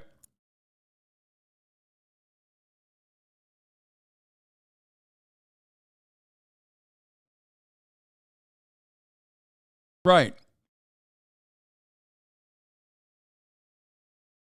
That's what I want to hear. By living in Ukraine, yeah, I think, I don't think I'm serving as the Ukraine.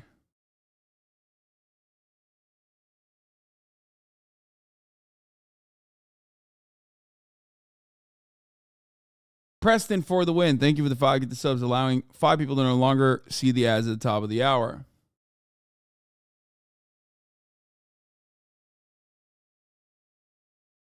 Democracy Now! Had a Ukrainian socialist on, and he was talking about how reactionary both Russia and Ukraine have gotten since the invasion. Of course they have. When a country invades another country, they become more reactionary. Look at the United States of America post 9/11, okay, and the actions that we took to justify the Iraq War, to justify invading Afghanistan. Look at the attitude that people had, and look at the situation in Afghanistan or in Iraq as a consequence of said reaction or said invasion. Untrue. That's Hasan's take, so a Ukrainian cannot have the same take. And also, there's always going to be differences in agreement, okay? Like, the notion that, like, there's some Ukrainians out there who will not agree with what I'm saying, that, like, Russia has unjustifiably invaded Ukraine and created an environment that is going to inevitably lead to more nationalistic sentiment within Ukraine as people literally look to hyper-reactionary elements who are willing to do the fucking violence as liberators. If they don't agree with that, then they don't agree with it. That doesn't make me wrong. Ukraine is not a fucking monolith, okay? Jesus Christ.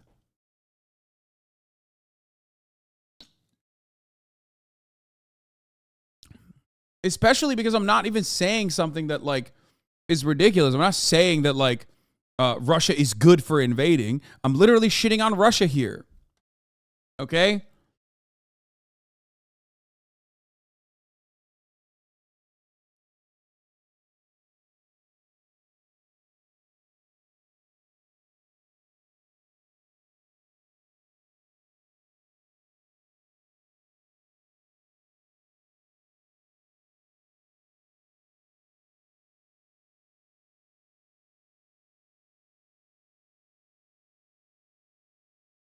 Anyway. I will say I do not think Ukraine will end up as Afghanistan too. Its geographic nearness to the EU and EU's desire for its resources will mean they're going to put work into keeping it stable. I mean, it won't be Afghanistan too. Its impact on Russia will be similar to Afghanistan. But also, it will. So this is a video. Still will not be great. Okay, it's going to be shit regardless. It's going to be like the Balkans.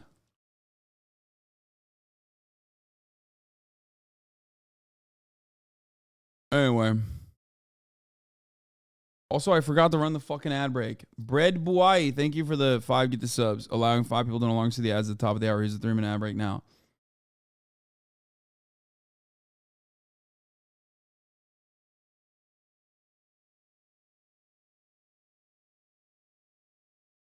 Basically, what I'm saying is that Ukraine was essentially a satellite state of Russia since the Soviet Union fell. Many Ukrainians were fine with this, but now there's greater pressure for them to conform to Western influence because they understand the West is to be their way to emancipation. I'm not saying this is good. It's just analysis. What? Oh, yeah. I mean, if you're talking about like Eastern positions where they actually had people that were pro-Russia who are no longer pro-Russia, then yes, you are correct. Because why the fuck would they be pro-Russia? Even areas that were actually quite sympathetic to the Russian plight or the Russian cause, if you want to call it that, were like, oh, fuck, we're getting bombed. Fuck this shit. Yeah, I mean, that part is obvious, yes. But that doesn't actually... you said I was wrong. And this is not wrong at all. And this has nothing to do. This is, if anything, this is also part of the exact same thing that you're talking about.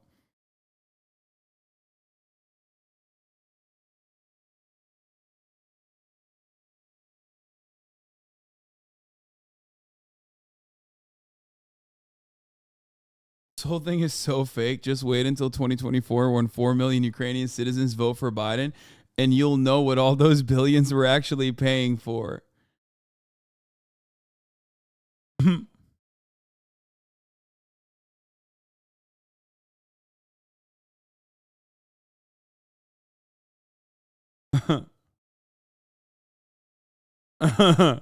Yeah, true, real. Anyway, I don't know why this like triggers the fuck out of people. Like, probably because I don't just immediately go, "Oh my god!" It's like God's gift to Earth. Like all the Russian orcs deserve genocide or some shit. I don't fucking know. Did you cover the libs cooking over the Tara Reid situation? Okay, listen, I don't want to talk about that situation, okay? Yet another situation where, like, I am in support of neither side. I love when chatters are like, oh, streamer, what you're still failing to understand over 18 months in this war, the dumb boss or dumb boss.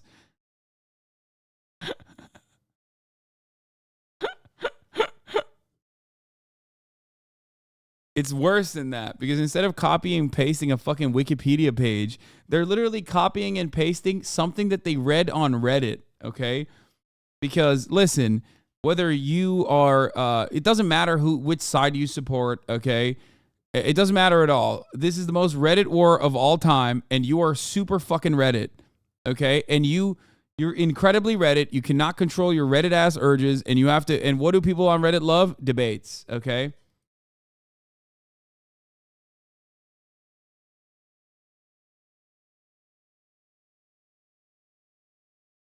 All right. Really, at the end of the day, miscommunication of how that was my idea for the content and the announcement, but they wanted to go a different route, which is fine. Like, I shouldn't have rule over how someone wants to choose their announcement. And so that's what the tweet was basically premising on, but it was more so me being sad that I just couldn't be a part of another female recruit. Right? Because I missed the female Valorant one. I actually had no idea that one was happening. They just kind of did it. And so I had to like kind of accept the fact, well, the ship is already sailed. Hi, baby. And I couldn't like, you know, I can be upset, but it was already done. That's why I was more upset during the Grace announcement because I was like, damn, I just wanted to be a part of it. And it was just really at the end of the day, miscommunication. What is this? This is FaZe Kaylee. Okay. She's a part of FaZe, and this is her take on the FaZe Clan announcement of Grace, who is who's an actor, and she announced that she was joining FaZe, and then a lot of people fucking freaked the fuck out on the FaZe side. They were already freaking out, like the old founders of FaZe were already freaking out from the jump, and they're like looking for any avenue to like shit on FaZe. But they basically used this and weaponized misogyny against Grace to you know, take some shots at FaZe again. Yeah, no, Kaylee's awesome. She's great. I don't understand why they were freaking out. Is there a legitimate reason? No, they're I'm telling you, man. It's because they're looking for anything and everything they can criticize about the new FaZe, right? And it's ironic because like they've literally fucking hired people who are not anywhere near as like invested in the gaming space as like Grace is. Even if she's an actress and blah, blah, blah, she still streams. She still fucking streams more than half of the OGs in FaZe, if not all of the OGs in FaZe. You know what I mean? It's so stupid. They fucking also hired people like Snoop Dogg. You know what I mean? They hired plenty of people that like have no fucking idea what trick shots are either. So they just basically were like, oh, yet another fucking stupid decision by FaZe. Like, they hired a woman. What the fuck?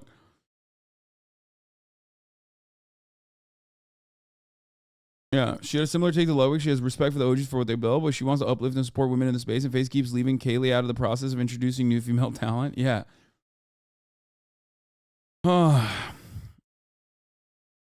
Anyway, I talked about this yesterday. Of course, I'm still fucking phased up. And I don't like that they're being like weird, sweaty losers about this situation.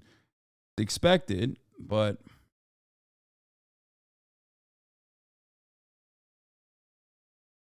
felled off OGs, bad management, and more women. It's all going down.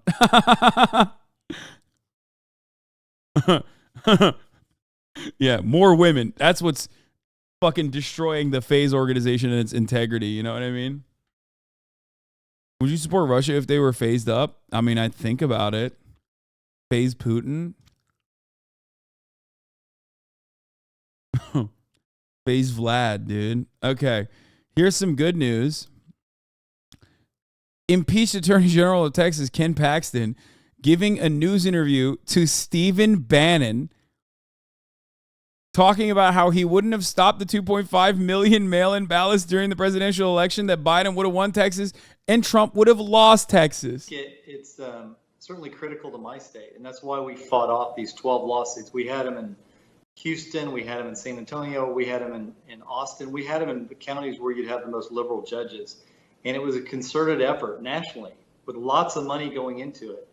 And just knowing that we had 12 lawsuits that we had to win. And if we had lost one of them, like if we lost Harris County, Trump won by 620,000 votes in Texas. Harris County mail-in ballots that they wanted to send out were 2.5 million. Those were all illegal, and we were able to stop every one of them. Bro, I fucking love how just gross and corrupt these grimy fucks are. He just straight up said, like, yeah, no, we stopped the votes. We stopped people who had voted from having their votes be cast.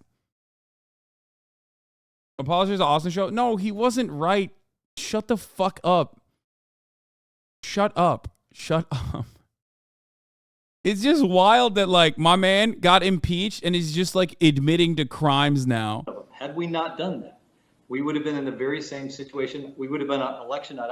I was watching election night, and I knew when I saw what was happening in these other states that would have been Texas. We would have been in the same boat. We would have been. It wasn't ballots. Sorry, it was voter disenfranchisement. One of those battleground states that they were counting votes in Harris County for 3 days, and Donald Trump would have lost the election. It's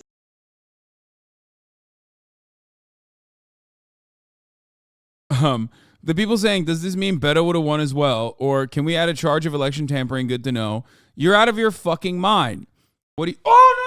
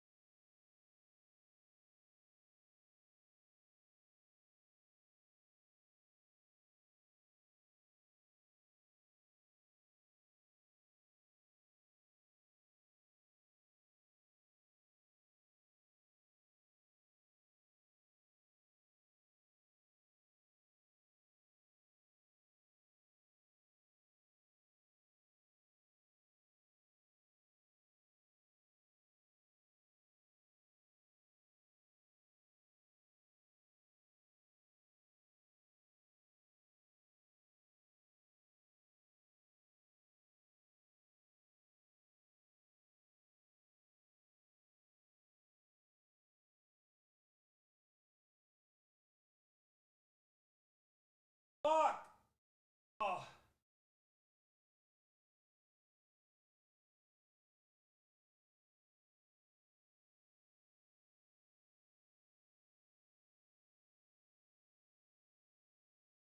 God damn it!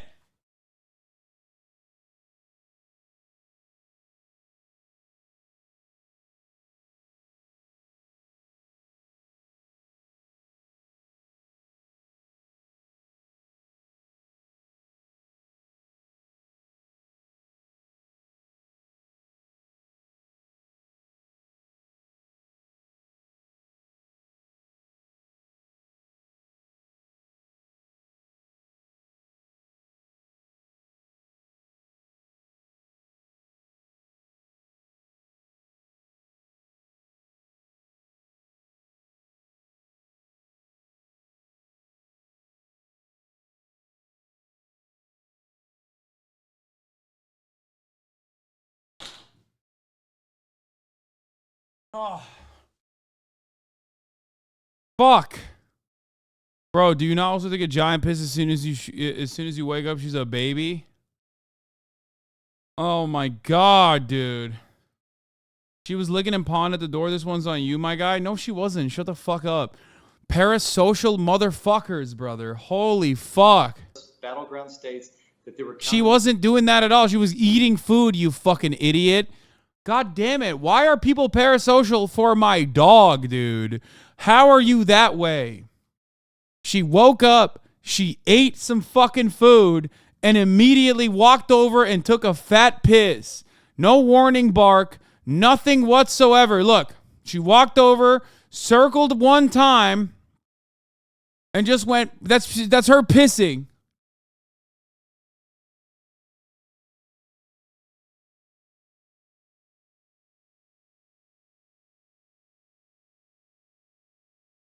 You gotta let her out every once in a while. Oh, thanks, man. I had no idea. I can't believe you got me fucking VOD reviewing my own dog's habits as you like defend the dog when you're just wrong.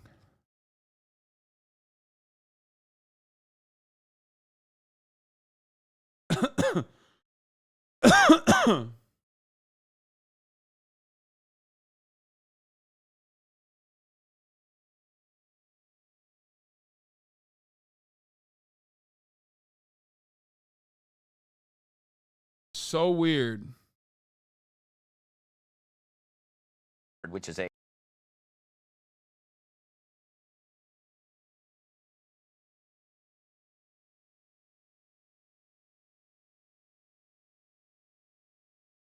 My favorite r/streetwear poster has to be a HasanAbi head. Homemade Patriot shirt featuring ungodly male Midwestern limbs. Maybe.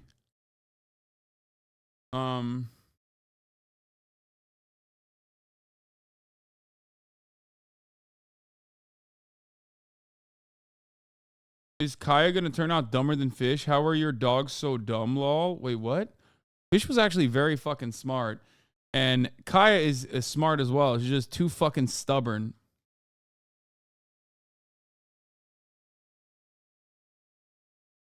That's the problem. It's worth noting that the Ken Paxton video is a few years old. Yeah. Exactly. Well, there you go. Nothing will come of it. Because voter disenfranchisement, before Kaya rudely interrupted my my argument, voter disenfranchisement is what Republicans do. So they can openly talk about it. If you were to fucking prosecute one Republican for openly admitting that they do voter disenfranchisement, you have to fucking shut down the entire Republican Party. Dog chatters are worse than audio files now. I'll say it.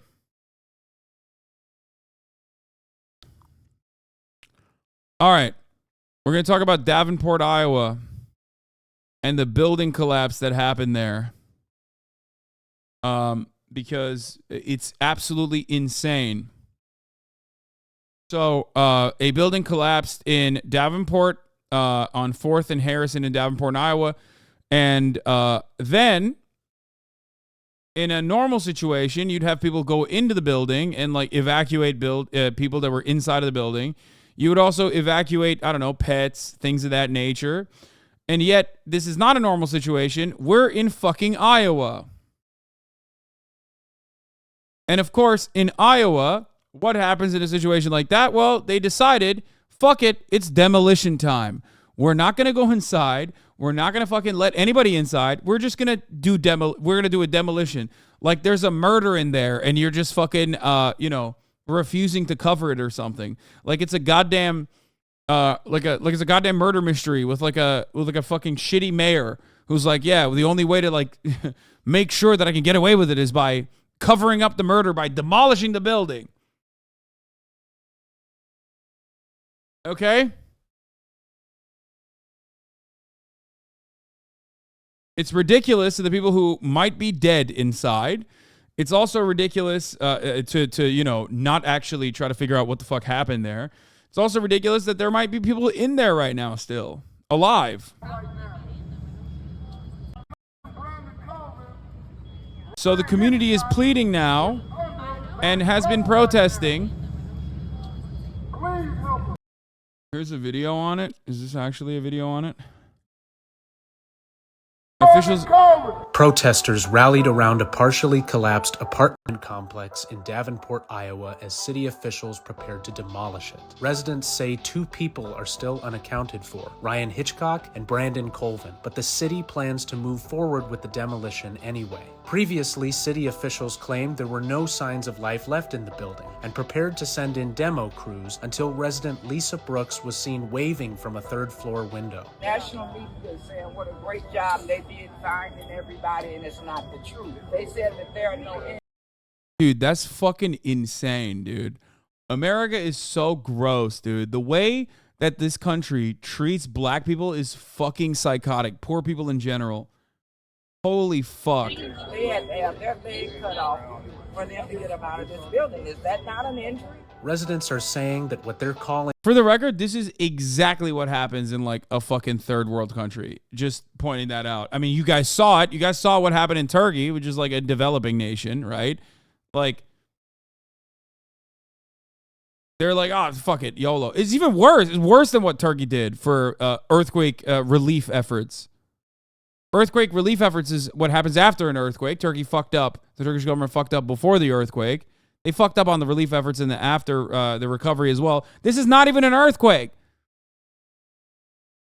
A failed rescue calls attention to the city's apparent disinterest in ensuring the safety of its black residents as it prepares to potentially leave tenants in the rubble. Activists say that the lack of housing protections is what led to this disaster. As of 2023, Iowa ranked 4th worst in public housing inspections in the U.S. The apartment building, which the mayor might be a business agent for the company that owns the building, by the way, and they didn't let any black people speak at the press conference, let alone in the room where it was held. Last week, the building passed inspection, and now it collapsed, and it suddenly changed to failed.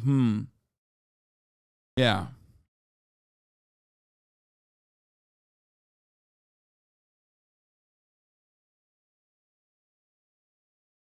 Tenants who lived in an Iowa building predicted it would collapse before it did, a source says. Right now, families of the tenants are outside begging police to search for their relatives before demolishing the building. And they were saying no, by the way. They were like, no, we're going to demolish it. They actually have passed it off for one extra day, for the record. So remember, this is the America that we live in. There was a TikTok of a woman who just moved out showing huge cracks in the wall. This photo was taken 2 days before the apartment building collapsed in Davenport. The building should have not been occupied. You can clearly see bricks falling and bowing out. The rest of the building will be demolished beginning Tuesday morning.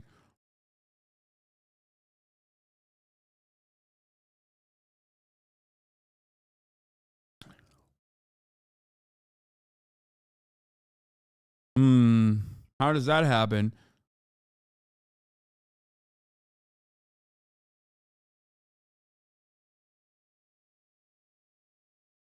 How on earth did it pass inspection?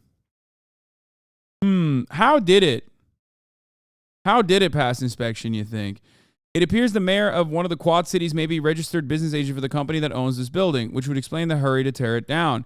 Dear City of Davenport, why the rush to tear down this building? There are pets still trapped inside. One cat lives in this apartment. Another has 3 cats looking out the window.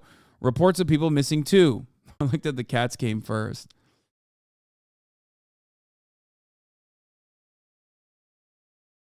Apparently, there's a Robert Gallagher Sr. and Jr., not sure which we are dealing with. Hopefully, the local media does their job. The public deserves any and all answers on why the building collapsed. Could anything be done? Why the rush to tear it down? And who all is involved? In any event, there appears to be a connection here worth investigating. There are too many red flags to simply let this go at face value. This keeps getting worse. I sincerely hope that people of Quad Cities can hold their leaders accountable. After the press conference, the city changed last week's inspection from pass to fail. Proof they're still trying to hide things and destroy evidence. They also added a name to. They also added the name of who inspected the building. Local journalists are digging in now. All the ones I know are relentlessly tenacious in the pursuit of facts.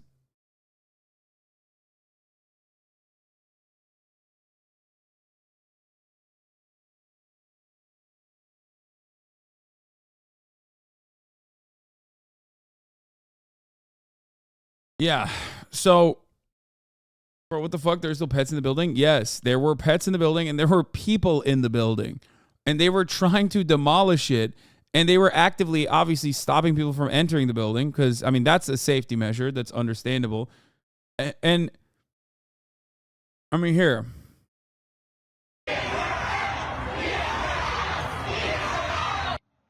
First responders rescue another victim from a partially collapsed apartment building in Davenport more than 24 hours after it fell. Davenport police are still working with families to account for people who live there. 6 stories of the side of the building. It was too unsafe to evacuate. Yeah, that's fucking bullshit, dog. What do you mean? You are watching a news video of them evacuating the building. What do you mean? There's like a live person in there. There's a live person in a fucking building that is slated to be demolished, and you just go, sorry, we just can't fucking evacuate you. You're going to die. Like, you can hear her go, hey, please help me. I'm alive. I'm in this building. And you go, nah, sorry. You just got to die? What are you, fucking crazy?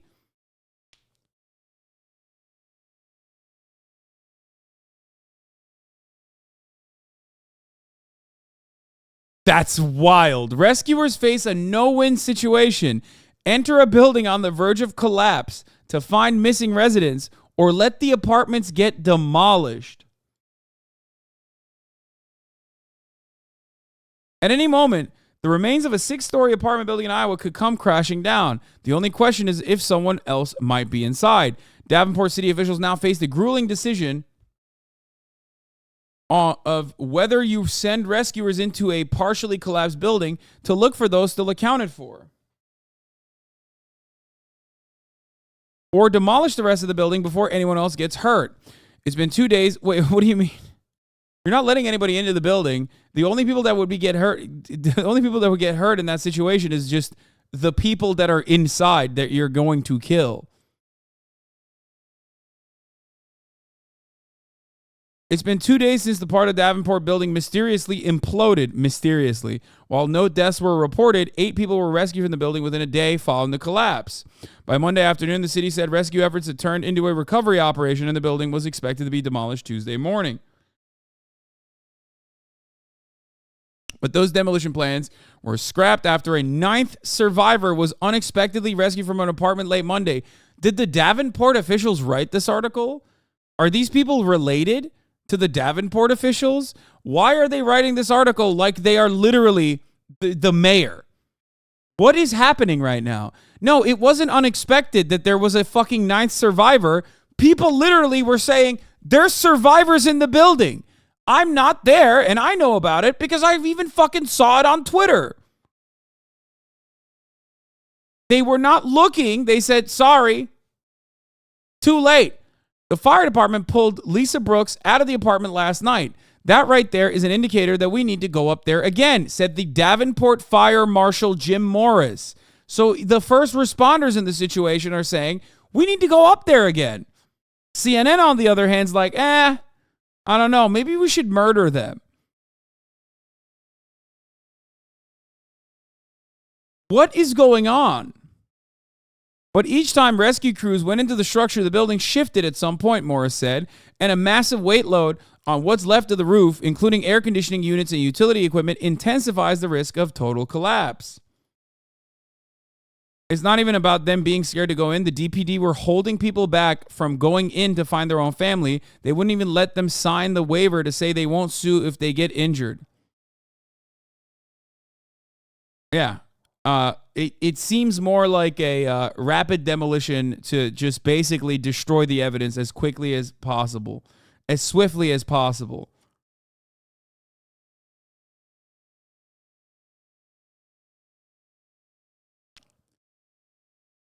We need to evaluate what we see between the structural engineer, our technical rescue teams, and formulate the best possible way to strategically go in there, the fire marshal said. 5 people are still unaccounted for, including 2 that we believe might be in the building, Mayor Mike Mattson said Tuesday.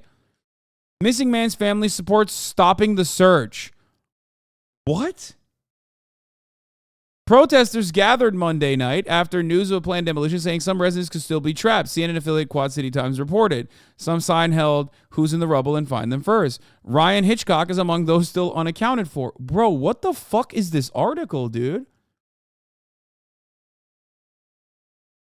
But Amy Anderson, a relative of Hitchcock, said the family has accepted the likelihood that their loved one is gone and supported the city's plans to carefully take down the rest of the building to prevent further harm. What? Okay, I'm losing my mind, dude. No, they went and they found what? They don't know Ryan. They don't know our family. Ryan wouldn't want anyone else to put their lives at risk. Bro, did the mayor write this article? What is happening?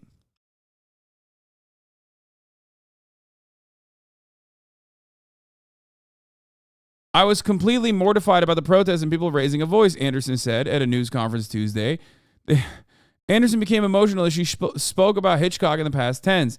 I don't discount that he could be trapped under there miraculously. We've seen some miraculous things, and our God is good, she said.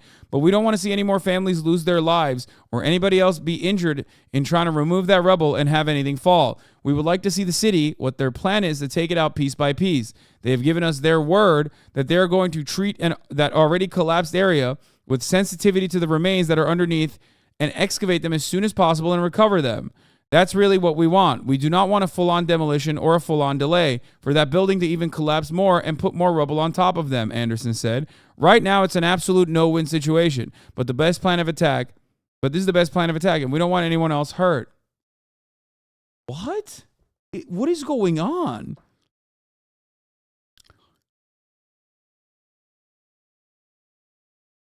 That's a cousin that was handpicked. His mom is still trying to get in.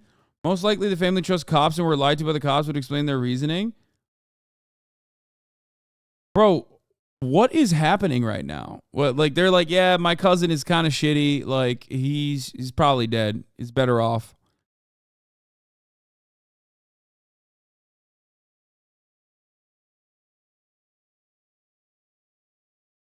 There's 0% chance that this is like the only family member that this person has. What the fuck? Morris, the fire marshal, broke down several times during Tuesday's news conference. We're very sympathetic to the possibility that there's 2 people, Morris said, before pausing for nearly 30 seconds, that there's 2 people still left inside.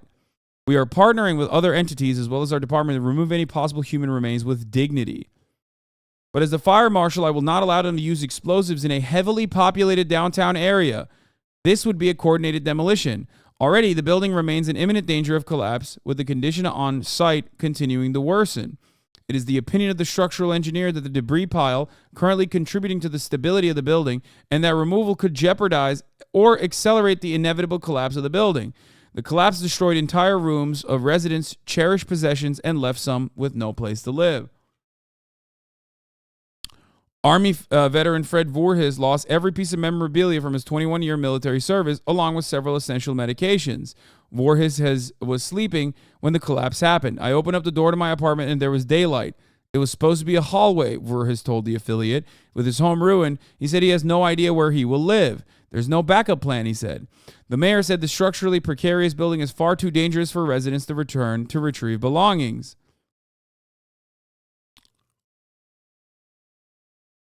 How an unexpected rescue unfolded. On Monday, Davenport officials said it appeared no more survivors would be found. That, of course, was not true. The people on the ground were saying that that was not the case. Why is CNN reporting on this like this? It's very weird. This is a very weird story.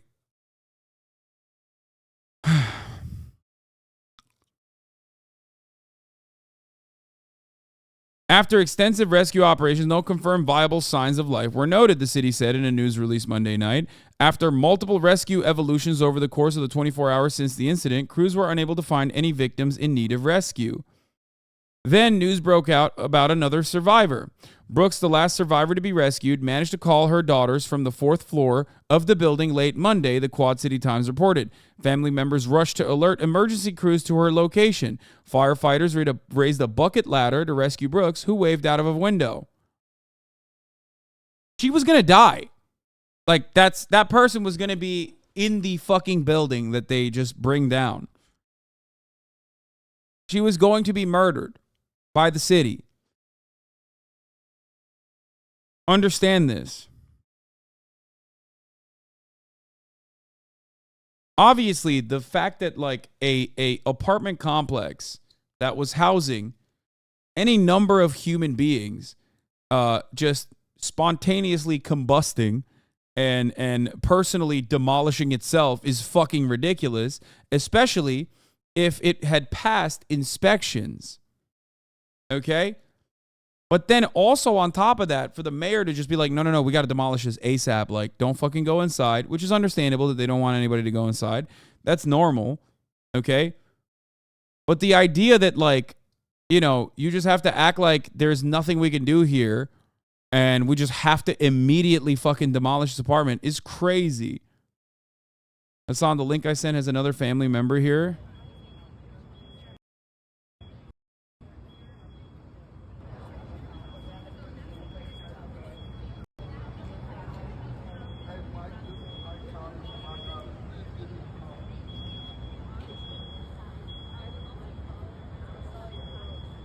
That CNN article we just read said it's okay if Ryan Hitchcock dies. Here's the mother of Ryan Hitchcock. You know, or somebody probably told me, you know, but I didn't know for a while. So, as I understand it, his cell phone... I don't know where his cell phone is or really anything because I never got to talk to him. As far as I know, he's under the rubble still. I want him to get him out, you know. They said they pinged his phone. What's the plan? Who pinged his phone? Do you know who pinged the phone? Yeah. How the fuck are you going to let someone's mother speak for him? What do you mean? No. CNN went and interviewed the one fucking person who's like related to one of the people who is slated to be inside of the rubble right now and said, it's okay if this person is dead. We don't care. Okay? The mom, on the other hand, is saying that no, we don't know what the situation is.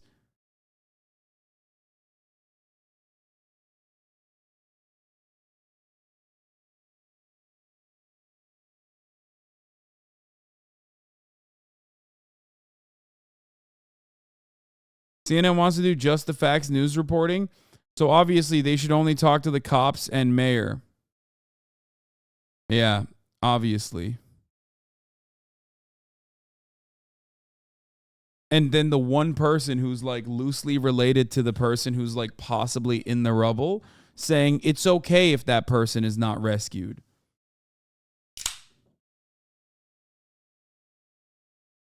I just backdated Google Street View for as far back as visible, but there definitely was a massive foundational crack in it for the last decade until 2021 when the building's brick was resurfaced and the crack hidden from view. Nice. Just slap a fucking coat of paint on it, dude. Fucking nice.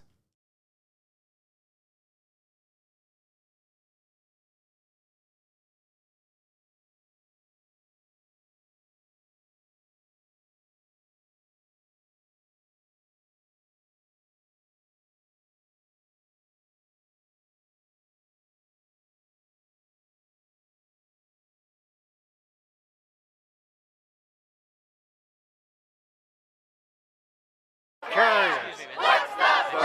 The carriers. Yeah. And it's supposedly over there. Painting brick kills buildings.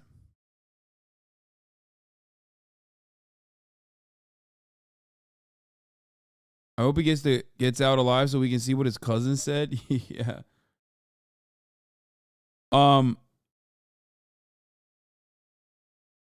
The dying former industrial city I'm from has been doing that to buildings for years, but our model citizen Howard Buffett buys cars for cops instead of actually helping. Yeah, when you paint brick, reasons why you shouldn't paint your brick buildings. When you paint over a building that's made of brick, you're creating extra work for yourself down the line by having to repaint it and deal with flaking and blistering paint. Additionally, and more importantly, you're also impacting the breathability of the building by allowing paint to trap and retain moisture. Buildings are designed to breathe, allowing water that penetrates the structure to escape or evaporate. Once you paint brick, it becomes compromised. Bricks are strong to begin with, but once they're painted, you've lessened the quality of your structure and added an extra layer of unnecessary upkeep and maintenance. Painting over brick is essentially a death sentence for brick because you're stripping it of its natural ability to breathe and release any moisture that becomes trapped. It turns slowly but surely into literal fucking mud. Because of this, any moisture trapped inside the wall will begin to erode the brick, wearing it down over time. Brick, in its original state, is a porous element designed to absorb moisture while also being exceptionally good at releasing or drying out any moisture.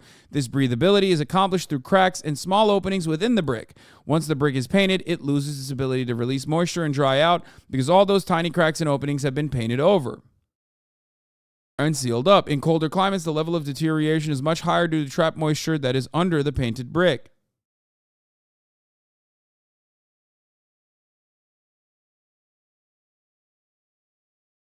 Recording of Davenport buildings a week before the collapse. Okay. Oh. Winter apartment unit collapses 2 weeks after you moved out.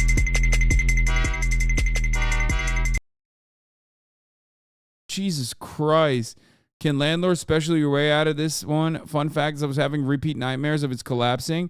I also reported to my property manager because there was a crack through our kitchen wall and I broke my lease due to it being unsafe. It's Iowa. It's in Iowa. For those of you who are wondering, where the fuck is this happening? It's in fucking Iowa. Came down on Sunday. Video from the scene showing the damage to apartments and crews on scene digging through the rubble. The building was set to be demolished today, but now, as ABC's Andrew Dimber reports, those plans may be on hold. This morning, a 9th person found alive in the rubble after an apartment building partially collapsed in Davenport, Iowa, possibly delaying plans to demolish the building later today. New video shows rescuers pulling a woman to safety last night more than 24 hours after a section of the building sheared away. At this time, the building is structurally unsound. It's believed 2 more people may still be in the building. A woman tells the Quad City Times her cousin is missing. The newspaper reports police pinged his phone to his apartment before it shut off. And another family at the scene says they believe their loved one is still inside. Yesterday, officials cleared the building for demolition, saying they believe the building was empty after crews spent hours searching. Because of the concern for life by our first responders to get in the building knowing that that building was unsafe to help folks.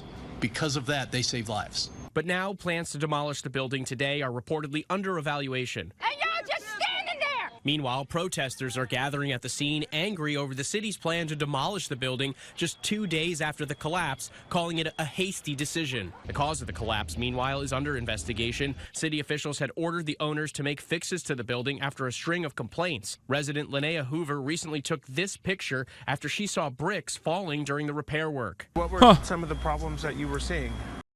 Yeah, dude, they it's okay, guys. They're gonna investigate themselves and find no wrongdoing. The big one is leakage, plumbing leakage, sewage leakage in the building. There would be giant holes in the hallway where water would leak through. Andrew Dimbert, ABC News, New York. The building is owned by Davenport Hotel LLC, specifically Andrew Wold. I don't know if it's appropriate to share or not. Mutant Jar Baby. Yeah, I saw. They literally fucking rescue someone after they watch again as a Here, let's watch. She's alive. I told y'all she wasn't dead! Watch again as a woman shoves her screen out the window, making her presence known to everyone. There she is. She is alive! The woman pokes her head out the window of her 4th floor apartment in a collapsed building after first responders had given up all hope of finding anyone still alive. They need to get her out.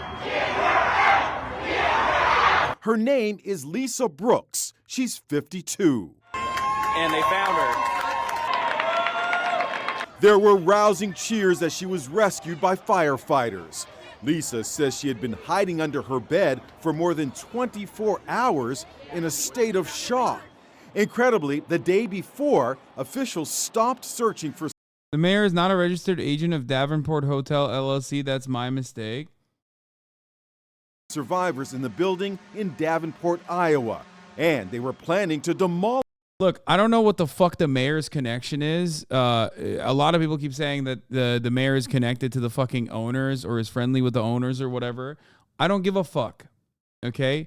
I don't give a fuck. The mayor... reacting in the way that he did is completely inappropriate regardless, okay?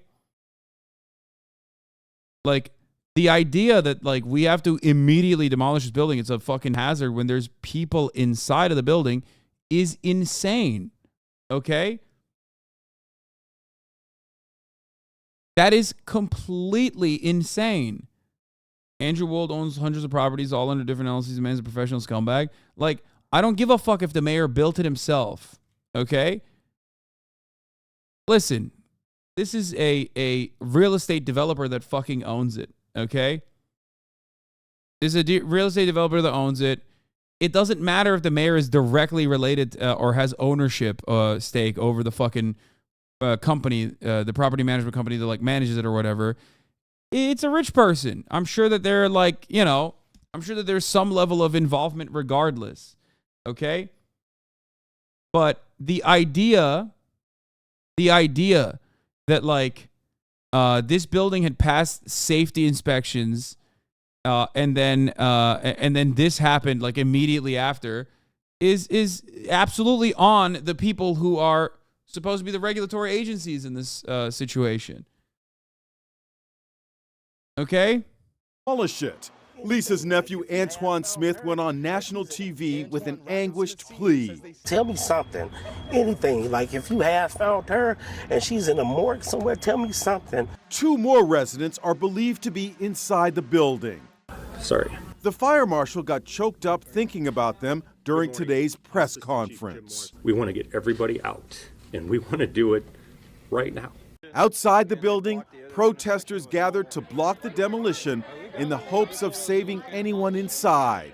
Tensions boiled over with demonstrators surrounding a cop and demanding answers. Today, the mayor lashed out. You want to come at somebody? Here, I'm standing right in front of you. Here's the target. But no one saw this coming, or this miracle. She is alive.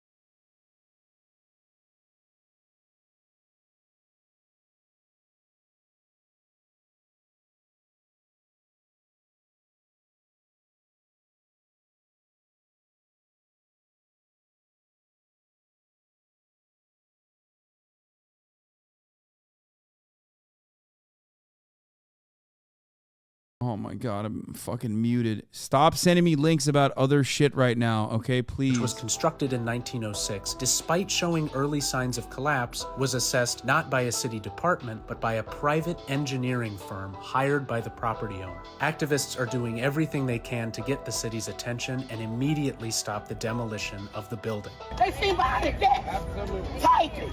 Get out here and do their job. Find them first. Find them first. Rescue Ryan Hitchcock. Rescue.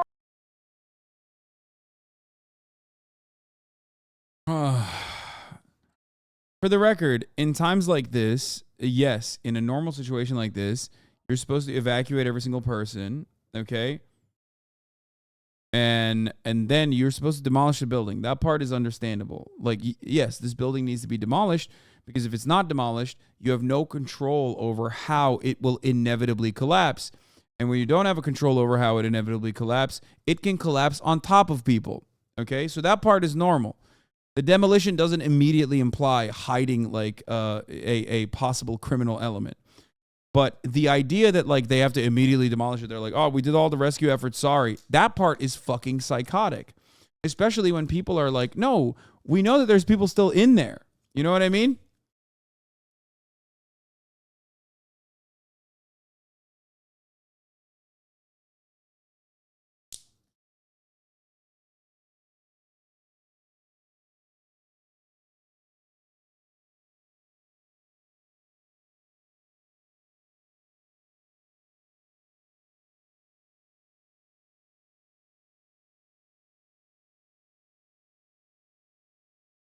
Even if they are found to be dead, they need to be accounted for before the demolition can go ahead. Yeah.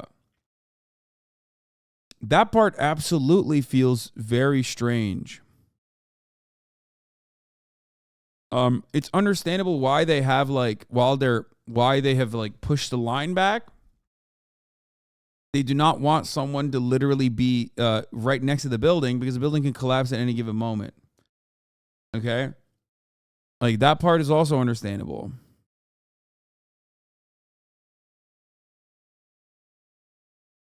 I don't know what the mayor's connection to the property is.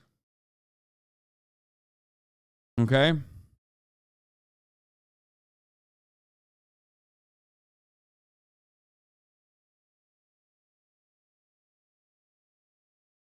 Are you an expert in this topic? In the topic of what? Like government incompetence? Yes, I am.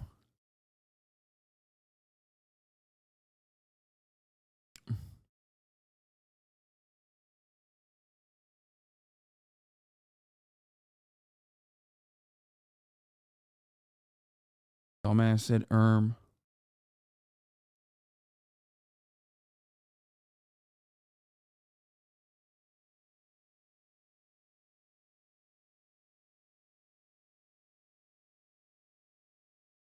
Assistant Chief Fire Marshal James Morris, the building does need to come down. It needs to come down in a controlled manner so we do not create any more damage or lives lost. Consulting engineer says the building is going to collapse on its own time due to historic methods that are no longer modern standard. Mayor says there will be an investigation of why this happened. Thanks to community for his support. Says it should go to Red Cross. The city reassessed plans to demo after finding Lisa Brooks. Fire Marshal Jim Morris says finding someone caused them to adjust that timeline. owner Andrew Wold, has not been charged with a crime in connection with the collapse as of this press conference. The building was under investigation by the city. There were 2 structural engineering reports issued in January and last week. The city was satisfied by the work Wold claimed they would do. The collapse happened before any repairs were made. Nice.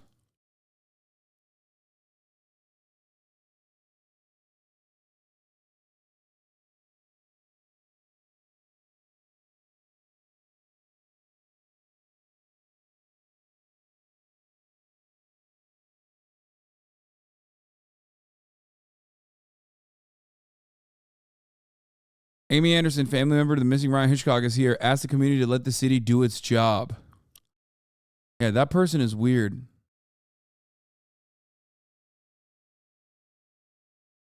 I'd investigate that person to see what the fuck is going on with her, what kind of connections she has. She's like, no, just demolish the building, please. Like, who the fuck says that? No, my relative's in there, but demolish it, please. It's so sus.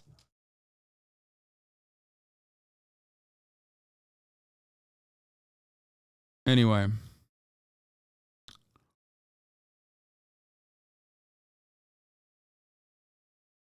Some of us hate our relatives. This whole fucking thing is weird.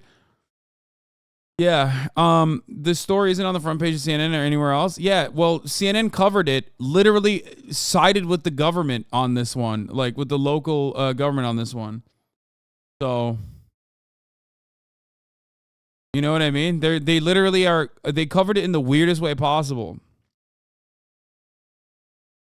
Like, they're making it seem like the rescue was unexpected. That was not the case. They knew that there were people still inside. That's not an unexpected rescue at all. Images of the partial collapse evoke memories of the 2021 condo building collapse in Surfside, Florida that killed 98 people.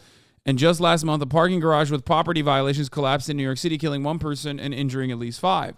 While parts of the Davenport building remain standing, the necessity to demolish the building stems specifically from our desire to maintain as much safety in the surrounding areas as possible. The cause of the Davenport collapse has not been determined. I wonder what it is. But the building's owner had current permits for repairs for the exterior wall. The owner has been served with a demolition order. The city has been in contact with the building owner. We're currently consulting with state agencies to figure out who is going to take the lead in this investigation, Davenport's fire marshal said Tuesday. But at this time, we have not gotten to the point where we have determined whether a criminal offense has occurred in order to initiate a criminal investigation. Regardless of what happens, there will be an investigation into how this happened. There must be.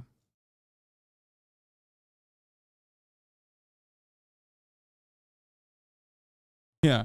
In North Korea, if you live in an apartment building, the apartment building has cracks on it. They just paint over it. They don't actually fix it. They just paint over it. And then when they paint over it, it actually destroys the structure even further. And then when the apartment building inevitably falls apart, the government comes in and blows it up. They know that there's people inside. People inside are saying, hey, we're still inside. Their relatives are outside crying, begging. And then they just blow it up because they want to destroy the evidence of their own incompetence. Oh, wait, that's right. That's not in North Korea. That's in fucking Davenport, Iowa. And it's happening right now.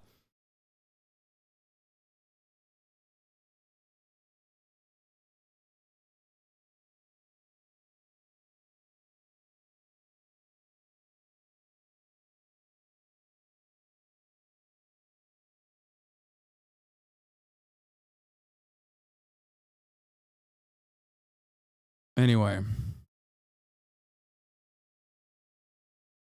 Yeah, this story is fucking insane. I would look further into the mayor's connection to the possible owners, whether they're big donors or not. You know, that's definitely something I would look into.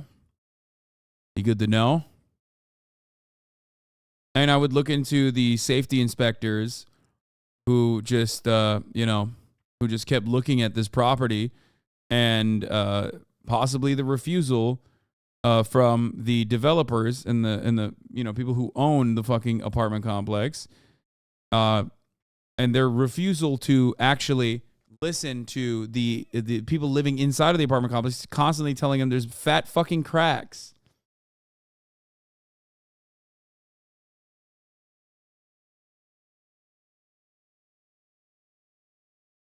It's crazy. But yeah, you know, dead people can't sue.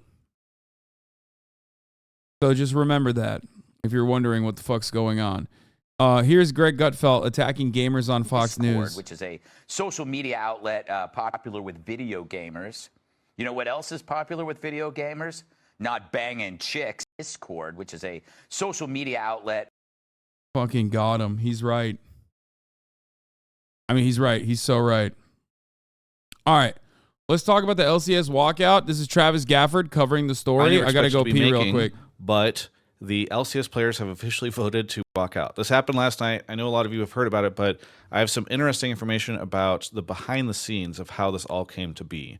And I'm not going to dive into like the thing that led up to them deciding to walk out. Mikhail has a great article. It's I have to pee. I'll be back in a second. You can check it out if you would like all those details. But we're going to start with basically the time from when they decided they were going to hold the vote up until the vote and just a little bit afterwards. Initially, a lot of people behind the scenes thought that this vote would just not pass. There was a ton of skepticism, including for myself, for many different reasons. One, the players in the past have not always taken the association super seriously. And while people have a misunderstanding of how effective the Players Association has been, at least in the past 2 years, I think generally speaking, there's just a degree of sense that these guys are lazy, that they don't care about it, that there's a lot of players from other regions that are not incentivized to care about a North American development system, and that overall this would be just something that, while some players might feel very passionately about, you know, overall it would likely fail. That changed for me a little bit when we had Vulcan on Hotline League last week, and he talked a lot about how he was working to organize stuff and how he'd felt really good about the conversations he'd had with his colleagues on FlyQuest. And also around that time, I learned that Doublelift was on board with all of this, right? Obviously, he's a really big name in the league. So I think I tweeted at that time something about how my confidence had gone up to about 50-50. And again, this was just like weighed down by a lot of the past where players had failed to stand up for stuff or just been uninvested, I guess, in the way that this works. But either way, we got eventually to yesterday, and that's where things started to really heat up because I started to hear from multiple sources that Riot had been reaching out to the teams and basically telling them that games had to be played on Thursday no matter what happens. And teams that failed to do so would face potentially fines and forfeiture if they could not field a legal roster. But that Riot was also going to be extending the deadline by which teams could sign up subs to compete on their teams.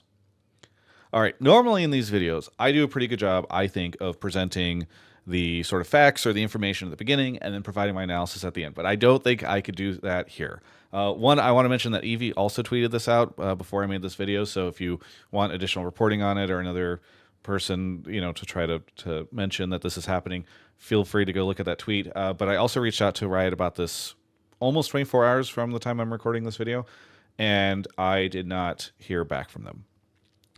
This is wild for so many reasons. Sorry, I'm trying not to swear because it is just crazy to me. So one, Riot doing this essentially passes on pressure to the teams to ensure that. I just want to point to something here. For those of you who are wondering, my understanding of League. This is all I know. That's what I got. I don't really know too much.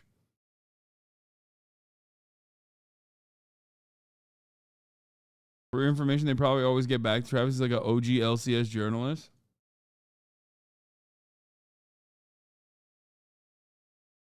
League sucks. You're not missing anything. I know. I joked about it yesterday where I said that, these guys are doing. For a long time, this was Travis's credentials too. I know Doublelift. Yeah, that even means nothing to me. I'm so lost. Oh, that's Doublelift. He's a very famous League player.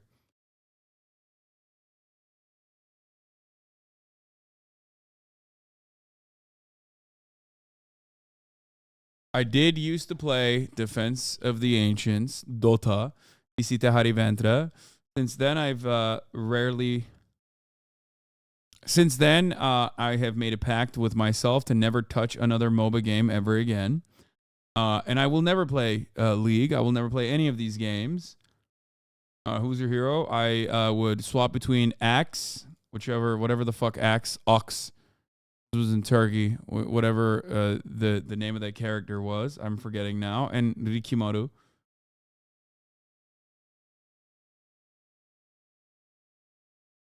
Notice how both of those characters have crit damage. One from behind the back, and the other from crit damage that is if you got hit a lot. I was a crit cheeser. Anyway, how toxic was Dota in Turkey? It was really bad.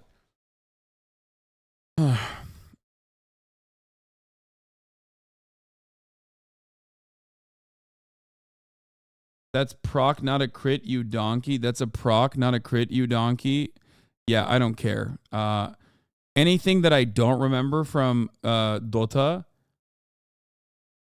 is a good thing. Okay? It's good. I just remember PT.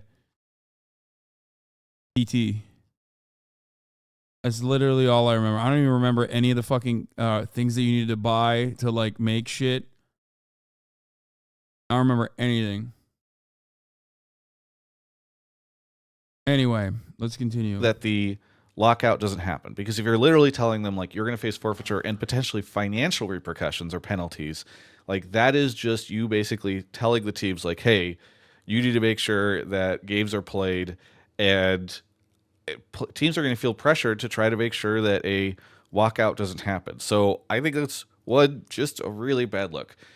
Also, the idea that opening day of summer split in the LCS, a league that is already facing significant brand damage, is going to move forward just running like a circus of players on teams that don't matter and don't reflect the reality of the league, and and that nobody knows in a lot of cases, and that these games are going to end up counting.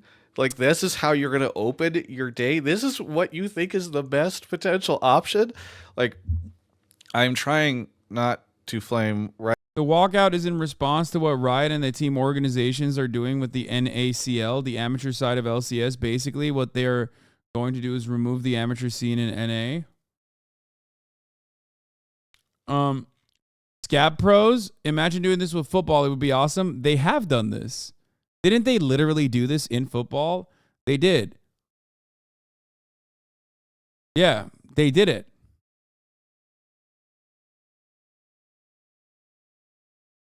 Yeah, I think they brought in like players from XFL. They had scab refs a while ago.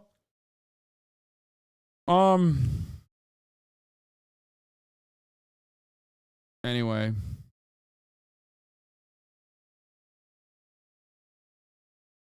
Yeah, we've watched this before on the broadcast. Randall Cunningham seizes the means of production. This is from John Boyce when he was over at SB Nation. And this is like one of the last times this did happen. They put replacement players on board. LCS has denied most of the requests from the Players Association and are threatening to cancel the LCS summer season in 2 weeks. This is like, spoiler alert, dude. This just fucking came out. Let's go through the story piece by piece. Like, at the top of the hour, there's a 3-minute ad break, okay? And during the fucking 3-minute ad break process, new updates might happen, okay? But you're fucking spoiling the story.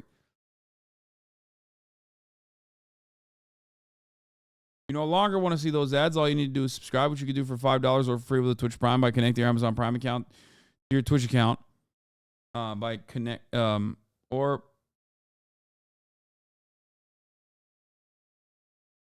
getting gifted a sub. Speed Racer, thank you for the 5 get the subs, allowing 5 people to no longer see the ads at the top of the hour. Here's a 3-minute ad break now.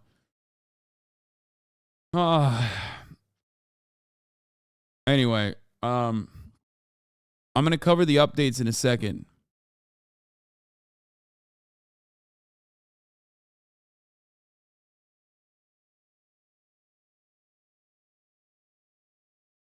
Red hot summer strikes are going to be happening. Esports directors, writers, actors, UPS.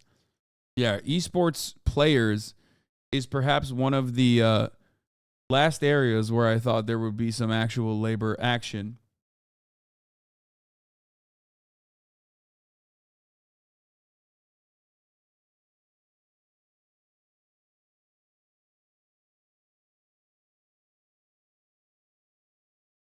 But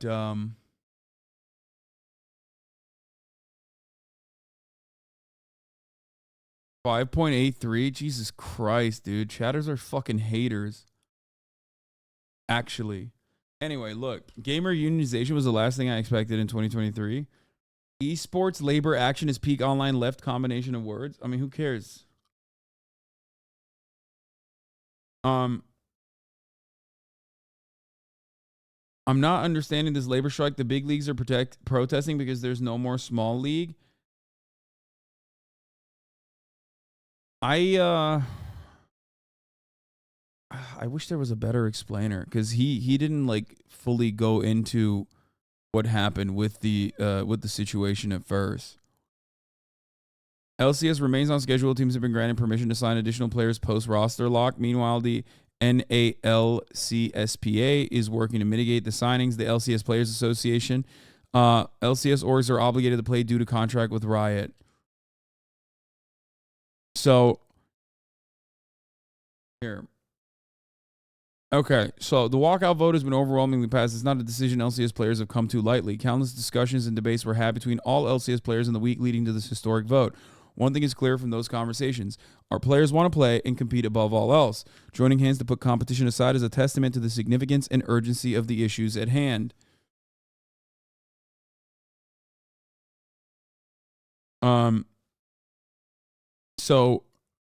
We stand at this. Okay, hold on. We stand at this impasse because actions were taken by Riot without prior communication or discussion with the LCS players. The LCSPA sincerely hopes Riot will avert this walkout by joining us in the coming days to have an open and transparent discussion so that we can forge collaborative solutions and ensure the best futures for the LCS and NACL. So, what is it? It's like as far as I understand, correct me if I'm wrong. There's a minor league and then there's a major league, right? I'm using like really stupid terms here, but there's a minor league that you advance into the majors from, okay? And Riot decided to yeet the minor league without talking to the League Players Association, and that's how you. It's not a promotion. It's more so you're just farmed out from the amateur league into the majors. Right? Like you farm. They scout the minor leagues. It's similar to baseball in that regard. So, and the LCS pros, considering a lot of them are from that minor league that they were farmed out from, they're striking with their friends, just got fired when they were told they wouldn't. Plus, they use that system to get to pro in the first place. Getting rid of it ensures no more path to pro for native NA players.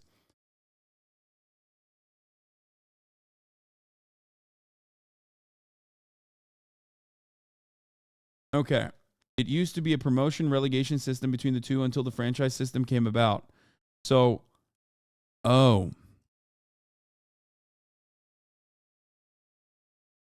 think of it if NA got rid of AAA baseball and only grab players from elsewhere. Here's the timeline with updates. Okay.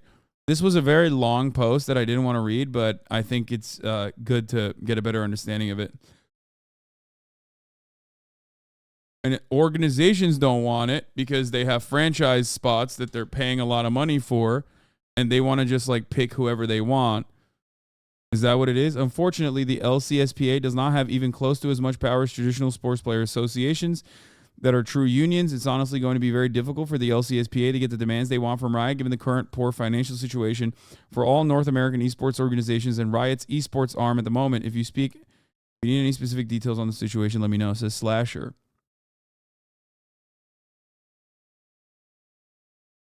Here's a recap of what's happening in NA with the LCS and NACL. NA Challengers League / Academy teams for those who haven't kept track. LCS teams have requested Riot to eliminate the requirement of fielding NACL teams. Riot has agreed to this request, citing the aim of achieving greater operational and financial flexibility. The LCS Players Association has highlighted that approximately 70 jobs may be lost as a result of this decision. They have criticized Riot for making contradictory statements and rushing the decision without proper planning and proper notice or prior notice. They have also proposed an alternative. Plan. Out of the 10 LCS teams, only FlyQuest, Evil Geniuses, and Team Liquid have chosen to maintain their roster in the NACL, as the remaining 7 teams have decided to withdraw. In response to the changes made to the NACL, the LCSPA has called for a vote among LCS players to stage a walkout as a form of protest. That's fire. That's labor action. Respect. Last night, an overwhelming majority of LCS players voted in favor of the walkout. They will therefore not be playing in the LCS and can't be forced to do so. It has been reported that LCS teams will be obliged to field an LCS roster due to an agreement with Riot that mandates them to have competitive rosters.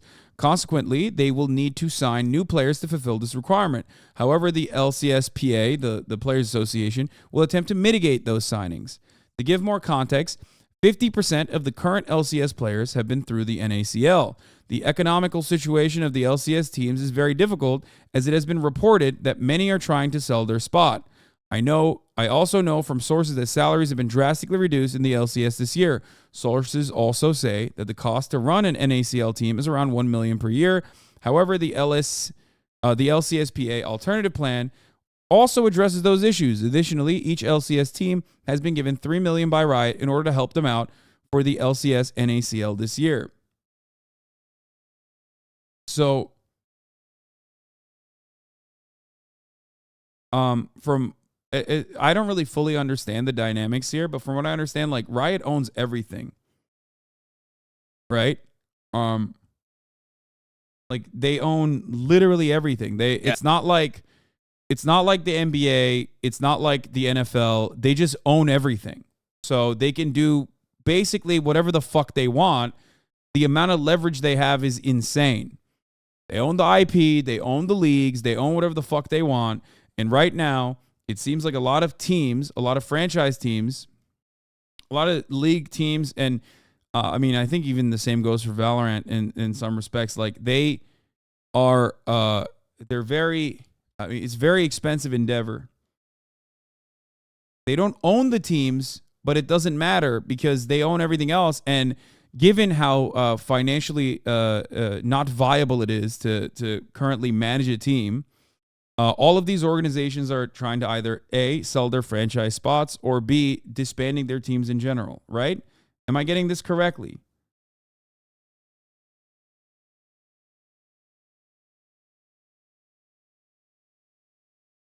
But it's not like they can go and make their own league because it's League of Legends. Riot owns it. Riot owns the IP.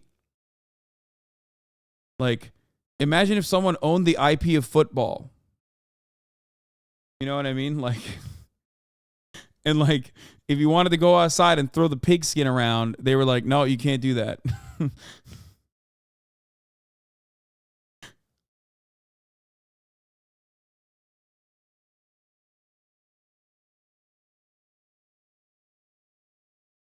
I've heard rumors that LCS teams are even trying to pick up the fired NACL players to fill the walkout players' spots. Riot sees esports as a marketing division and is incredibly protective over their control over their product. It's also important to remember that League is way more popular in Asia, and the North American League has always been seen as extremely weak and even unproductive.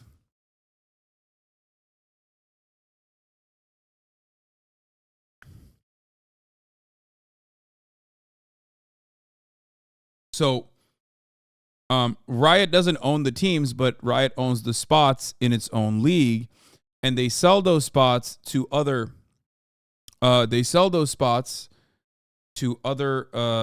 Teams that buy those spots, and those spots are actually, if I'm not mistaken, pretty fucking expensive. So, some companies have decided to even sell those spots to other teams instead of maintaining a League of Legends team. Right? Is that correct?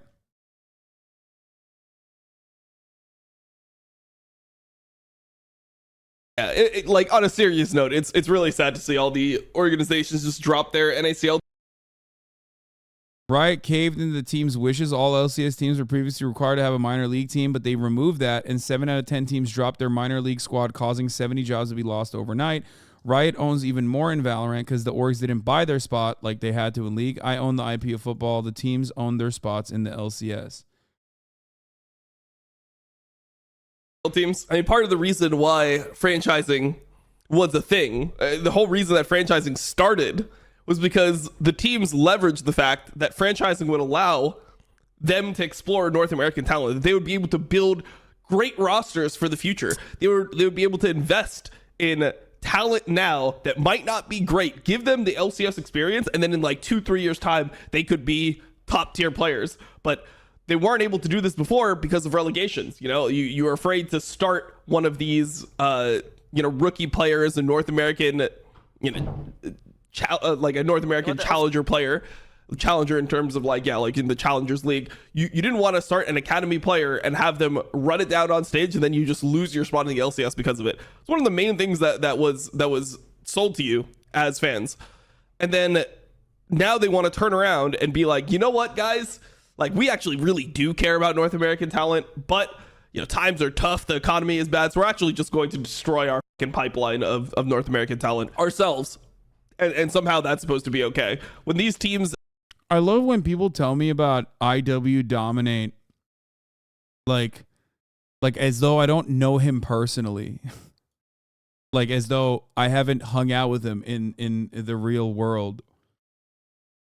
Like, yes, I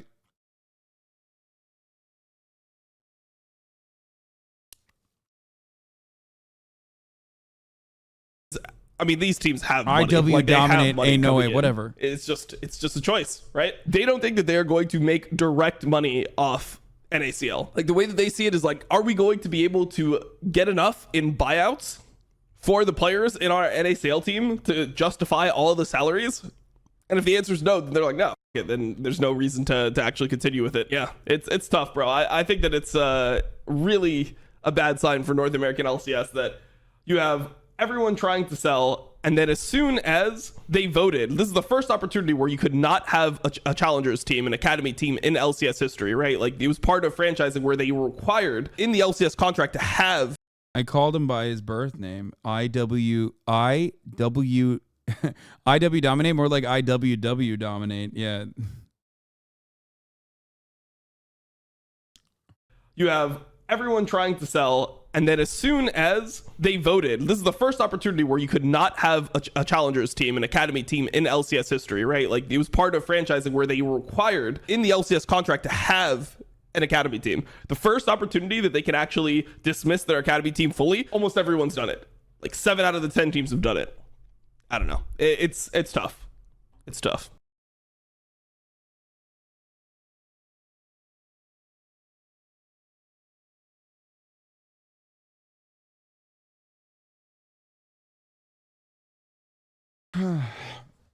The only NACL is the salt that these gamers are crying, right? Gamers are gross and must be stopped.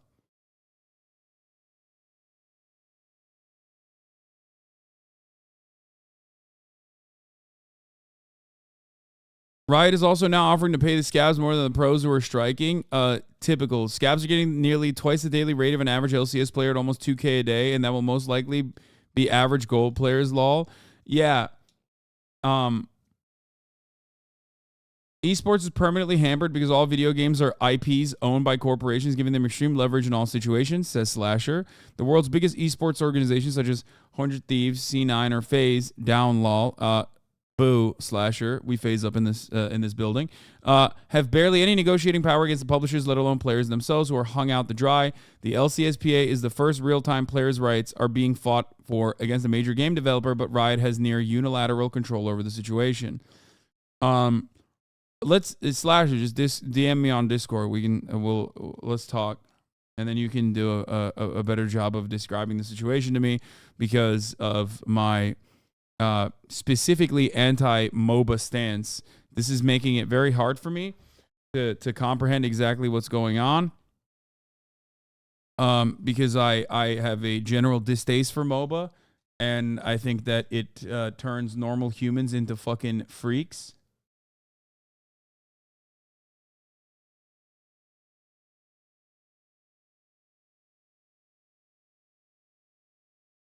You should make an esports team called the HasanAbis. Yeah, let me go and buy an esports team while this is what's happening. That seems like a good idea.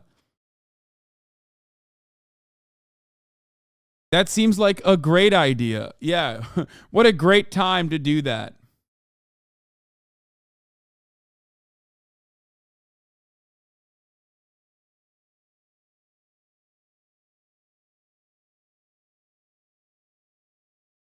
Can't think of a better time to do that. I have a bridge to sell if you're in the market. Toast literally just bought. I messaged you on Discord. Toast is only losing $1 million per year on esports. I think is a good idea for a team.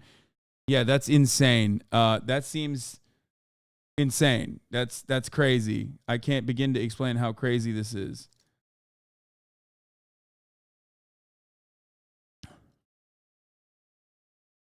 I'm calling you.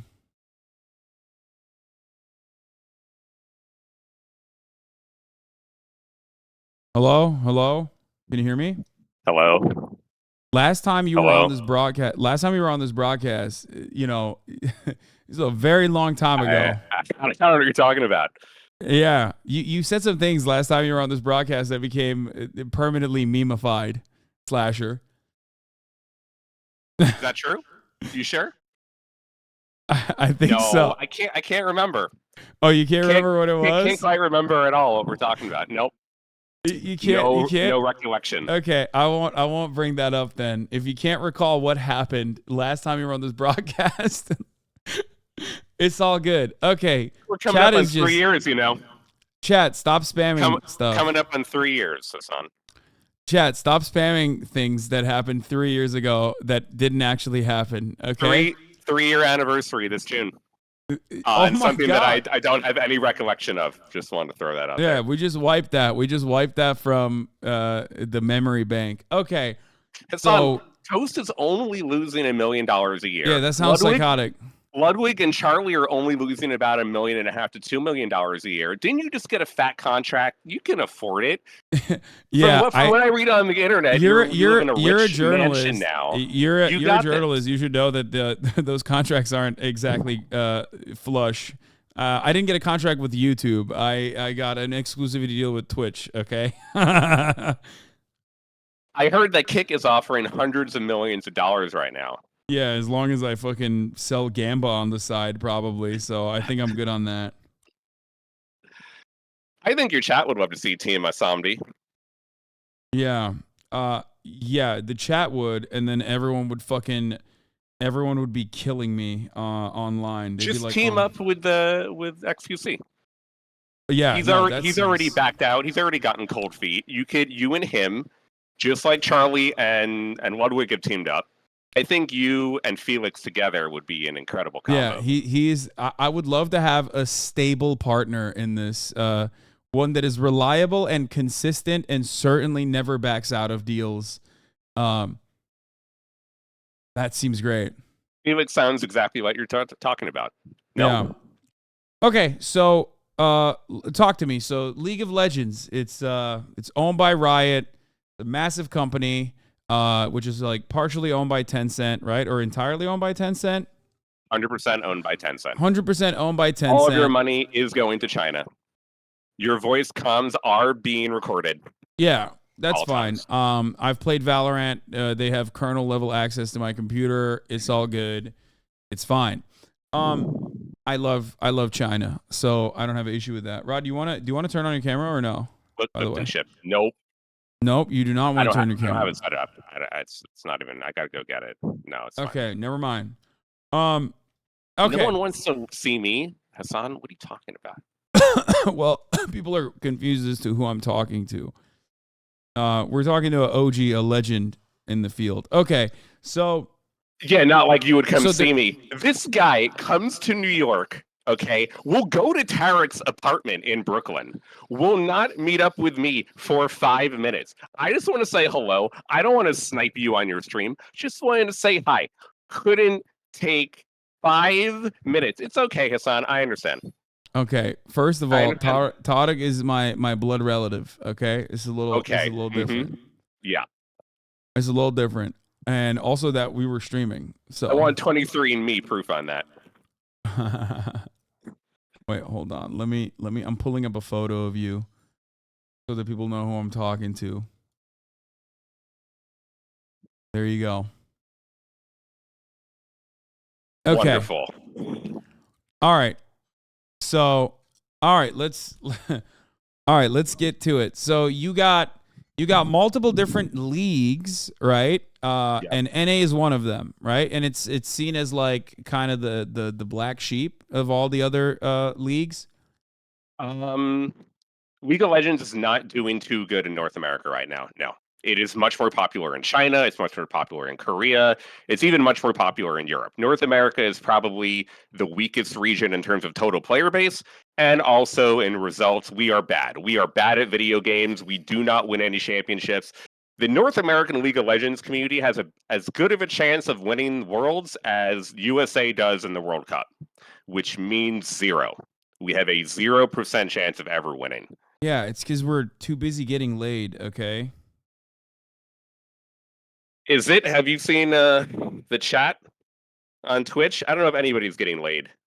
Okay, well, I was just trying to look for a reason as to why that's the case. So, all right, so we're not getting pussy and we're not winning Worlds. And Worlds is like the global championship, right? Just explain this because there's a lot of people in here that love labor action and are pro worker, but are completely oblivious to what League of Legends actually is. So you're not talking to like a regular Twitch audience, as you know. Very different. No, it's a video game you should never play. You are correct. It is a MOBA. Do not play these games. Okay. Yes, what we do here in America is we shoot people. All right. That's what we do. That is our culture. We shoot people in the head. We play games where you shoot people in the head, and that is kind of how we have evolved as society. So no MOBA, get in your shoot 'ems. Yeah.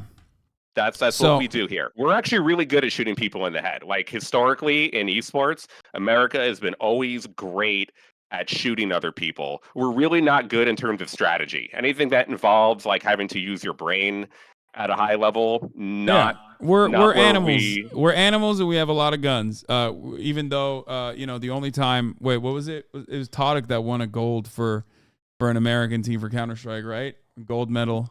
Yeah. Olympic athlete. Olympic esports athlete, and he was Turkish. So Europeans are better at shooting people than we are.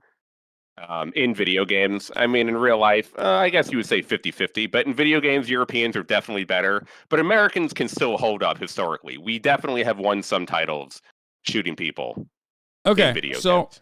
So anyway, we got there's the American League of Legends is the American League of Legends scene is like not great currently.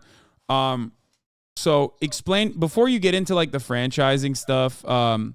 I guess one question I have is I've heard a lot of stuff about like big esports organizations like pulling their spots off of the NA scene and how does that process work? Like big esports corporations like purchase slots in order to be able to compete. How does that work? Well, one, nothing's going well right now. Generally the entire esports industry is not doing too well financially. It's not even doing great on Twitch. I mean, there's a larger issue that Twitch itself as a company, and in terms of Twitch's total traffic, is not doing well. And that's actually somewhat related to esports' poor shape now, because Twitch as a company is not doing too well, but esports in general, not doing too good. But several years ago, to get into the league in the first place, Riot, along with Activision Blizzard, had the genius idea to make franchise leagues, because all we know here is North American sports, and every North American sport is a franchise league. Unlike in Europe, where you have real football with the Premier League, and everything is relegation. If you're really good, you stay in the Premier League. If you're really bad, you get downgraded into the secondary and third leagues. Here in America, we want permanent slots so that no matter how bad you are, even if you're the Pittsburgh Pirates, even if you're the Cincinnati Reds, even if you're my New York Knicks, you will never, ever be able to be kicked out of the traditional sports league. So, all the game developers figured, oh, let's just copy this, what we do here.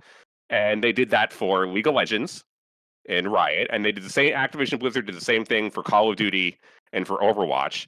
And they forced, Wait, I have a question for you before we move on. Yeah, sure. Is the structure different in Asia? Like, do they have farming programs and like lower leagues that people farm out of, or is it also franchised? It used to be, and this is the first year Riot actually enforced that both Korea and China would be like America, and that they have to have franchise leagues. But historically, they have always had a great tier 2 system, which went right into the tier 1 system. So Korea and China had the relegation system, but Riot forced this new franchise system for League of Legends into Korea and China. They actually learned a lot from all this, and Valorant does not technically have the exact same system that League of Legends does.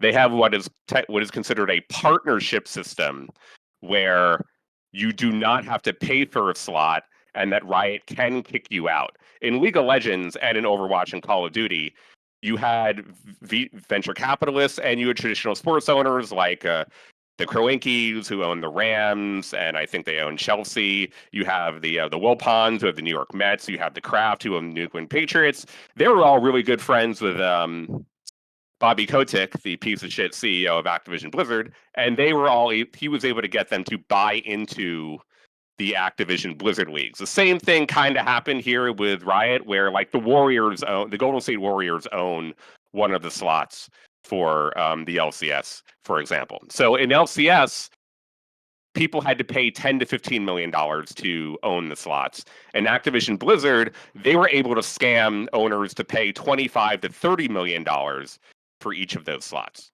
So the owners do own the slots in this franchise league. In Valorant, for example, the difference is no one paid to get into the Valorant League. That was an invite, right? That's like invitations from Riot. That hands to like whichever teams are allowed. But then also there's a secondary league that, in order to get to, is Challenger, is it, or the championships, VCT? In order to get to it, there's like a second league, I guess, with like other. It's called Ascension. Other organizations that didn't make it or didn't get an invite were able to compete their way up to the VCT, right? Yeah, so like Charlie and Toast and Ludwig's teams, they're in the secondary league. You can, by winning the Ascension, get into the partnered league.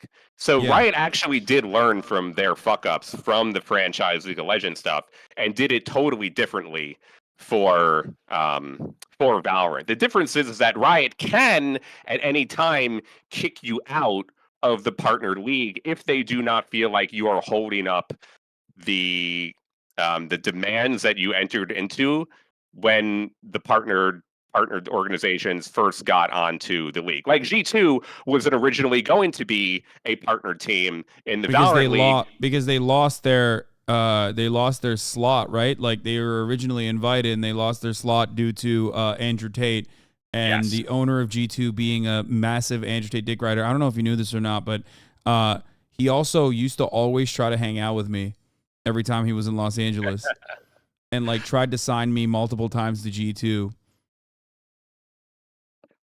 Good thing you said no to Carlos. That's fun. That's a little fun fact for you. Which I always thought was so strange that he made that jump from like being a fan of mine to being an Andrew Tate fan. Well, now he's not paying child support and he's not seeing his kid also. So things are not going very well for Carlos at the moment. So you did a good thing. Hasan, well, maybe I did a bad thing. Maybe if I hung out with him, he wouldn't have been a fucking Andrew Tate dick rider. You could have saved him. You could have prevented this timeline. So anyway, yes. So Valorant is a little bit different. Riot did learn from their mess ups with the this whole League of Legends portion, and they did things differently with Valorant.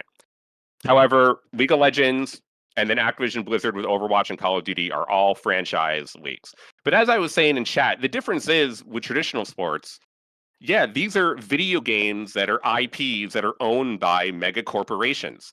In traditional sports, nobody owns basketball. No one owns football. The NFL and the NBA and the MLB are the owners all coming together for an association where they all work together, and the commissioner is the representative of the owners. That dynamic does not exist here in esports. The developers, namely Riot, Activision Blizzard, even Valve, but Valve is actually much different. Valve is like, do whatever the fuck you want. We don't give a shit. Just don't fuck up where we have to come in and fix everything, you morons. But Valve is actually has a very laissez-faire approach where they let the entire third-party ecosystem do things on their own. And things have actually gotten much better in Valve's approach than it has to Riot or Activision Blizzard. However, they still own the game. Gaben is the GOAT. Gaben is the legend. Gaben is the GOAT. But things are still, it's better in Valve's way, but they still own Counter-Strike. They still own Dota. These mega corporations, these game companies still own the IPs. So they make all of the money when it comes to revenue. Most of the money the game developers make is through in-game microtransactions. And that has gambling on CS:GO crates, or in Valorant's case, me buying every skin imaginable, even though I'll never fucking rank above silver. You've bought everything, of course you have. How much money have you given Riot to China? Dude. First of all, the China angle is nullified in my case. Knowing that it's a Chinese company makes me only want to buy more skins. Okay. Okay. Yes. I am a big fan of Chinese prosperity. And the real top Xi Jinping. If anything, this is really not like him. Mr. Xi, please put down your phone. This is not like you. You spread love, not hate. Don't allow these players in NA to be cast aside like this. Is what I would say to Xi if he was watching. Now I know where you get all your big donos from. Yeah. Yeah. China has single-handedly made the Counter-Strike skin market explode like 300 to 400% in the last couple of years. So you're on the right path, and all those Oilers are now China Oilers. So you're doing a good job, Hasan. I'm proud of you. Yeah. So anyway, whatever. It's a Chinese company is irrelevant in this process. So Riot owns the IP, so they have full control over whatever the fuck happens. They can literally shut you out of the game if they technically wanted to, right? Like they could IP ban you if they wanted to. Yeah, they can do whatever they want. Yeah, which is insane. Like you can't get banned from playing football. Like you can get banned from playing in the NFL, but you couldn't get banned from playing football. Like that's not a level of control that the NFL has over just the game. And if you're Tom Brady, you can do whatever you want. Yeah. Well, regardless, so they have a lot of control and they're exercising it in this situation. Let me I guess explain it one more time, and you can tell me if I'm wrong on this. So there's in NA they decide to do before the franchising, they decided to do, or while the franchise spots were in existence, they also decided to create a farm league, right? Yes. They decided to make like a feeder league or a farm league where you could get scouted from and you could get into the franchised league slots, right? Yep. And a lot of players, from what I understand, players in the players union and players inside of these, the professional players who are in these franchised teams, were coming from that league, from the feeder league. Right? Yeah, a good amount. I mean, part of it is that North American amateur talent and the entirety of the North American scene is so poor that the franchise leagues usually opted to bring in imports from Europe or Korea or China instead of bringing up the academy players from these challenger teams that we're talking about. But though this is the fault of the organizations themselves, they could have brought up more talent from the amateur challenger scene into their franchise league, but they're always so enamored with bringing over a star talent, or I would say a wash talent from Korea, China, or Europe instead of bringing up North American players. But yes, that is generally what happens. Okay. So what's the reason why they decided to just completely nix the the other like the non-franchise league in its entirety? Like what's the conflict here? But the organizations, came to Riot. Much of this was the esports organizations themselves, 100 Thieves, TSM, Cloud9, etc. Because of the such poor financial state of the entire industry, where venture capitalists are leaving, sports owners are, selling their stakes in these teams. Sponsors are heavily leaving and they're not renewing their contracts because of, the dire state of the financial stability, that caused all the organizations to basically come together and ask that they no longer have to be forced to pay the secondary team. And alongside this, as I mentioned earlier, North American League of Legends in general is not really doing very well in terms of like the total player base or the total viewership. So it was really like the organizations pushing for this, but it was also Riot, like, kind of somewhat agreeing, considering they do control everything. They did have to agree with the organizations that this is a waste of money from their standpoint. It is not worth supporting the tier 2 scene and the academy players. Okay. Look, on one hand, I understand. Yes, esports is kind of screwed at the moment, and things are not going well. However, I do not have sympathy for Riot, several billion-dollar corporation. They are, especially with Blizzard's downfall, they are pretty much the #1 with Valve PC gaming company in the world, and they make a ton of money off of their games from League of Legends and from Valorant. I don't have a ton of sympathy in them not being able to support a couple $1 million here and there for these players who want to keep their jobs. And two, these organizations sold false goods to the venture capitalists, to the sports owners, that esports is going to be bigger than sports, and that, the League of Legends World Championship is going to be bigger than the Super Bowl. That was always bullshit. That was never a real thing that was happening in our industry. But, all of these big esports companies sold this false reality to the people that were giving money. They were able to get hundreds of $1 million from Twitch, hundreds of $1 million from YouTube. Now Twitch and YouTube don't even want to pay for the rights anymore because they understand that the value and the traffic is not there for what it was. So I don't have sympathy there for the organizations either. They made the bed that they are in to begin with. They're the ones that drove these valuations up to several hundred millions of dollars that were never realistic to begin with. So they should be forced to pay these players. Riot should take some of the billions of dollars that they're making and pay these players. These players should not be left out in the cold because of poor decisions from both the developer and from these organizations to not control their companies the right way, and for none of them to be profitable. It shouldn't take 100 Thieves trying to sell hoodies to financially keep the entire scene stable. That is an absurd, ridiculous notion. So to swipe the rug out of these players who are just trying to make a living and to get by playing the game and promoting the game this entire time for this developer, for these organizations, yeah, I really am on the side of the players. The players have no leverage here. The organizations barely have any leverage because the publishers own everything. They own the IPs, they own the leagues. Blizzard and Riot could do what they want. So it's not even 100 Thieves and Cloud9 and TSM and Phase Down or whatever. They can barely get money out of the esports ecosystem. The players are at the bottom of the totem pole here.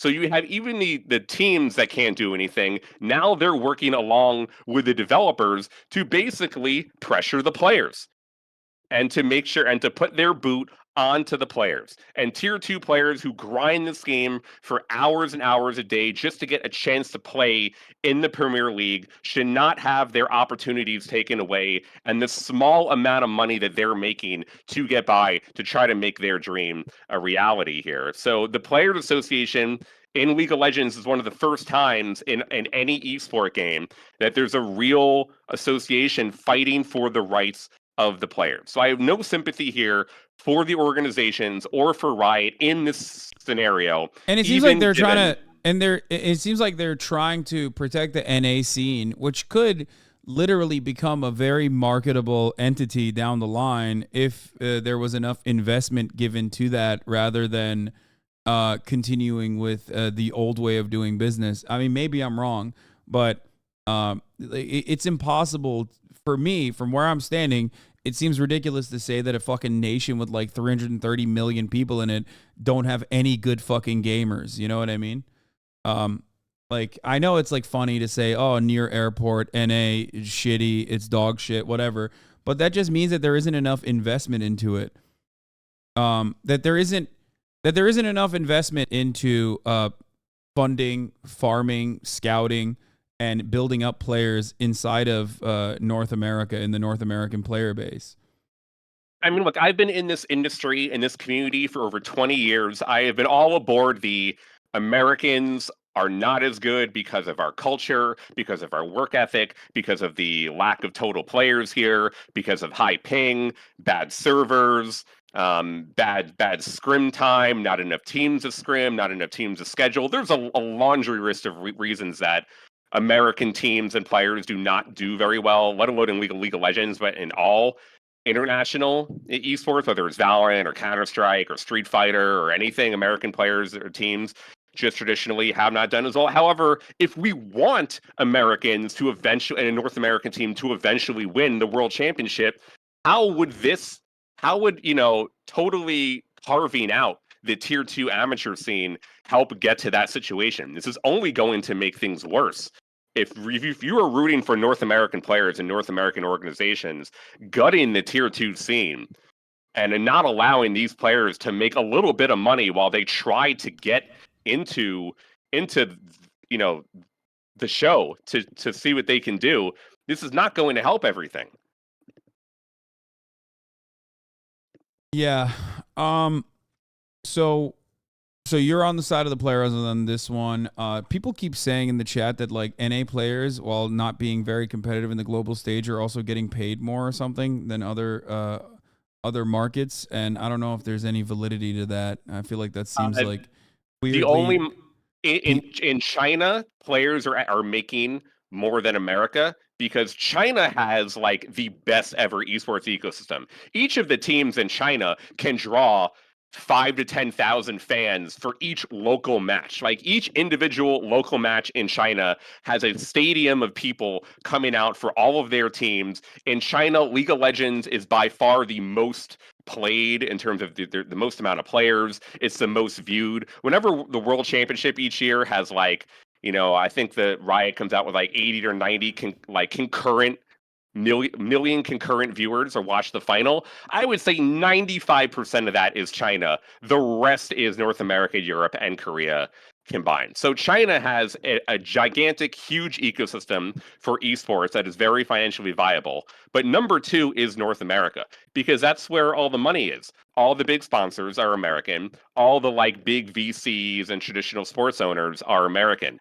European owners don't have as much pull as like American sports teams and American, like traditional American sports leagues. And Korea, for as great as they are like the best players historically for League of Legends. Their scene in terms of like the business side does not nearly have as much money for players. T1, which is like the biggest Korean team, is owned by Comcast.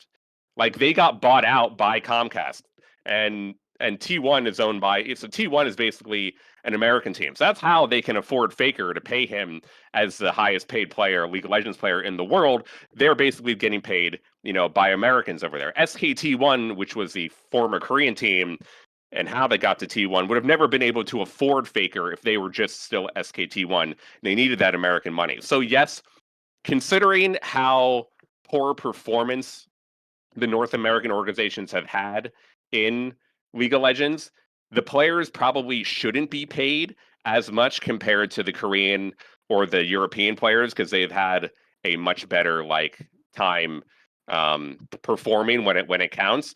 But this is just the economic situation in America. There's just more money here. All the sponsors are here.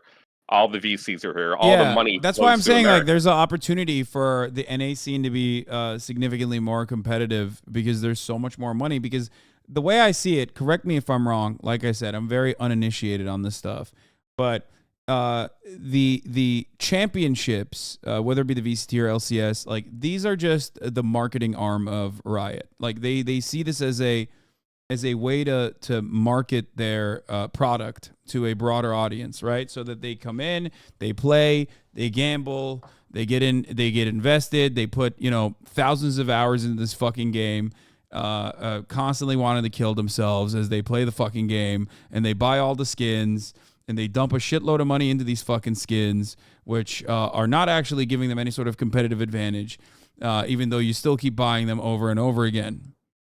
Gamble is in gamble with your life. Sorry, chatters. I didn't mean like literally gamble like CSGO skins. I meant like CSGO crates. I meant, just lose yourself in the game. Okay, and it's very profitable. It's a very profitable venture, but it's for marketing, right? Yes, historically, like all of the esports efforts for Riot and Activision Blizzard are done as a marketing arm. Like everything that is being done for the League of Legends historically in esports has been done for marketing because the game companies make all their money from the microtransactions, not from the sponsorships. However, in recent years, you've had Riot try to get LCS to be profitable. They have tried really, really hard to make the actual product itself be profitable and not tied to the transactions. And Activision Blizzard fucked all of this up by basically lying to everybody and telling everyone that Overwatch League was going to be this enormous, gigantic hit and that Call of Duty League was going to be bigger than the NBA or whatever. Activision Blizzard, out of all of the different companies, definitely sold the fakest bullshit to everybody to get everyone to run from everything. So Riot, considering Activision Blizzard went so far to fuck everything up, Riot's been pretty good comparatively. However, esports has still been basically a marketing arm for microtransactions. But they are trying to get LCS specifically to be profitable. And Activision Blizzard tried to get the Overwatch League and Call of Duty League itself to be profitable. But that has been a complete disaster, especially the Overwatch League, which has completely fallen on the wayside because Overwatch itself as a game has been completely mismanaged from top to bottom, and Overwatch 2 is a complete fuck up too. So the game itself is not, that's what caused that. Like that's actually the biggest issue in all this. League of Legends and the LCS is not doing well because League of Legends is having a tough time as a game here in North America.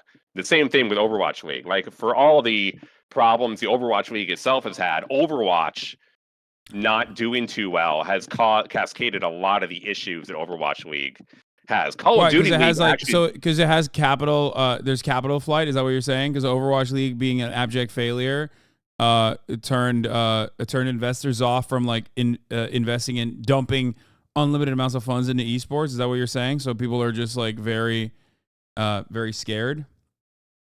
Yes, I mean Overwatch League itself, because of Bobby Kotick was like best friends with Robert Kraft and Kroenke and Wilpon. That's why they invested in the first place, because they're his boys, they're his buddies. All right, they're all going to, they're all on Epstein's flight list, all of them together. So he was able to get them to all invest into the league to begin with because they're friends.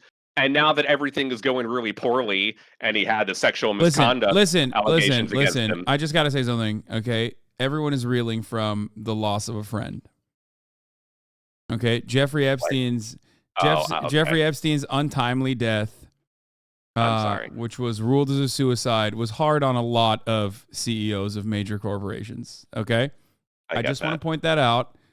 Moment of silence. Yeah, it's just a lot of people are still reeling from that. They lost their best friend, Elon Musk included. Okay, let's continue. Elon, huge fan of Overwatch, by the way. Yeah. So okay. So now Riot is saying that they're delaying if the players do not cave, like the Players Association does not cave to Riot's lack of interest in dealing with them. Beyond the 2-week window, they are going to literally shelve the summer games. Is that what's going on? Because they said that they're prepared to cancel the entire LCS summer season. Carrying this forward, if the LCS summer season is canceled, this will also eliminate LCS teams qualifying for 2023 Worlds. I want to be clear that is not an outcome we'd want, but unfortunately the reality of ensuring we run a fair and competitive global system. Yes, that means no North American teams would be at Worlds. Also, the news about the scab players is true. In the last 2 days, the organizations and Riot have worked together to eliminate all of the previous rules of how like teams can sign players, and they are allowing organizations to sign any player. No rules. You can sign anybody, and they will pay the players $2,000 per game. More than what they were paying the pros, from what I understand. Is that true? If you total it up per game, it probably is more money than some of the minimum salary contracts that some players are making. Yes. Love to have a leftist audience that doesn't even give a shit about video games all that much to only immediately be like, oh, it's time for me to fucking scab. Like it's let me scab. A lot of you are bitches, okay? You know, actually, the community has responded pretty well, and most of the players who have been approached by the organizations, even though like $2,000 per game would be a lot of money, and they would get the opportunity to play on stage, which they would never have gotten before. From what I understand, and people that I've spoken to, players and coaches, etc., most have turned it down. Almost everybody has turned down the organization's request to play, even with the opportunity and the money in front of them. So the players actually have been pretty good, united with the professional players in not taking the scab money and not crossing the picket line. But yeah, really, from Riot's statement today, I gauge that there is very little chance that Riot is going to relent here. Because of everything that I've said before, the Players Association, it's not like the MLB or NBA Players Association, which is a really strong union, okay? It's not like the union for cops or whatever across the country, but they have like a really good deal, and they're able to push back against the owners in baseball or basketball to get what they want. The players in League of Legends really do not have a ton of leverage considering everything that I mentioned before. And it really does not sound like Riot wants to give in to any of the demands that the LCSPA wants here. So you don't think they're gonna do that? You don't think they're gonna give in to any of the demands? I mean, they're gonna let LCS, like they're gonna let the NA scene die and not compete in Worlds. I mean, I guess like if they're not even getting to it anyway and it's a blip on their radar, it's one thing. But how does this impact the North American consumer market? I guess like Riot considering is hoping to turn the community on their side. Riot is really hoping with this statement to get the community to flip from being against Riot and on the side of the players to being more on their side and looking at the economic situation and to try to force the players back into playing. That is my reading of what they're trying to do here. They're trying to manipulate the community. They're trying to manipulate the situation to bring more people that are going to align with them to get a soft pushback so this scenario doesn't happen and that NA teams are still going to play at Worlds. I could see the second half of the season being canceled as much more likely than NA teams do not show up at Worlds, because Riot does need the NA teams at Worlds to get the maximum amount of viewership, to get the maximum amount of engagement, and to sell like the sponsors on everything, because Worlds is, a huge in-person endeavor that is costing Riot tens of millions of dollars of flying teams and coaches and players and talent all across the world and hosting venues and all that other stuff. Canceling the second half of the season is probably more doable and less of a financial loss from Riot. So I could see that scenario happening where the second half of the season is pushed back even further or canceled, but they are hoping to get as much of the public on their side so that the teams because they want the viewership. It seems like they want the NA viewership. They don't give a fuck about the NA players. And if the NA viewership is also not interested in the NA players, then they're fine. They got rid of a costly thorn on their side while simultaneously maintaining the audience that's going to allow them to keep selling sponsorships and make more money and ensure that this isn't a bigger financial hit.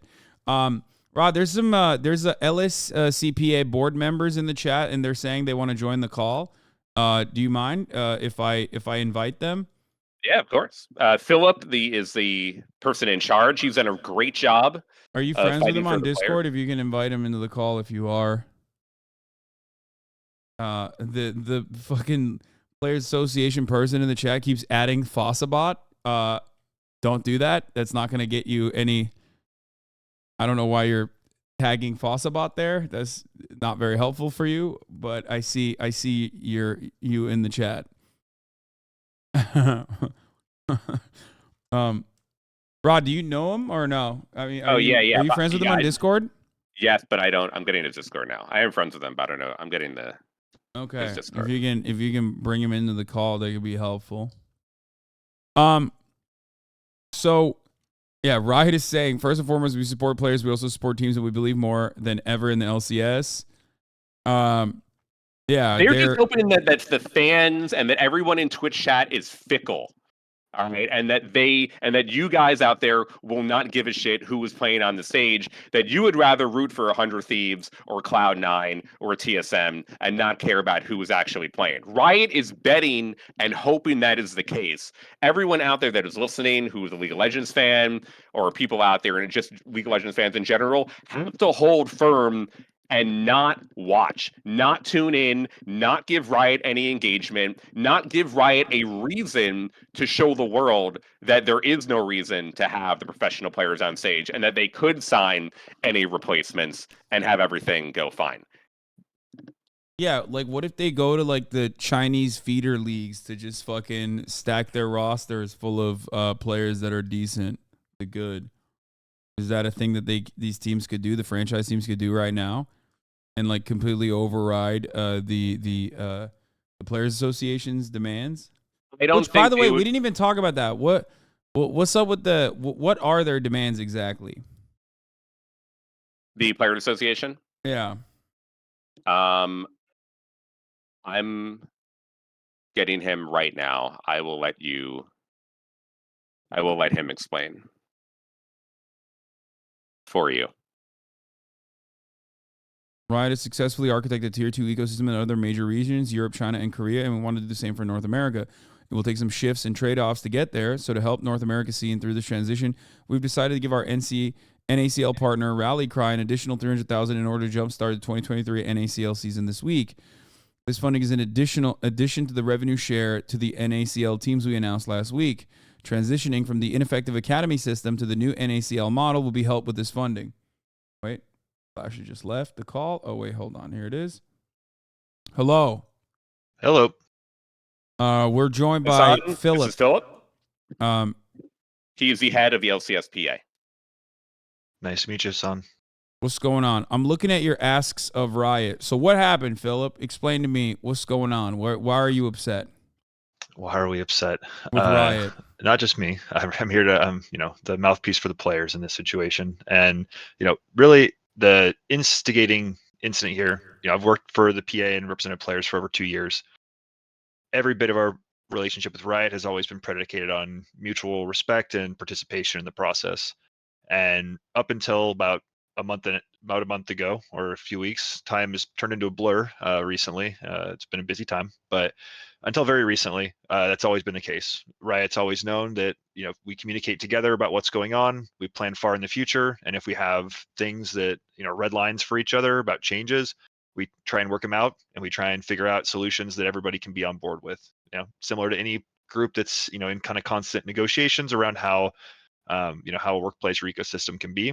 We're not unionized, but again, esports is a funny space. We're 3 parties, and really the developer owns everything, right? They own the football, so to say. And so we act as a lobbyist, same as anyone goes to Congress. I think my job is going to, Riot. They're the House, the Senate, the Supreme Court, and the president. And our job is to persuade them on how to run the IP that they own. And that's always been really successful until very recently, when between splits, the decision was made without consultation or discussion with the PA to remove the requirement for LCS teams to field, as you mentioned, Triple A baseball equivalent rosters, what we call the NACL. Both sides knew that a decision like that overnight would cause the vast majority of organizations to pull out to reap some financial savings. And And they did it in spite of our strong protests and, in our view, without proper prior consultation discussion about what would be necessary to make the ecosystem functional without a requirement like that in place. So that's what happened, and here we are. Okay, so you want a Valorant style promotion and relegation between the LCS and NACL. You want Riot to commit to a revenue pool for player salaries of $300K per NACL team per year. You want to allow the LCS orgs to partner with affiliates or for cost sharing. You want Riot guarantees with LCS minimum contracts for the following year for the 5 players who win the LCS Summer Finals each year. And you want to institute a 3/5 roster continuity rule to provide players on released NACL rosters first priority in maintaining their slots in the upcoming NACL season if a majority continue to compete together. So what did they say to that? First off, appreciate you reading all that. I'd say first and foremost, our asks to Riot are to make a system that makes sense. That's sort of the first and foremost. These points are, they're asks, and they're also the start of a conversation about things we know would actually solve the problem. To what Riot has said to these, everyone can see Riot's public statement from tonight. What we care most about in that statement is that, and behind the scenes, we met with them before their public announcement tonight, and there was a commitment from them in the statement and behind the scenes to continued conversations and negotiations. We're going to be meeting with them tomorrow. I'm waiting on a time and checking my email to see when we're going to set up a time to talk. And I am going to say that my focus is making sure those negotiations are fruitful. We have long believed that it's about making sure the system makes sense. We've never claimed that the rule that required teams to field a third party or to field a AAA roster, the NACL, was a good rule, but it was the best solution to a bad system.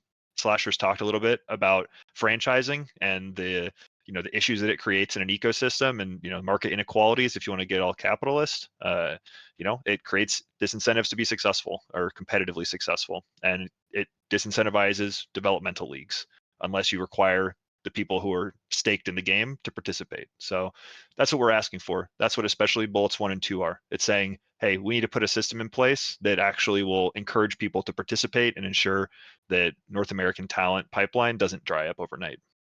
So that's the core of our asks. Yeah. What do you? Why do you think they are behaving in this unresponsive way, and they're trying to implement the nuclear option of like even tanking the LCS in its entirety for this season? That's a good question. We certainly don't agree with the manner in which they posted tonight. Our preference would have been to post about the positive things that we're both working towards, which is delaying the season to lower the temperature around the scab movement that was put into effect after we announced our walkout.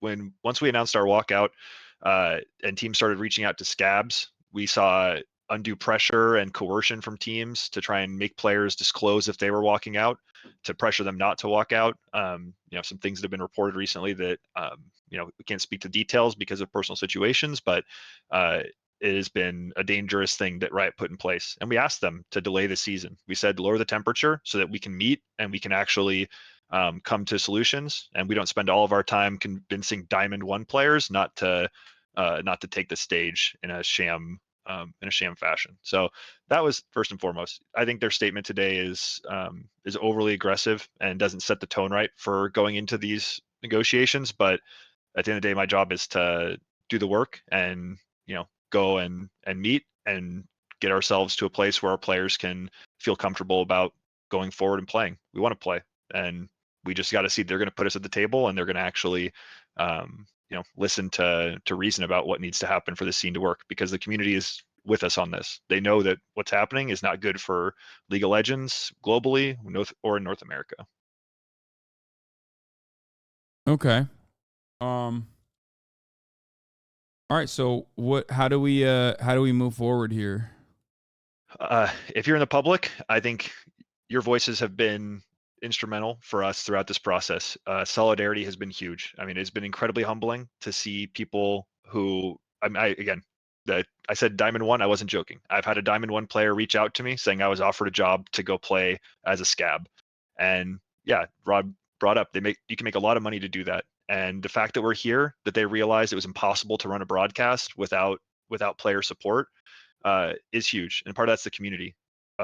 you taking and talking about this and talking about labor movements and the importance of worker solidarity is huge. We need more people to understand the importance of that. And yeah, there's a bullet at the end of this rainbow that says the league doesn't play if we don't come to an agreement in 2 weeks. And that's a serious thing to put at stake in a conversation. But it also speaks to the power of players and the power of employees writ large. If people stand up at the end of the day, like the means of labor are what create the product, and there's no esports without the players. And so I think that's what I see today, is that they realize that, and it might have taken them a few days to, but we just need the community to keep loud and keep on the riot about coming to real solutions. That's what matters. Like, if we're going to get this season going and we're going to get to Worlds, it's going to be because we work together, not because we stood up on Twitter and on posts and yelled at each other from afar. We got to get in the room and work. So, given your understanding of the situation, what do you think the likelihood is that the season will be canceled? Not going to comment on that at this time. So, sorry, I'm getting some other questions on the side as well, but I guess like you already mentioned, it's the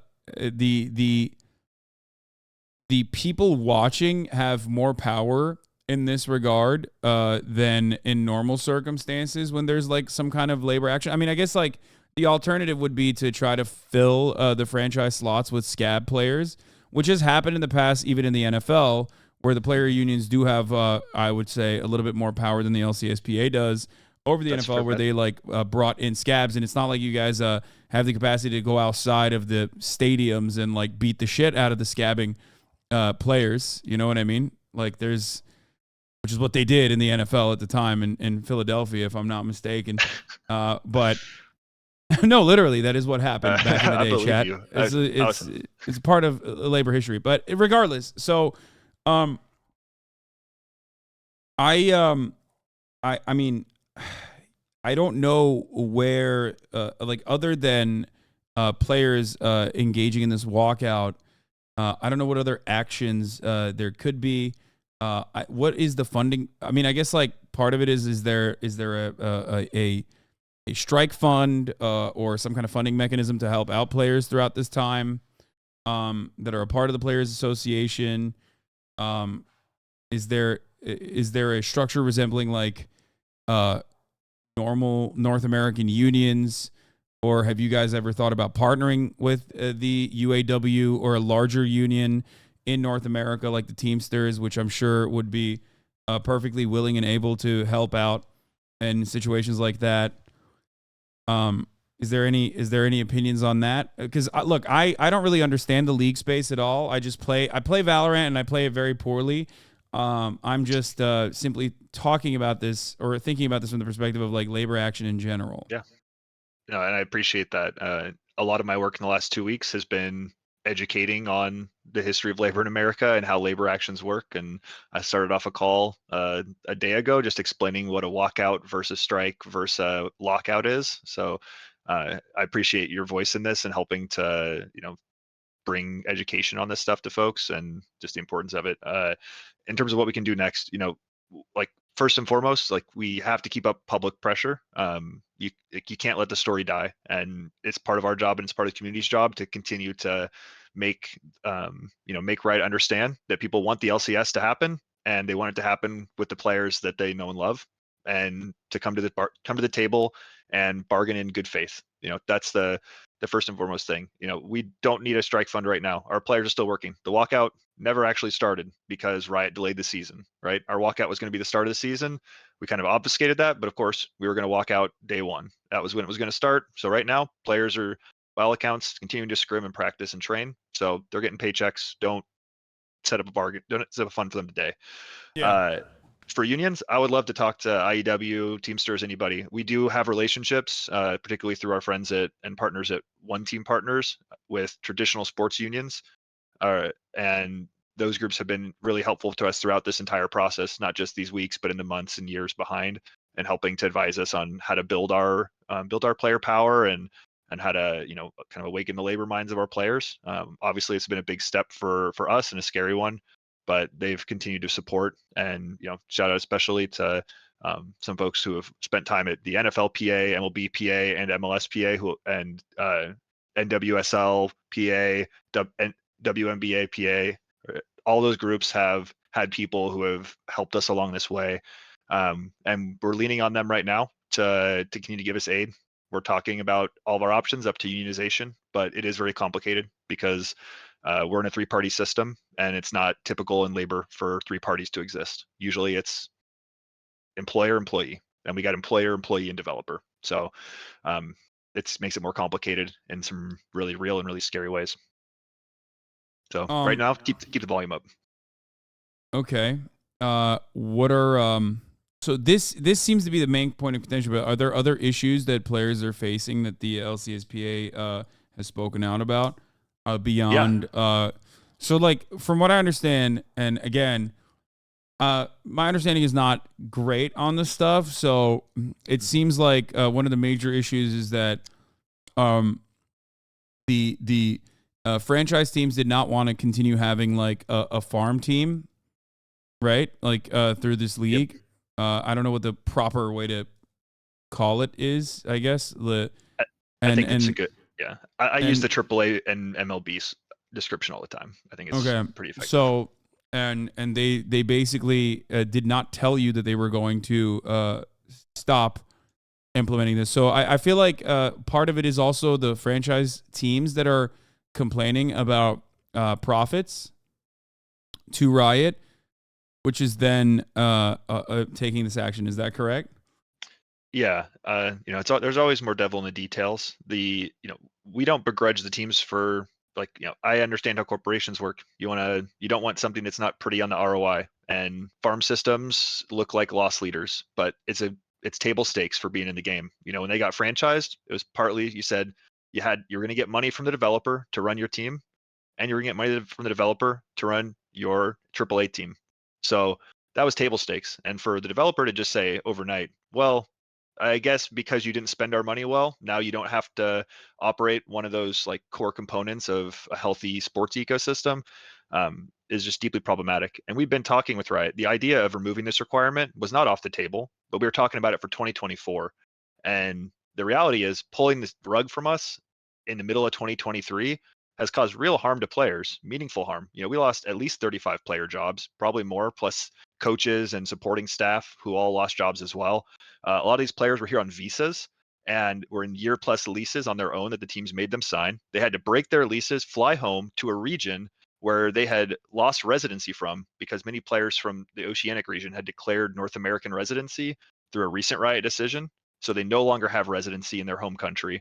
So these people got sent home with a bill they couldn't afford and couldn't even play competitively. We had to spend half of our time fighting the decision itself and half the time helping them clean up the mess they made along the way. So that's the kind of situation we're looking at here, and why we have taken the stand we have, because it's been egregious harm to players.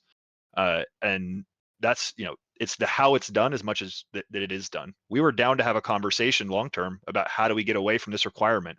What does an ecosystem look like where you don't need to require teams to participate in order for people to want to participate? Again, that gets back to our asks. You put money on the table, like revenue on the table, to incentivize teams to participate, or you give them a pathway to the upper division. Those are the two proven methods. That's why they were on our list of 5 items.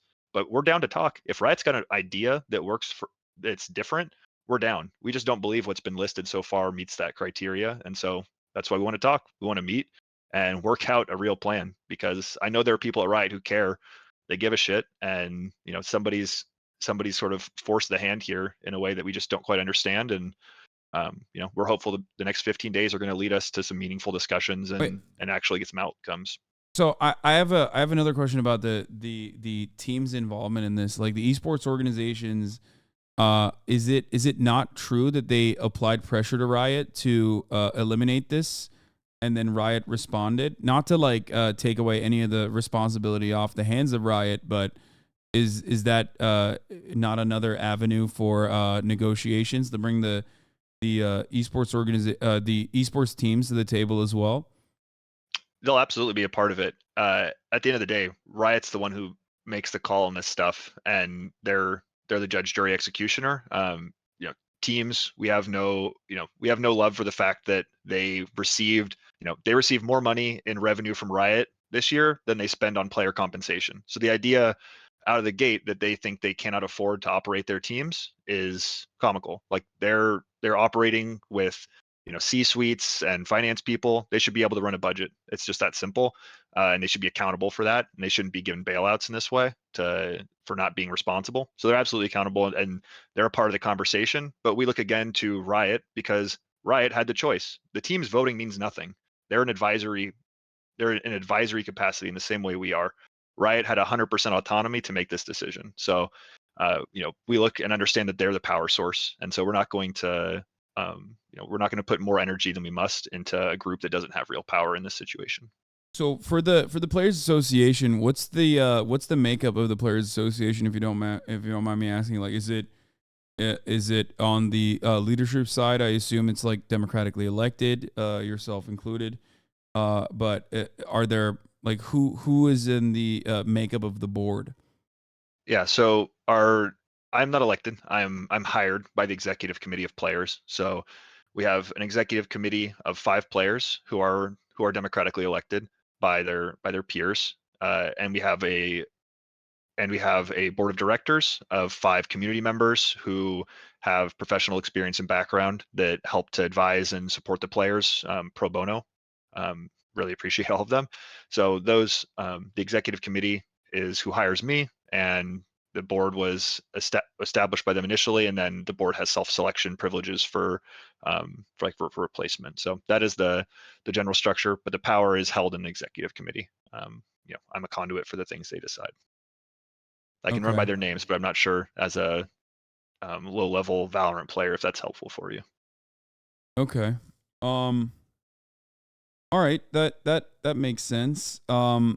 So the way I see it is, it's like it's a marketing arm of Riot, like the LCS is, and for that marketing to generate value, you need players, and those players are making demands, and you are addressing, you are bringing those demands to the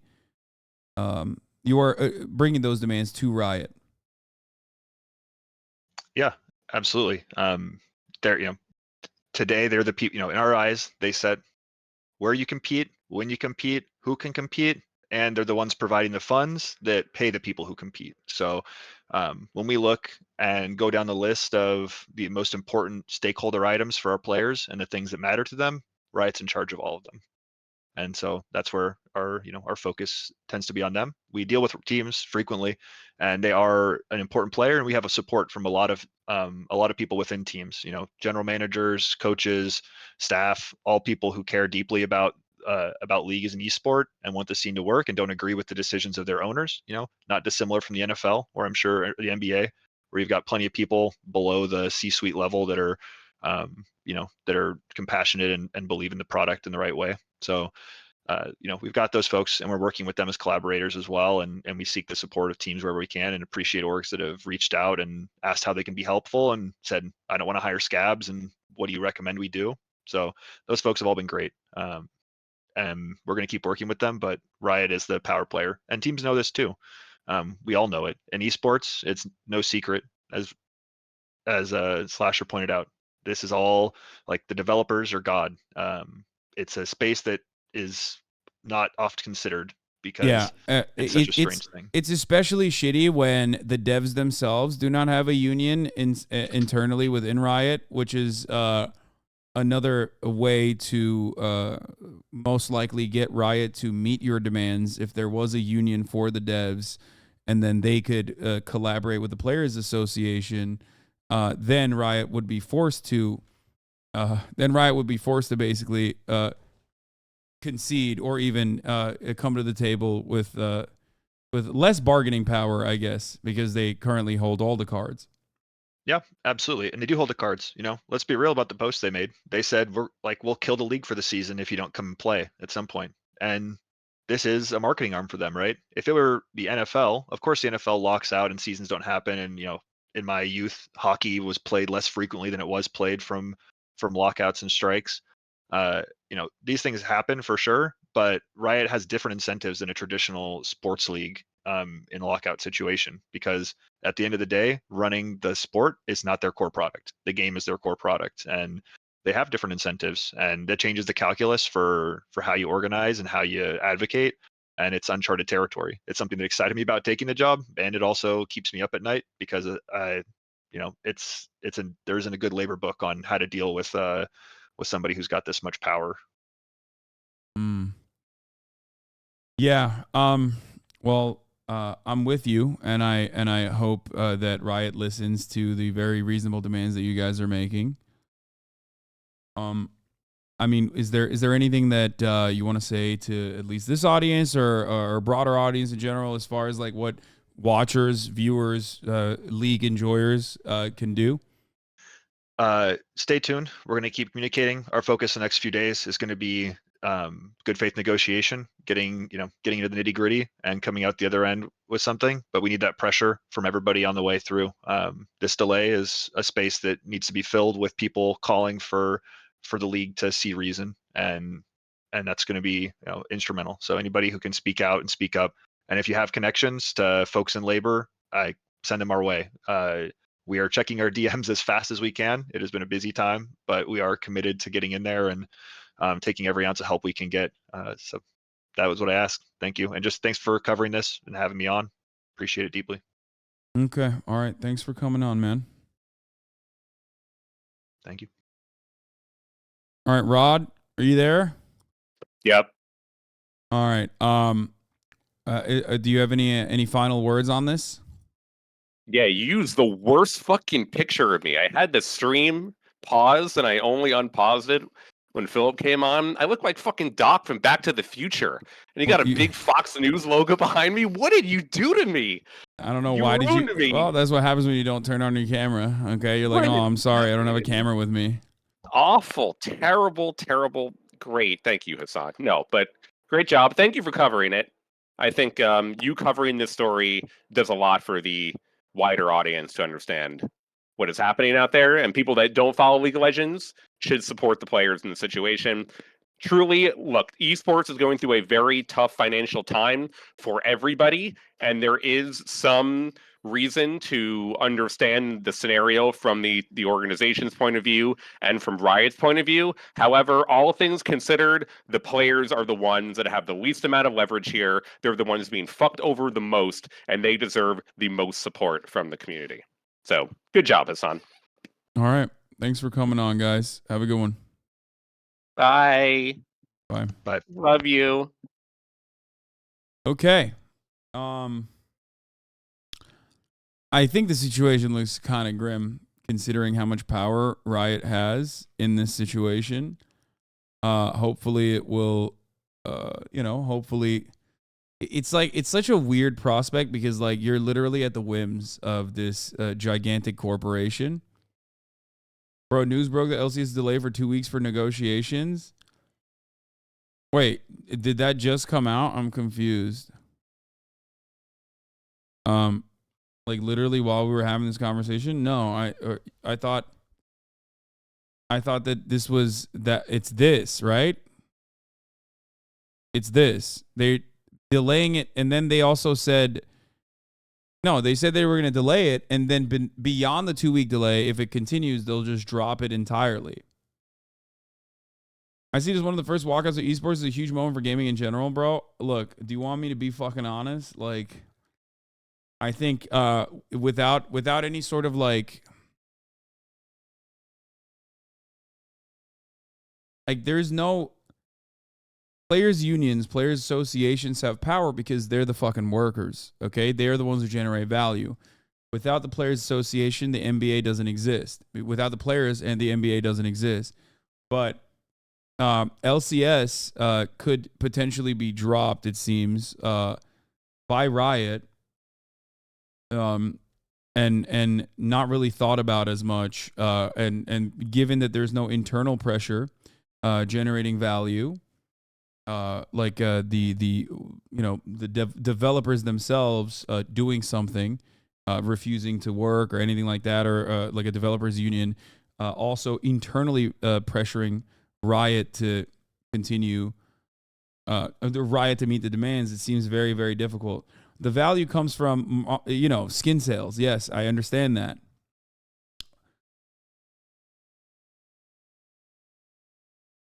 But it's not that they're too easily replaceable. That's not what it is. It's not that they're too easily replaceable. It's that, like, how are you going to walk out of a video game? There's no barrier. You're wrong about that. They are doing that, and you can do that. It's just that,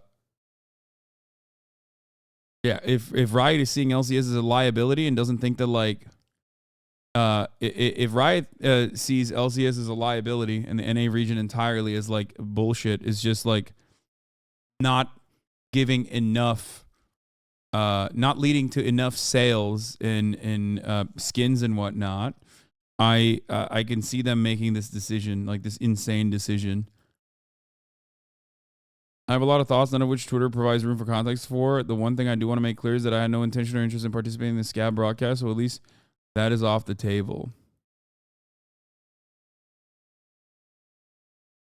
I think one thing that you could do that Philip did not mention is if you work in any part of Riot, if you're a broadcaster, if you are in any capacity working for Riot, I mean, this is like a lot to ask of people, considering that they are not a part of the, considering that they're not a part of a union, so there's no like real adequate protections.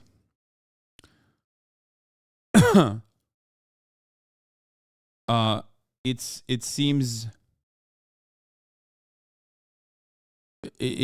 like it would be a big ask, but the one thing that people could do if they're working, if they're working with Riot in any capacity, they could make a big stink about it and apply external pressure. You know what I mean? I think some realistic ways Valorant players to walk out in solidarity, because NA Valorant is much more profitable to Riot now. Yeah, but I don't think there's a players union for NA Valorant. You're right, though. That is, yes. Yeah, not just players, but also streamers, commentators, etc.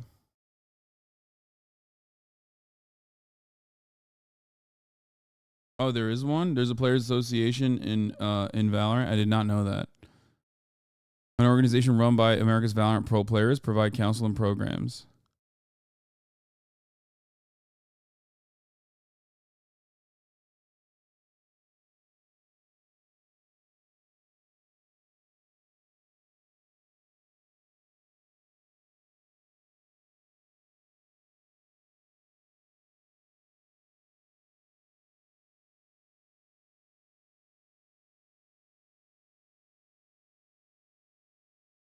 Okay. It's the same as the League one, basically has no power. Players Association is not a union. I know you know, but maybe some chat doesn't. Yeah.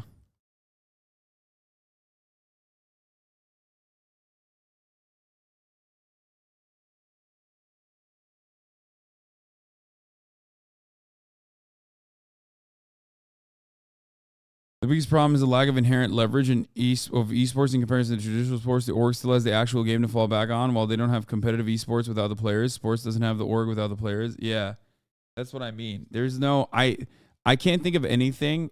I can't think of anything that like is comparable.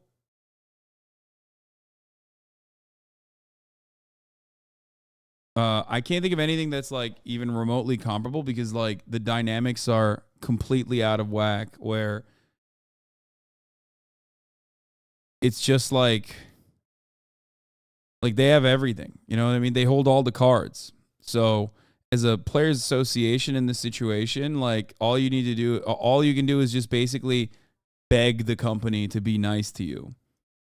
You know what I mean? There's literally nothing. There's nothing you can do in that regard. I'm glad the LCSPA put out a statement like this, because it pigeonholes them. What? Right now, my biggest concern is the overwhelming majority vote. Why it was surprising is that it doesn't strike me as the overwhelming majority would actually want the NACL to remain. A small thread A large amount of players in NA LCS are specifically because the NACL and talent developments as a whole have been a failure. We had arguments on how players feel threatened by second teams in their org throughout the history of EU NA. Why would it change now? To me, I think NACL was a catalyst for the majority of NA players to try to secure job security for themselves. I mean, there's nothing wrong with that. The fuck? Like, wanting job security is not wrong at all. My biggest concern for the last 24 hours has been that the LCSPA agrees to Riot protections without NACL mandate. Riot would outplay them if so, and here's why. If you use NACL demands to negotiate better protections for yourself as LCS players, then leave the NACL in the mud, but get what you wanted. Riot would destroy the LCPA in a very real PR sense. PR-wise, the above tweet solidifies that the LCSPA must follow through with the NACL demands.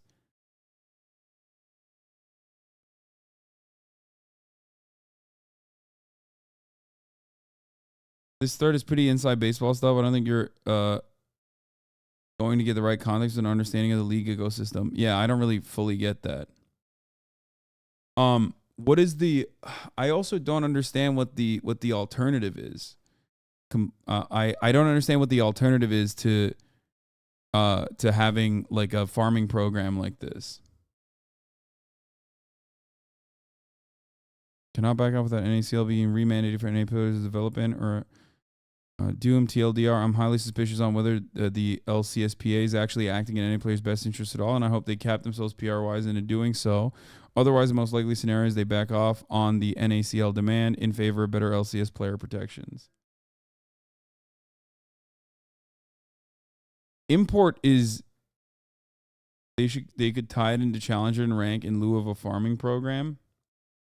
Get players from Korea as an alternative. I think there is, look, I don't know enough about this, but it seems like there's always an opportunity because it's all marketing, right? It's all marketing. This is all marketing. The farm program is marketing. NA, like the LCS in its entirety is marketing. It's supposed to drum up support and get people excited to root for a fucking team, but then also watch League of Legends, a competitive League of Legends, and then turn around and then like purchase skins and play the game, right? Like that's their goal. So if that's the case, NA is a really powerful market for that sort of thing. NA might not have the best talent pool as it stands, or there might have been mismanagement by teams on their farming programs with the money that they got from Riot. But ultimately, it doesn't matter because, these things take time. It's a lot of money. It costs money. But all it would take is for one fucking super solid team to pop off and garner a lot of support. NA is not in the top 3 player races. No, I know. I get that. I understand.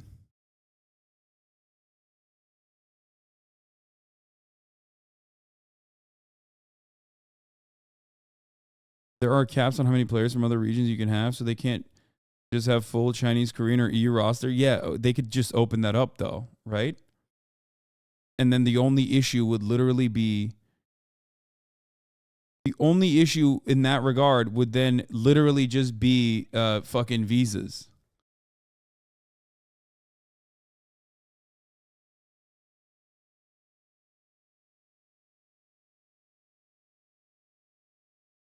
Fans are very aggro against full import teams. Good. That's not necessarily a bad thing. Having a full import team or fans being upset about having a full import team is not necessarily a bad thing, because that only shows, as far as I understand, that only shows that people want like NA players in the NA league, and the best way to create more NA players is by having a viable farming program. Like, part of the reason why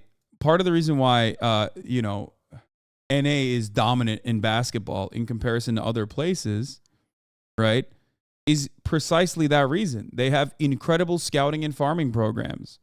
Like, if you are if you got a dude that's like halfway decent in any school playing basketball, they immediately get fucking put into a slot to possibly go to the NCAA. And before that, you didn't even need to go to the NCAA. You could go directly into the league, into the NBA. But you go to a good high school, then you go to the NCAA, and then a couple of years into the NCAA, you go into the NBA, right? Like that's because there are really good scouting programs, there's really good farming programs, like 5-star back in my day, at least when I played basketball in high school. Like that was, I think that was one of the initiatives. You know what I mean? Like there's a lot of stuff even outside of school that plays a role in this. It's the same for football academies in the EU. Exactly. Yeah, but then we literally won't be NA. Like me as a watcher would not care to watch. Like why should we be just worse Korean or Chinese league? Yeah, it seems like if they've gone this far, they may go the full way. No, my point is this. They take players out of their local high school to put them in the nationally ranked schools. Yeah, that's what I'm saying. Like you could absolutely set up a similar structure for league. It's just that it hasn't worked thus far. Yeah, there's a reason why countries in Africa and Eastern Europe don't have as good or dominant domestic teams. Exactly, because they do not have enough money on the infrastructure side to build solid scouting, farming, and training programs early on.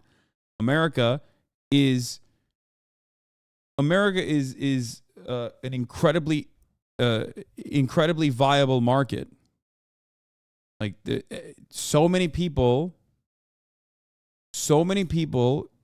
consume league content, play league here, right? Which is why I'm saying it's shocking to me that more efforts have not been made in creating more dominant space for esports in the United States of America. It's just odd.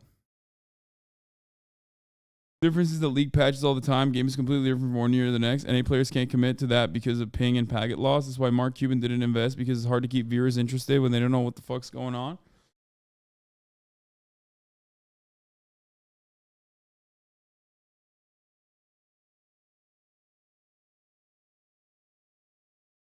The feeder team players get paid 2x the Chinese and Korean salaries. Yeah, I understand that. Also, they're in America, so there's that. It's cost of living is significantly more expensive here. So I don't know why the fuck people are like talking about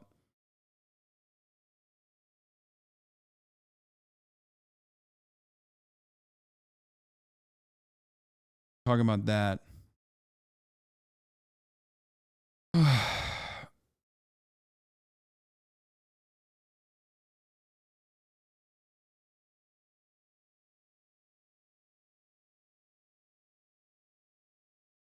Anyway.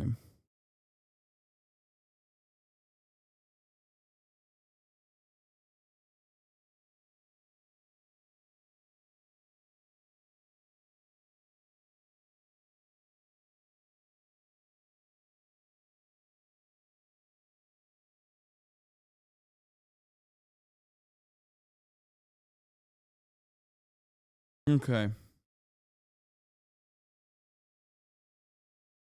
All right. Well,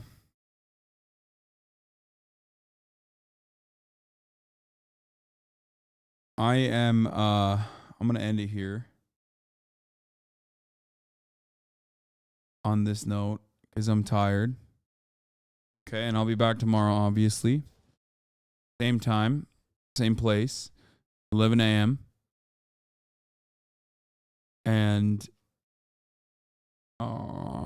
yeah, I forgot to watch my fucking vlog that finally came out on the second channel.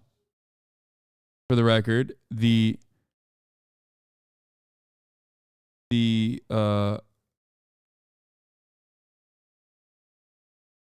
strike vlog came out. Striking in Marvel Studios with Adam ruins everything. Here it is.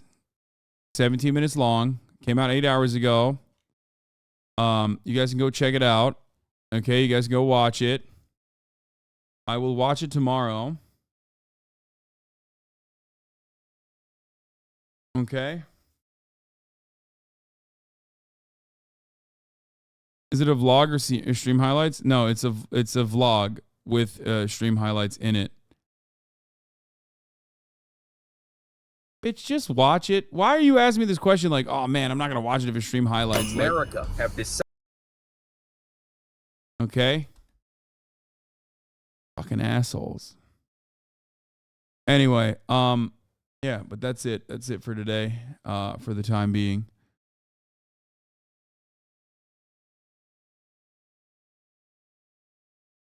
Okay.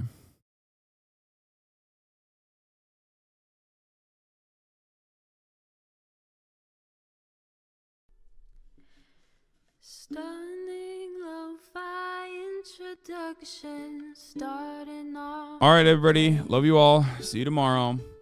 Peace. All the shadows trickling in has helped people hate. Sunny Los Angeles, California, says Hasan. The starlock to the starlock to the topic just begun.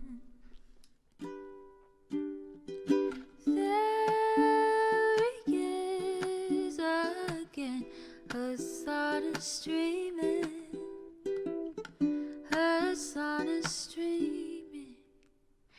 There he is again, Hasan is streaming. Hasan is streaming. Reviewing the P.O. box, Uncle Uger's face.